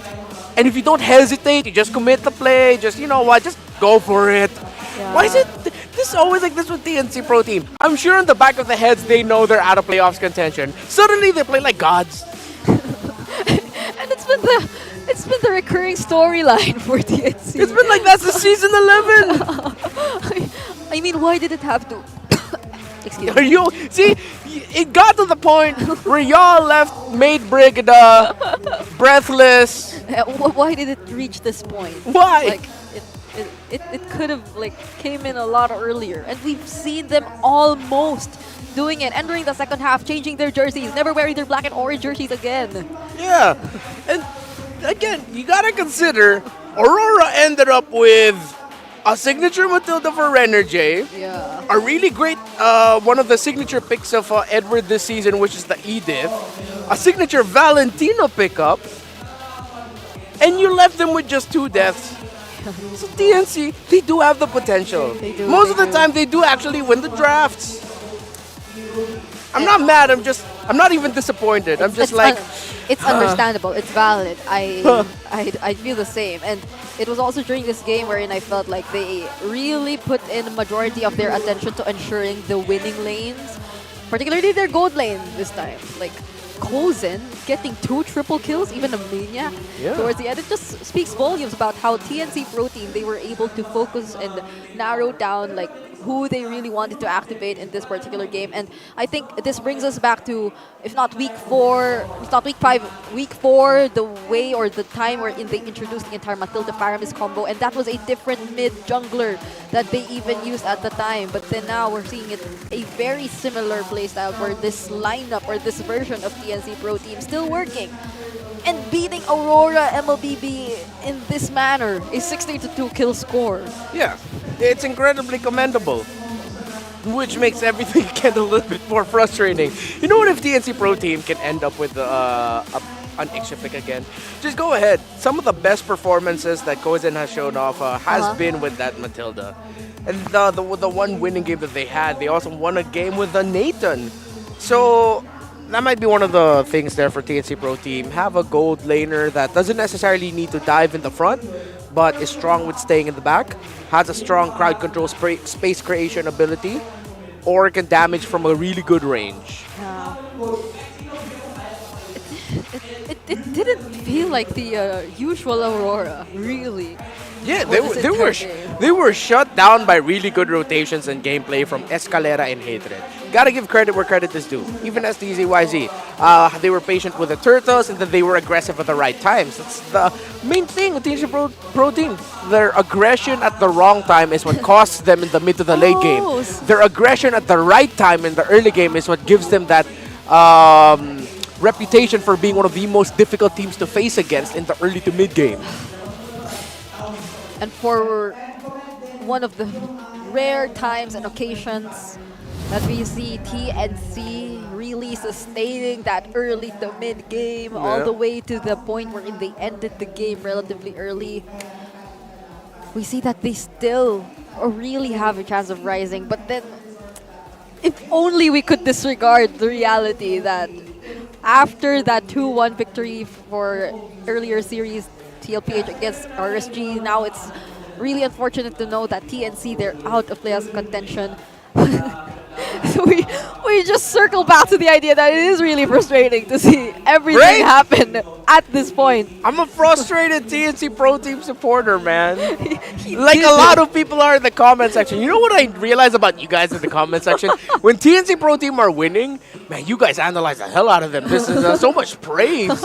And then I get why you guys can get so, let's just say, aggressive when they're losing. Because it's not anger, it's disappointment. But we gotta give credit where credit is due. Escalera played a really great game on that Ruby. He was very on sync with Hatred and SDZYZ. Again, but we circle back. Why can't we get more of that? Why can't we get that consistently? Not just in the early to mid, but even in the mid to the late game. And you know, he did vote for our TNC in the predictions earlier. He voted for TNC. I voted for Aurora. So that could have been his 6th Panda here in the bias board, and he's currently leading. He's currently leading the bias board. Ta-da! This is the English stream bias board. Look at that. It's updated, at least for me and Renmar. Oh, let me just adjust raw cards here, right here. There we go. See? Look at all those pandas, y'all. That's him. But he didn't. He chose to vote for TNC. Nah, I'm gonna get my 7th. Wait, how many is that? You're not. 3, 4, 5. I'm gonna get my 6th. I'm gonna get my 6th. No, I already put your panda 2, from 3. earlier. That's 5 pandas. No, but I'm gonna get my 6th. I predicted TNC. Oh! That's what I'm trying to say. Oh, I get it. Okay. Anyway. Thanks for your support. Now I understand. We have a skin spiel. Yeah, let's go. Commemorating AP Brand's victorious M5 journey, the first ever Falcons our finals MVP skin is available. It was shown earlier, so don't forget to check that out. But now we're watching the 8th birthday. 8th MLBB birthday. Oh, wait, is that a panda? Is that a... What? We were just talking about pandas earlier, and now we're seeing another one. This is so trippy. What the hell is going on? Do you have to voice over this? Yeah, we do have to voice over this. And this is... It's me! No, that's Fuego. That's not me. But that ain't me, y'all. That ain't me. And we're not brothers and we're not cousins. Yeah, but he's wearing a panda costume, and your emojis are pandas. Yeah, I can't escape the allegations anymore. I am Fuego, and Fuego is Renmar. So he's celebrating the 8th birthday of MLBB. I'm gonna clap with Fuego. Happy birthday, MLBB. And I think this is just a preview of a lot of what's to come, of all the events that are lined up. Oh yeah, this is the celebration stream right now that we have on the official pages. Yeah, this is on. Oh, actually, I think this is ongoing. So yeah, it is ongoing. Yeah, so that's why we're there. Wow. Okay, now yeah, I can't escape it. We really do look alike. Happy birthday, MLBB. It's the 8th anniversary. Wow, it's been 8 years. imagine? You were... Now, we're not going to do any age review. Oh, man, I was 20 when the game came out. Dang. How old was I when I first started playing? I think I was in grade 9. But that didn't mean the time wherein the game came out. I think I started season 5 or 4. Around that time? Yeah. Oh. Around that time? I am gonna check the most or the earliest seasonal skin I have in my account. But for now, yeah. Don't forget to check out AB Brand's victorious M5 Journey, the first ever finals MVP skin. Fist of Glory Paquito is now 30% off for first week direct sale purchase. Unlock the AP Brand Champion souvenir card to obtain Brody AP Brand Battle Emote, Elimination, Spawn, Recall Effect, and more. Now available in-game. Come and experience them in Mobile Legends Bang Bang. It's the first time we're ever having a finals MVP skin, 2 championship skins, so I really hope you do not let this pass. That's the Brody Super Marco previously cosplayed, and the Paquito that Flap didn't cosplay because according to Coach Ducky, he didn't have abs. All right, yeah, he said that in the panel. No, we asked him, why didn't you get the Flap TZ to cosplay Paquito? It's because Flap TZ doesn't have abs. That is straight from Coach Ducky's mouth, yo. Look for the interview from last week. Yeah, that was from last week. That was last week. That was all from Coach Ducky. By the way, who I'm looking forward to see what pants he'll be wearing for their next game, because last time he was wearing cargo pants, and a lot of us know he always uses denim jeans. Yeah, cargo pants. He was you're talking about Coach Ducky's pants. Yeah. I was thinking about the next game, and I was like, this game team, like, wait, why are you looking forward to seeing who wears what kind of pants? Steel leg blades or what? No. You're talking about Coach Ducky. All right. And now we can finally go back to the game. Game number 3. What a trip, Brigada. What a trip. Between Aurora MLBB and TNC Pro Team. Okay, finally, I can see Midnight rejoicing all the way from the Filipino panel, and it probably because Khalid is banned out here. For this last game, we're not seeing any Khalids. Yeah, and a good ban here by TNC Pro Team, respecting the Harith of Domeng. Is it the Phobias again? Oh, it's the Phobias again. Ruh-roh. And there's no Mathilda, by the way. So, unless You know, I'm going to say it now, they can go carry. Wait, what? Oh, or even ninja. Or, you know what? That was fast. Pick Melissa. Yeah. I'm going to say it now, pick Melissa, cousin. Yeah. Pick Melissa. Would they want to do not pick Melissa. Do not pick Melissa. No. That was fast. That was so fast. Okay. I feel like the what's open here for the Firemas is still open even. Yeah, that's the thing. They pick Firemas here. They have to ban Valentina later. Then they're gonna have to take out another. Are they okay with picking the Firemas into the Hayabusa? I'm not entirely sure about that.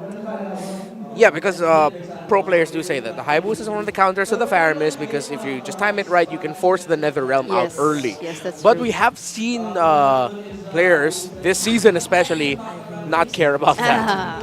But So of course, maybe not now. Yeah, actually when you're going up against a Phobius, it's almost a necessity that you go pick a carry. Something with really great true damage, maybe even a Lunox to really burn That's that true. dude down. And since there isn't any Harith anyway, or like there's a Moskov, so there won't be any chances of either an Alice or another tanky matchup here, so they will be just going for the carry instead. And interesting, taking out the Lolita even after its nerfs. I'm gonna say this now. I think TNC need to steal away the Cho. Actually, I think so too. It's a great answer to the Hayabusa, though it will make the Phobius happy somehow. But it's nothing new. Like a lot of teams just pick heroes that would like lessen the cooldown here for Phobius passive anyway. Okay, so wait, what's that? Good ban It's of the not Eve. Good ban, because we saw how carry mid laner, gold laners will struggle up against the Eve. 80%? 80. Wait, am I seeing this right? Yeah, you are. It is 80%. What? I have to check out the specific numbers for that. He has played 4 out of 5 games. He has won. That's terrifying. What? Not gonna lie. Only lost once. So I would understand if TSC are, if not the Cho, they might be stuck with picking up a Ruby for Escalera first. Oh, yeah. But I do really... It's tough. Do you steal away the Cho from Renegade? Do you take the Ruby so you can safely counter the Haya? Hatred's gonna be stuck with an Aurora. Oh, that's a Tigreal. Oh, Tigreal. Okay, that's so good. That's so good. I was thinking of it. If not the Cho, if not like a single target hero, yeah, the Tigreal would work Cho really Lilia. well. But that leaves the Cho available for Renegade if ever they do want to pick that up. The Lilia is also available, as you've mentioned. There's no Vexana. The Aurora. I don't If they pick, because if Aurora pick up something different, like let's say a Jawhead, that means they're thinking about the Ling potentially coming out. I think that's a Grok getting hovered though. Wait, was that a Grok? Oh, I still think it should be Cho though. What's Yue? What's Yue picking? Or just steal the Aurora already from Hatred also. Oh wait, I'd be so surprised if this is a Carmilla Sicilian.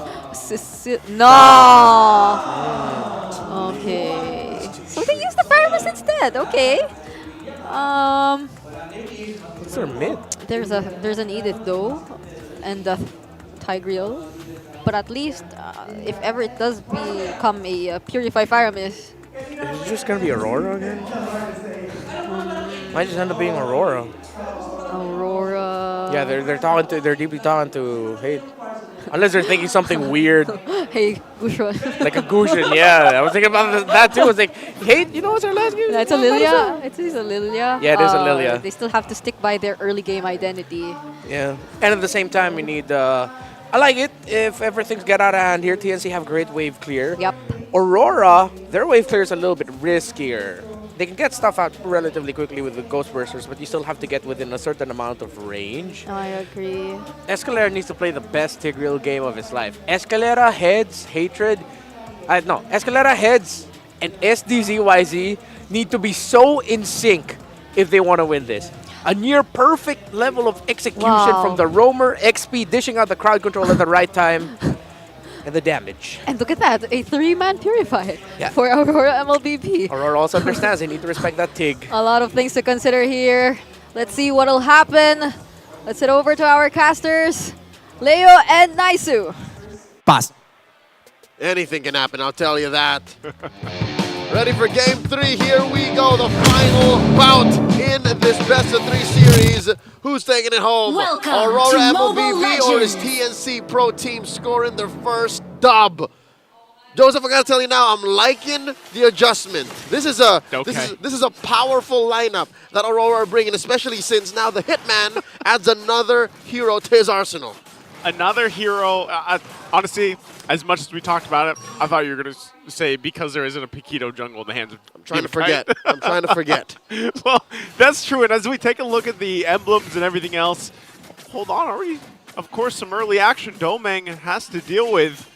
The rest of the team is going to kind of give him some support here with this 2 versus 1 right now. Renegade, speaking of the Carmilla, how is this going to work with the lineup that they brought for this game 3? I mean, the only other time I remember Carmilla showing up in the roam here was in the hands of Smart Omega. Chaknu used it in a victory. So with that said, Aurora are playing with a lot of AoE, right? You have Edward, you have Yue, and Domeng, I think just to take care of stragglers. But as it is, without that full combo, without these large-scale engagements, they can only hope that DK does this? What?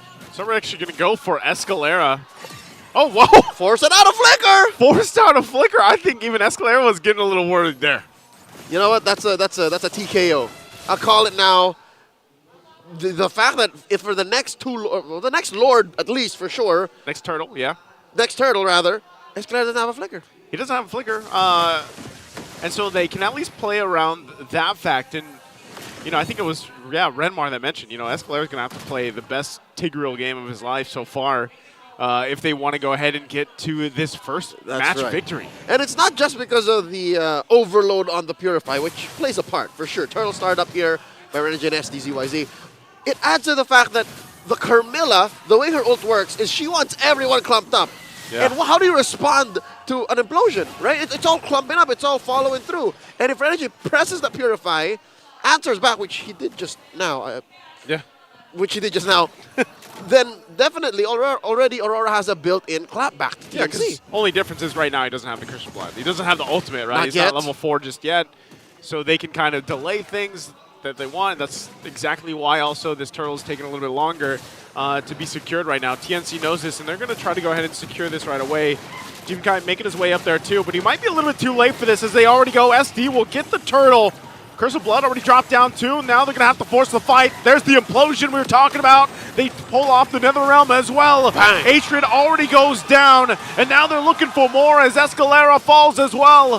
Heads still has that Primal Wrath form, so he is fine. So they trade Turtle for the 2 kills for RORA. That little creep saved Head's life. If there was no minion, if there was no jungle creep over there, all those shadow kills would have gone on Heads. But as it is, Aurora happy with the 2 kills. They were willing to trade the turtle for sure. And now SD making up for some lost times. Going a Little Wanderer, stealing away that small camp. And we just saw but a preview of what an amazing COB might look like from the Hitman. And that's going to be a part of why I would say that even Renmar was saying, you know, that, yeah, you're going to have to play just a phenomenal Tigreal game because of the fact that there is that countermeasure when the Carmilla is there and playing its part. And that's the thing. You know, just like we've seen for the entirety of the season, Domang is just going to go stay in the lane. Hold on. Once again, there's the implosion. They catch out Renegade. So even Demonkai and UA just kind of watching that happen. They can't even respond. Nothing. And because the Carmilla isn't really even that chunky of a tank. Yeah. She's more of a support. So, yeah, say what you will about Escalera having to overload on CC and then try to finesse where he uses his skills. But as long as Aurora does not have Renegade ready and the COB don't land, that's GG. Like it won't even look close. Whoa. So they use the Curse of Blood there. They go try to make a play. Not going to happen. I guess earlier, too, Renegade even used, he even purified. So it's all part of, like, TNC's layering. Like, as long as they layer their utility that they have for this lineup, then they can solve the Renegade problem. And there's 2 layers to watch out for. Number 1, or 3 technically, the COB, Curse of Blood, and the Purify. And then as well, the Netherrealm. Let's see how the turtle goes! They're going to go right here for Demonkai. Escalera finds the mark. Netherrealm goes down as well. Spirit Destruction to join the fight. SD will get the turtle. Infernal Pursuit's going to be able to find SD. And now the fight breaking down. Into the jungle they go. Still, the Infernal Pursuit off. But the target goes in trouble as well. Double for Yue. Was looking for more from Heads and Hatred. But right now, they're just going to cut off the minions and focus on this tier 1 turret in the mid lane. I don't know about you, but that looks like deja vu. It's the same turtle trade for a collapse. And this value exponentially goes up for Aurora, and they didn't even need to wait for Renegade. Again, I guess I have to eat my words now. It doesn't always just have to come from Renegade. Sometimes Aurora will time out TNC skills, and it's not like TNC didn't land any good skills. If anything, they started that. Escalera had the perfect implosion. He isolated Demonkai, gave the turtle over to SD. Yep. But what was the follow-through? What was the long game? Yeah. Aurora, I guess, was looking beyond the horizon and beat him to the punch. Again, the play here for Aurora, utilizing this Curse of Blood like we see here under the turret. Infernal Pursuit again. The whole team now joining the fight on the top side. Oh, SD not going to get the combo he was looking for there. That was a little too much asking across that that wall. That's pretty thick. Oh, well, truth be told, I think he was expecting Yue. Yue did move around there. He did move. So how awesome would it have been to have caught Yue there, force out a Purify.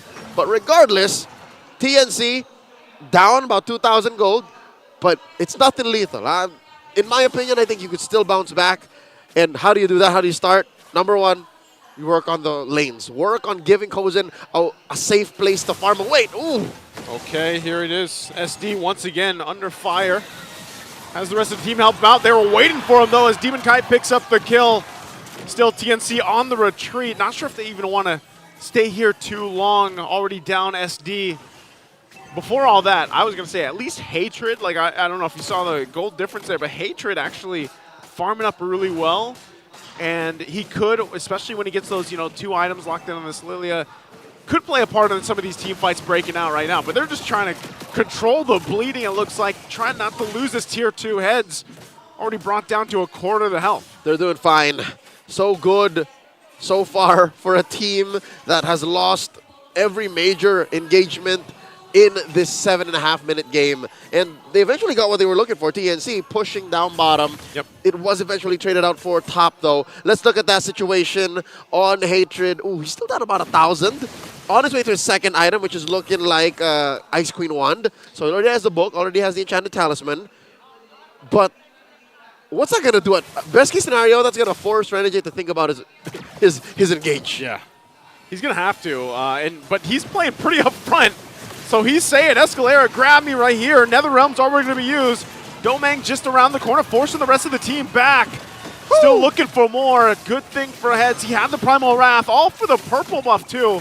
Just how much damage and pressure is being put on from RORA. How much? All of it. All of it. I'll tell you now. And because of that engagement, because of how much effort and resources TNC put into taking that purple, they couldn't defend. That puts their tier 2 down 6 feet underground, bottom lane. And that should definitely help in this first Lord take, spawning in the upper quarter in about 40 seconds. Joseph, long lane control out of TNC's hands right now. I'm looking at their lineup. None of them can quickly rotate. So every move they make from here on in, especially since Aurora is snowballing out of control, is a major decision. You're almost forced to just also, like, for the most part, stay together, you know? And that's why you see Kozin even just traveling around with Hatred because, like I said, Hatred, once he gets maybe the 2 items on the Lily, that'll help if he's going Ice Queen Wand next for the slow, but there it is. It's picked up. SD! SD! Gonna be in trouble.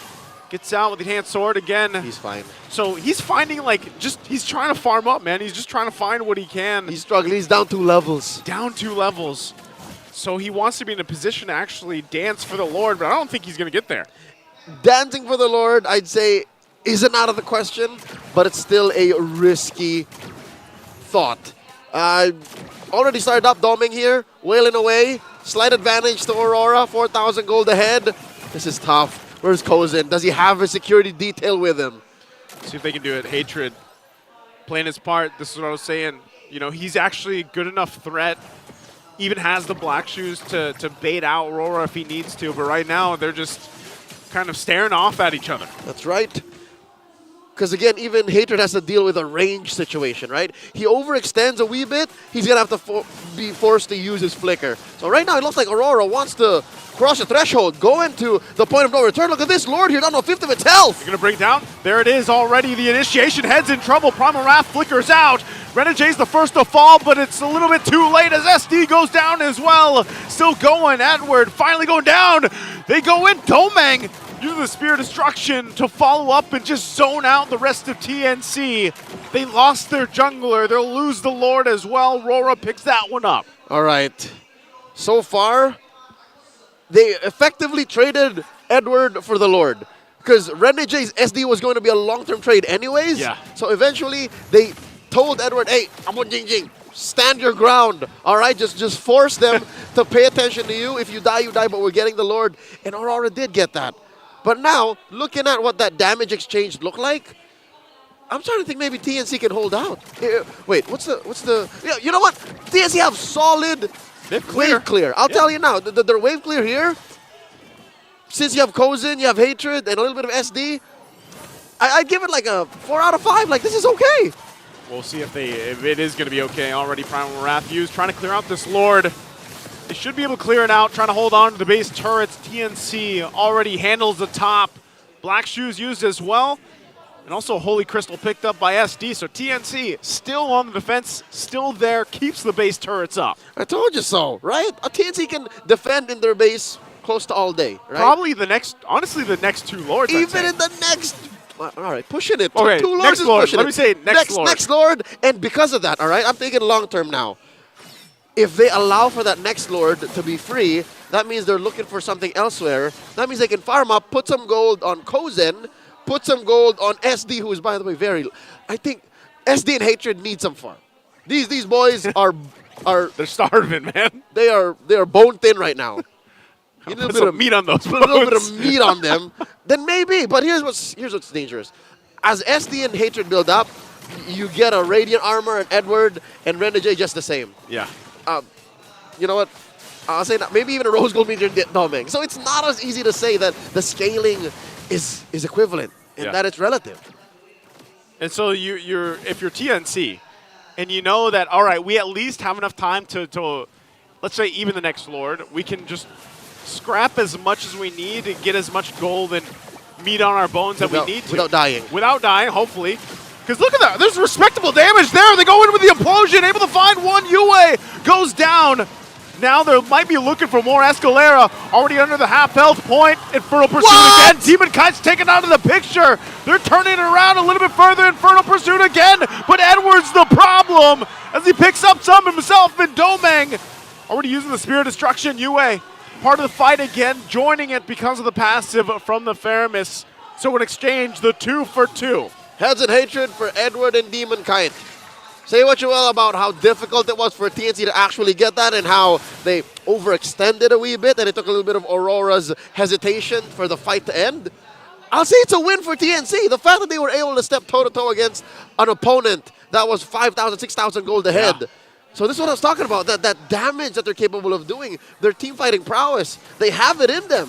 It's just a matter of finding the spot. Now, we talked about skipping on the Lord. Joseph, I'll tell you now, maybe it's even contestable. I think it looks like it's contestable right now. TNC giving the go signal, going for Renegade. SD will get the Lord. There's the implosion, but Domeng has the Netherrealm to help him out. And now they're going to break out into the jungle. But TNC, that's exactly what they wanted to do. So they buy themselves a little more time. Denying the enhanced Lord, saving themselves the wrath of these enhanced minions, and of course getting, I guess, time. They traded SD and Escalera for time. Yeah. But, like, is it enough of the time that they need here? They can still clear things out pretty well, but look at this. You know what? I get how you can't replace time, but... Oh, hatred. Wait, what? Already Black Shoes too. He's in trouble. UA will pick up the kill. The shadow kill used as well, and they push in as the Lord goes down. So RORA, they didn't want to deal with any of that. And I was just about to say, time is only as good as what you use it for. I'm not so sure if TNC accounted for the fact that they would lose hatred along the way. And I don't know what caused hatred to not be able to flicker out of that situation. Maybe it was just where they were. Yeah. Black Shoes didn't help him any because he did press it down. Yeah. So I think that's a wash. I think that Lord didn't really do what I think TNC wanted it to do. It didn't do too much, but what it did do is it keeps them in the game a little bit longer. It's not a plus for TNC. It's like a... Wasn't a minus for Aurora either. Oh, what? This is, though, Netherrealm right here. Going to force them back into the fight. They get the couple flickers out, too. And Escalera's in trouble. Domeng unleashing on the team as TNC will fall apart. A big pickup here. Triple for Domeng. And now it's Grim. SD all alone here against the force of RORA. They take out the top turret and set their eyes on the base. And SD will do what he can to try to keep it into the game. Clears the minions out before he's finally taken out in exchange. And that's going to be it as RORA takes the series 2-1. The Northern Lights shine bright on this Friday night. Ladies and gentlemen, Aurora take the series 2-1. Is that playoffs? I think it's playoffs. They got that point. They needed 7. I know we'll get that confirmation, but hey, I'm pretty sure that's the point that they needed, man.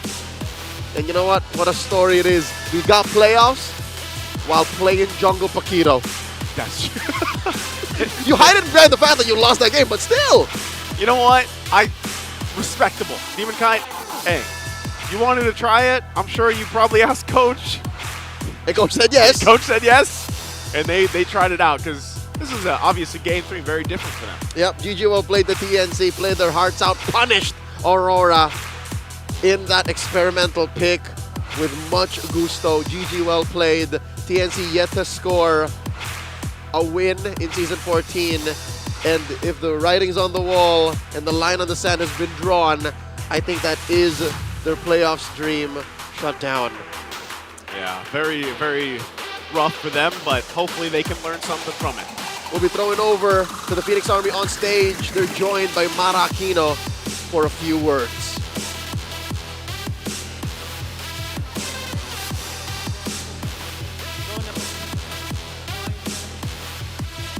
TNC, dahil sa pagkatalo today, they will not be entering the playoffs. Coach Wolf? Wolf, it's been such a tough season.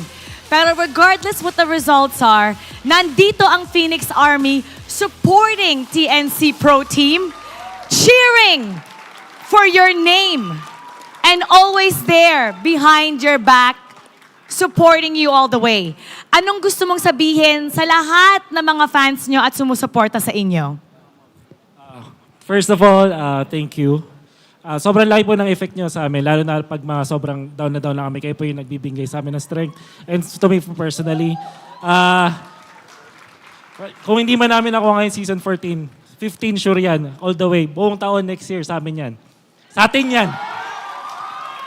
Thank you, Wolf. It's such a tough first season for you. We're wishing for your success. We believe in you and TNC Pro Team. Heads up, face the world straight in the eye. Because no matter what, we are still proud of you and we will wish for your success in the future. Everybody, when I say TNC, you say always rise. TNC! Always rise!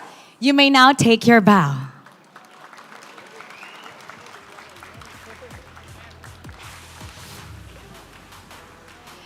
We will always support every single team here in the MPL Philippines. And now, the winning team, Aurora MLBB. Congratulations, Aurora MLBB. Rani J. Playoff secured na kayo. How does it feel na pasok ka sa playoffs with your brand new team doing well in your first season? Siyempre, una-una, sobrang saya namin kasi siyempre bago kaming team, tas bago kaming org. Tas yun, hindi kami agad nalaglag sa playoffs. So, pero hindi pa to yung namin goal namin. Kasi goal namin mag-M6 tsaka mag-champion. That's a very great goal. At sa pinapakita nyo, very possible yan. Si Yue naman. Yue! Dahil playoffs, actually, alam mo, nababaliw talaga pag there's something about your name. Ano ulit? Tignan mo, pag ikaw yung nakahawak na mic, talagang napapump up lahat ng mga tao. Dahil playoff secured na kayo, sino ba yung isang koponan na talagang you're looking forward to facing in the playoffs? Siguro po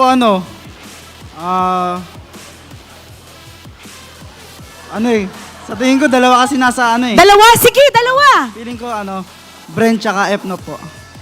Bren tsaka F-Nop, why? Bakit silang dalawa?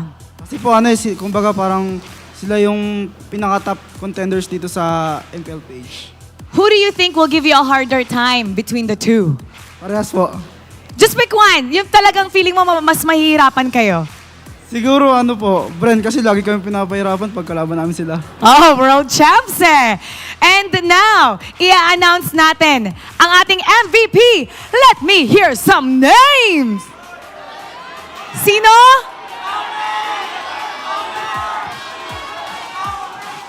Narinig ko. Let's take a look at the screen. Our MVP, isigaw nyo! Yue, explain mo, express mo kung gaano ka kasaya na you guys have entered the playoff as the Aurora MLBB. Uy, feelings mo to, hindi feelings ng iba. Nagko-call a friend tayo. May shot caller dito. Tinutulungan na siya ni Edward. Tignan natin kung anong mga masasabi ni Yue. Nagkakaroon pa siya ng maraming information dito at malapit na siya sumagot. Ano po feeling ko?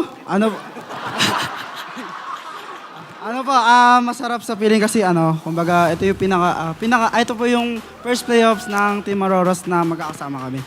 Tsaka masaya. Tsaka salamat sa mga sumusuporta na sa amin. Tsaka not guys so much party at supportan nyo kami sa mga sa yung MPL namin. Tsaka yung Tsaka yung... Tsaka yung MDL po namin. Ayan! Naggaling talaga ng suporta ng kanyang mga teammates. Kahit sa pagsasalita at sa pagsagot, nandun ang kanyang teammates all the way. And now, it's time to announce our lucky fan na mananalo ng 3,000 diamonds and tickets to Day 1 Match 1 of the playoffs. Come on up! Hello! Ang cute mo naman. What's your name? Caleb. Caleb! Caleb, first time mo ba manood ng MPL? Opo. First time? Sinong kasama mo dito? Si Mami po, dinala niya po kasi ako dahil po birthday ko po ngayon.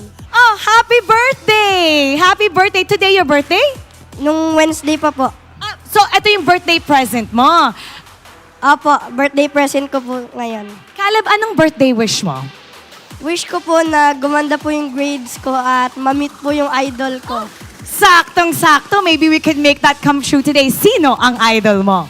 Si Edward po. Edward! Okay, tabi tayo kay Edward. Eto na, katapat mo na yung idol mo. Bakit, first of all, bakit si Edward? Kasi po, pogi po siya. Oo nga naman. Agree! Pogi nga. Anong gusto mong sabihin sa idol mong poging Edward? Paano po maging katulad niyo? Ayun! Ayun, okay, Edward. Gusto niyang maging katulad mo. Ano ang payo mo? 11 ka? 11? Opo. Ano ang payo mo sa 11-year-old Caleb para maging katulad mo? Paano nga ba? Mag-aral ka ng mabuti para makamit mo yung mga pangarap mo. Magiging pogi ka nun sa maraming tao pag nakagraduate ka. Ayun, mag-aral ka ng mabuti. Congratulations! Nanalo ka ng 3,000 diamonds, ticket para sa Day 1, Match 1 ng ating playoffs. At ngayon, katabi mo na ang iyong idol na napaka-pogi naman talaga na si Edward. Now, you're gonna take a bow with them. Are you nervous? Malamig po. Malamig. Okay.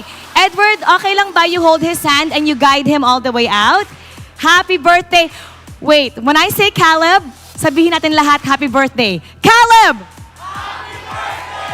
Happy birthday, Caleb! Aurora MLBB, you may now take your bow and take your walk of victory.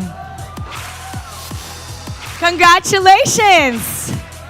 There's something about Edward na talagang nakakahanga. At agree naman ang lahat na siya ay super pogi. At sa kanyang advice, mag-aral nga ng mabuti para ma-meet ang inyong mga dreams. And you know what? Aurora MLBB is one step closer to meeting their dreams. We're gonna break down that game for you, so we're gonna go back to our panel. Pasok! Happy birthday, Caleb! And congratulations to Aurora MLBB for making it to the playoffs. We now have 4 teams who already made it to the playoffs. Now we're just missing 2. But let's break down that previous game. Before anything else, it's Yue on the Faramis, who we initially mentioned could be a pick for TNC, but now it's Aurora MLBB who picked it up and apparently is the MVP. Yeah, and we talked about this in Game 1, that Aurora, one of their best qualities is their layering of abilities in team fights. They don't necessarily just use all their abilities in one go. They each individually have a good idea of when to use it at the right time. You need that especially for a Faramis, and that's what Yue had. But at the same time, what Yue had was a Carmilla paired with it. Faramis, Carmilla, Hayabusa. The damage amplification that is provided by the Curse of Blood links that will amplify the damage of the Ghost Bursters, the Hayabusa's ultimate, in terms of sharing it to other targets in a team fight. It was just a big help. And along with that, to put it simply, dude's really good at timing the Nether Realm. Yes, really. You don't normally see this level of gameplay. And I did feel like TNC, they really fought for it. Like at one point, they nearly turned things around. And it was something that we would also expect of them given their lineup. They had the Lilia in their hands. They had sufficient wave clear. And long enough, they were able to prolong the game long enough. But then Of course, knowing how well Aurora MLBB just tends to structure their team fights and their overall approach, you have to give it to them. Another surprise shown to us by the Hitman, the Carmilla. When we thought it was paired with a Sicilian, it's a Paramis. Similar concept and idea. And that game went by so quickly for Aurora MLBB as they secured their match point. When you said similar concept and idea, I was thinking, yeah, they're both dead anyway. But no, I get you in terms of how fast you can quickly deal damage with that skill too. And it's tough, honestly, to get into a right area of team fighting, especially for the Julian, which is why I understood why SDZYZ, it really looked like he was so careful. And during the times he'd finally enter a fight, he'll be like, hey, I'm here. Hey, I'm gone. What happened to my health? And Kozen really had to be careful in terms of where he's going to be positioning because the Curse of Blood, the area of effect of that is deceptively large. Yeah. So you can't fault TNC. It's more of just like, it's a great pick. You know, if I was sitting beside the man who decided to pick that right now, I'd be praising. I'd tell him, you know what? You're great. I know. You're handsome and you're a great coach. It's not just the triple purify that gave a lot of problems here for TNC Pro Team. No, it's not just that. It's the Paramis and the Carmilla that suddenly made its debut together here for Aurora MLBB, which is also why I think Escalera had too much to think about whenever he was going or planning to throw out the implosion against Aurora MLBB, because they always have a way to deal with that. And I think one of the major turnaround points was during the last few minutes of the game, wherein they attempted to burst down Renegade when he was just trying to peek into the bush, but then they lacked damage, and Renegade had enough time to put out the Curse of Blood, which was just a sign for that consecutive rampage showed to us by Aurora MLBB prior to completely ending the game. So props to, I really like to commend TNC for what they were able to show. Still brought us to a game number 3. But then Aurora, now that they're officially in the playoffs, they just added to the list of teams that you really have to watch out for. I'll take this moment to say, Epics, Legends, when I pick Carmilla in my RG, please don't judge me, come on. There's a reason. Carmilla's good. And we've seen it in action. Aurora MLBB made it work. And you mentioned earlier, if you were sitting beside the man who picked that, you'd want to praise him, you'd want to say so much. And now you're right beside Coach MTB. Yes, hello. Hello, guys. Welcome to the Infinix game Tambayan, and congratulations because you made it. You're now in the playoffs. Now, I'd like to ask first. Okay.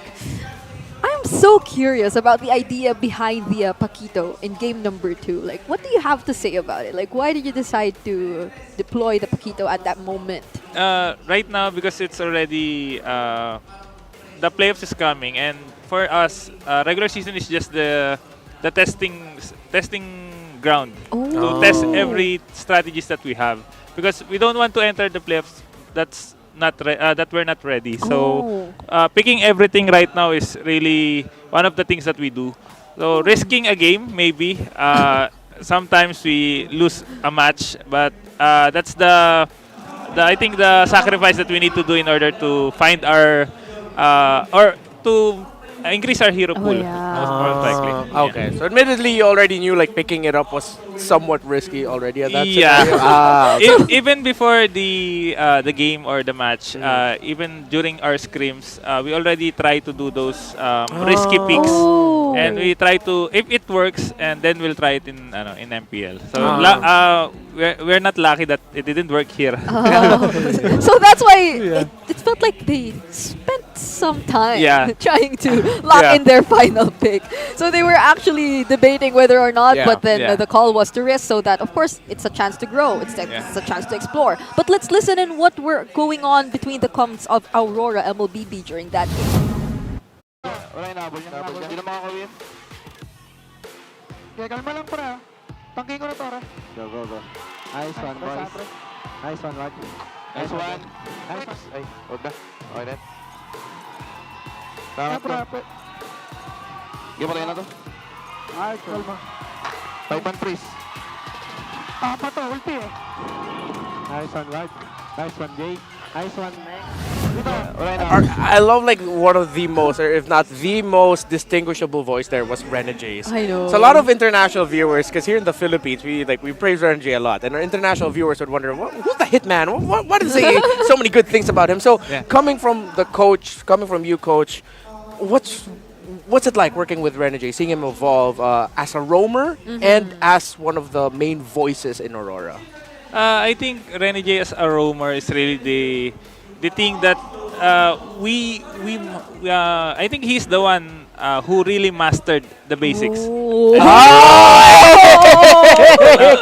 From the time that I asked Renegade if he wanted to play as a roam, I think that was during MSC last year. I asked him if he wanted to play roam because I've seen him play. Yeah. Then from that time, I've been working with him to really understand how a roam works, or from the hero pools, from the shot calling, from everything. I think I already taught him the basics, and he was really the one who mastered it all. Oh, that sounds so reassuring for Aurora MLBB to be led by a person who mastered the basics himself, dubs as the one who mastered the basics. And I'm curious, I mean, you've had history of being able to work with Oh My Venus. Yeah. So was there a lot of Oh My Venus influence in terms of like how you taught Renegade? Did you try to somewhat tell Renegade, hey, I worked with Oh My Venus, this is what she does so well? So was there any like connection to that? I think there's a lot of influence, especially for the utility heroes, because master of the utility is really V.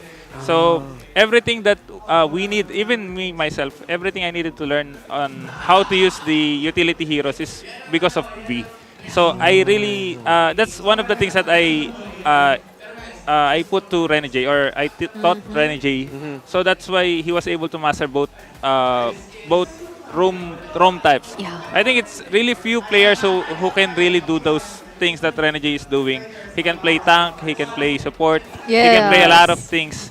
So yeah, I think hands down to Renegade. I see. And it's nice to see them actually working together. They're both under Aurora MLBB, but it seemed like Renegade mastered his own style and flavor, which is very flexible, very versatile. He can go either the heel man, he can be either the hitman. And props to Coach Master the Basics for helping him as well. And Aurora MLBB, surprisingly, with their debut season being this strong and formidable. So we can only like imagine how would they be performing now that they're in the playoffs. And of course, they'll be attempting to climb a little bit more in terms of getting the upper bracket and all that. But thank you so much for all that you've shared for today. I've learned so much. And I've heard how calm they. So before you leave, one last thing: are they really usually that calm when it comes to their comms? They're just so calm and collected. They're just that's one of the things that I really want them to apply, because sometimes if the players are really too hype, or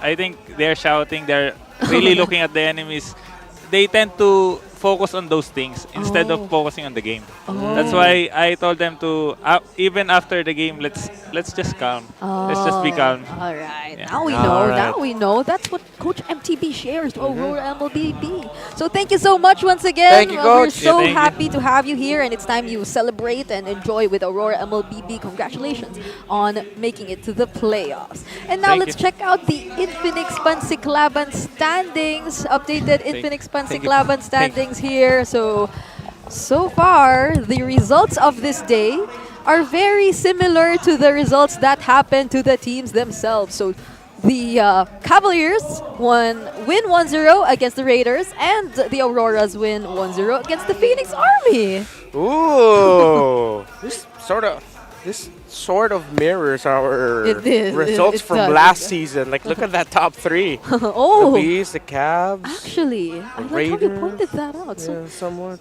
Now you know how different Season 14 is, how competitive it is, and aside from the new point system, of course. And speaking of the new point system, now we're seeing a different blinking color in our standings, and that's red for TNC Pro Team, because again, they are officially out of playoffs contention. But we have another team making it to the playoffs, and that's Aurora MLBB. So we're just looking at Team Liquid Philippines, RSG Philippines, and Blacklist International. Yeah, the race is now really intense because if at the bottom half, it's who is gonna slip and miss their playoff slot. In the upper portion, in the greens, it's which one of them are gonna make it into the top two. No team right now is fully secured in the top two. true. So we'll see what happens. And it's so, it feels so intense because like Blacklist and RSG's points, they're just so close. I think they're just Yeah. one game apart. And that doesn't even entirely matter. It's really the points. It's really the net games. But it is what it is. Such a Hype. competitive season. It's hyped. Hype. And I cannot wait to see what day number 2 and 3 will be showing us. That has been it for the Infinix Game Tambayan. Once again, I am Brigida, and this has been Renmar. We'll be updating our bias board in a bit. But for now, we'll be throwing it over to our host to officially close this day, Mara Aquino. Today's matches open the possibilities of the days to come. We now welcome Aurora MLBB into the playoffs. But we're still searching for 2 more teams to fill in those slots. So baka malaman na natin yan bukas. So join us again tomorrow here in the MPL Arena. Once again, ako po si Mara Aquino. Keep it good vibes, everybody, and see you tomorrow.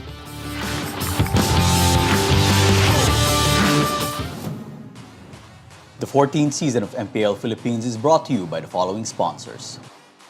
Smart, the official telco partner of MPL Philippines Season 14. The official tournament phone of MPL Philippines, Infinix GT20 Pro. Official suppliers, EMC Asia and Index Salon. Experience the TLPH Season 14 action live at Green Sun, Makati City. Grab your tickets now via official MPLPH website. Don't miss any MPL action by following our official Facebook and subscribing to our YouTube channel. Follow MPLPH on TikTok for more content. And to ensure the equality and fairness of our games, MPL Philippines is also monitored and supervised by the Games and Amusements Board.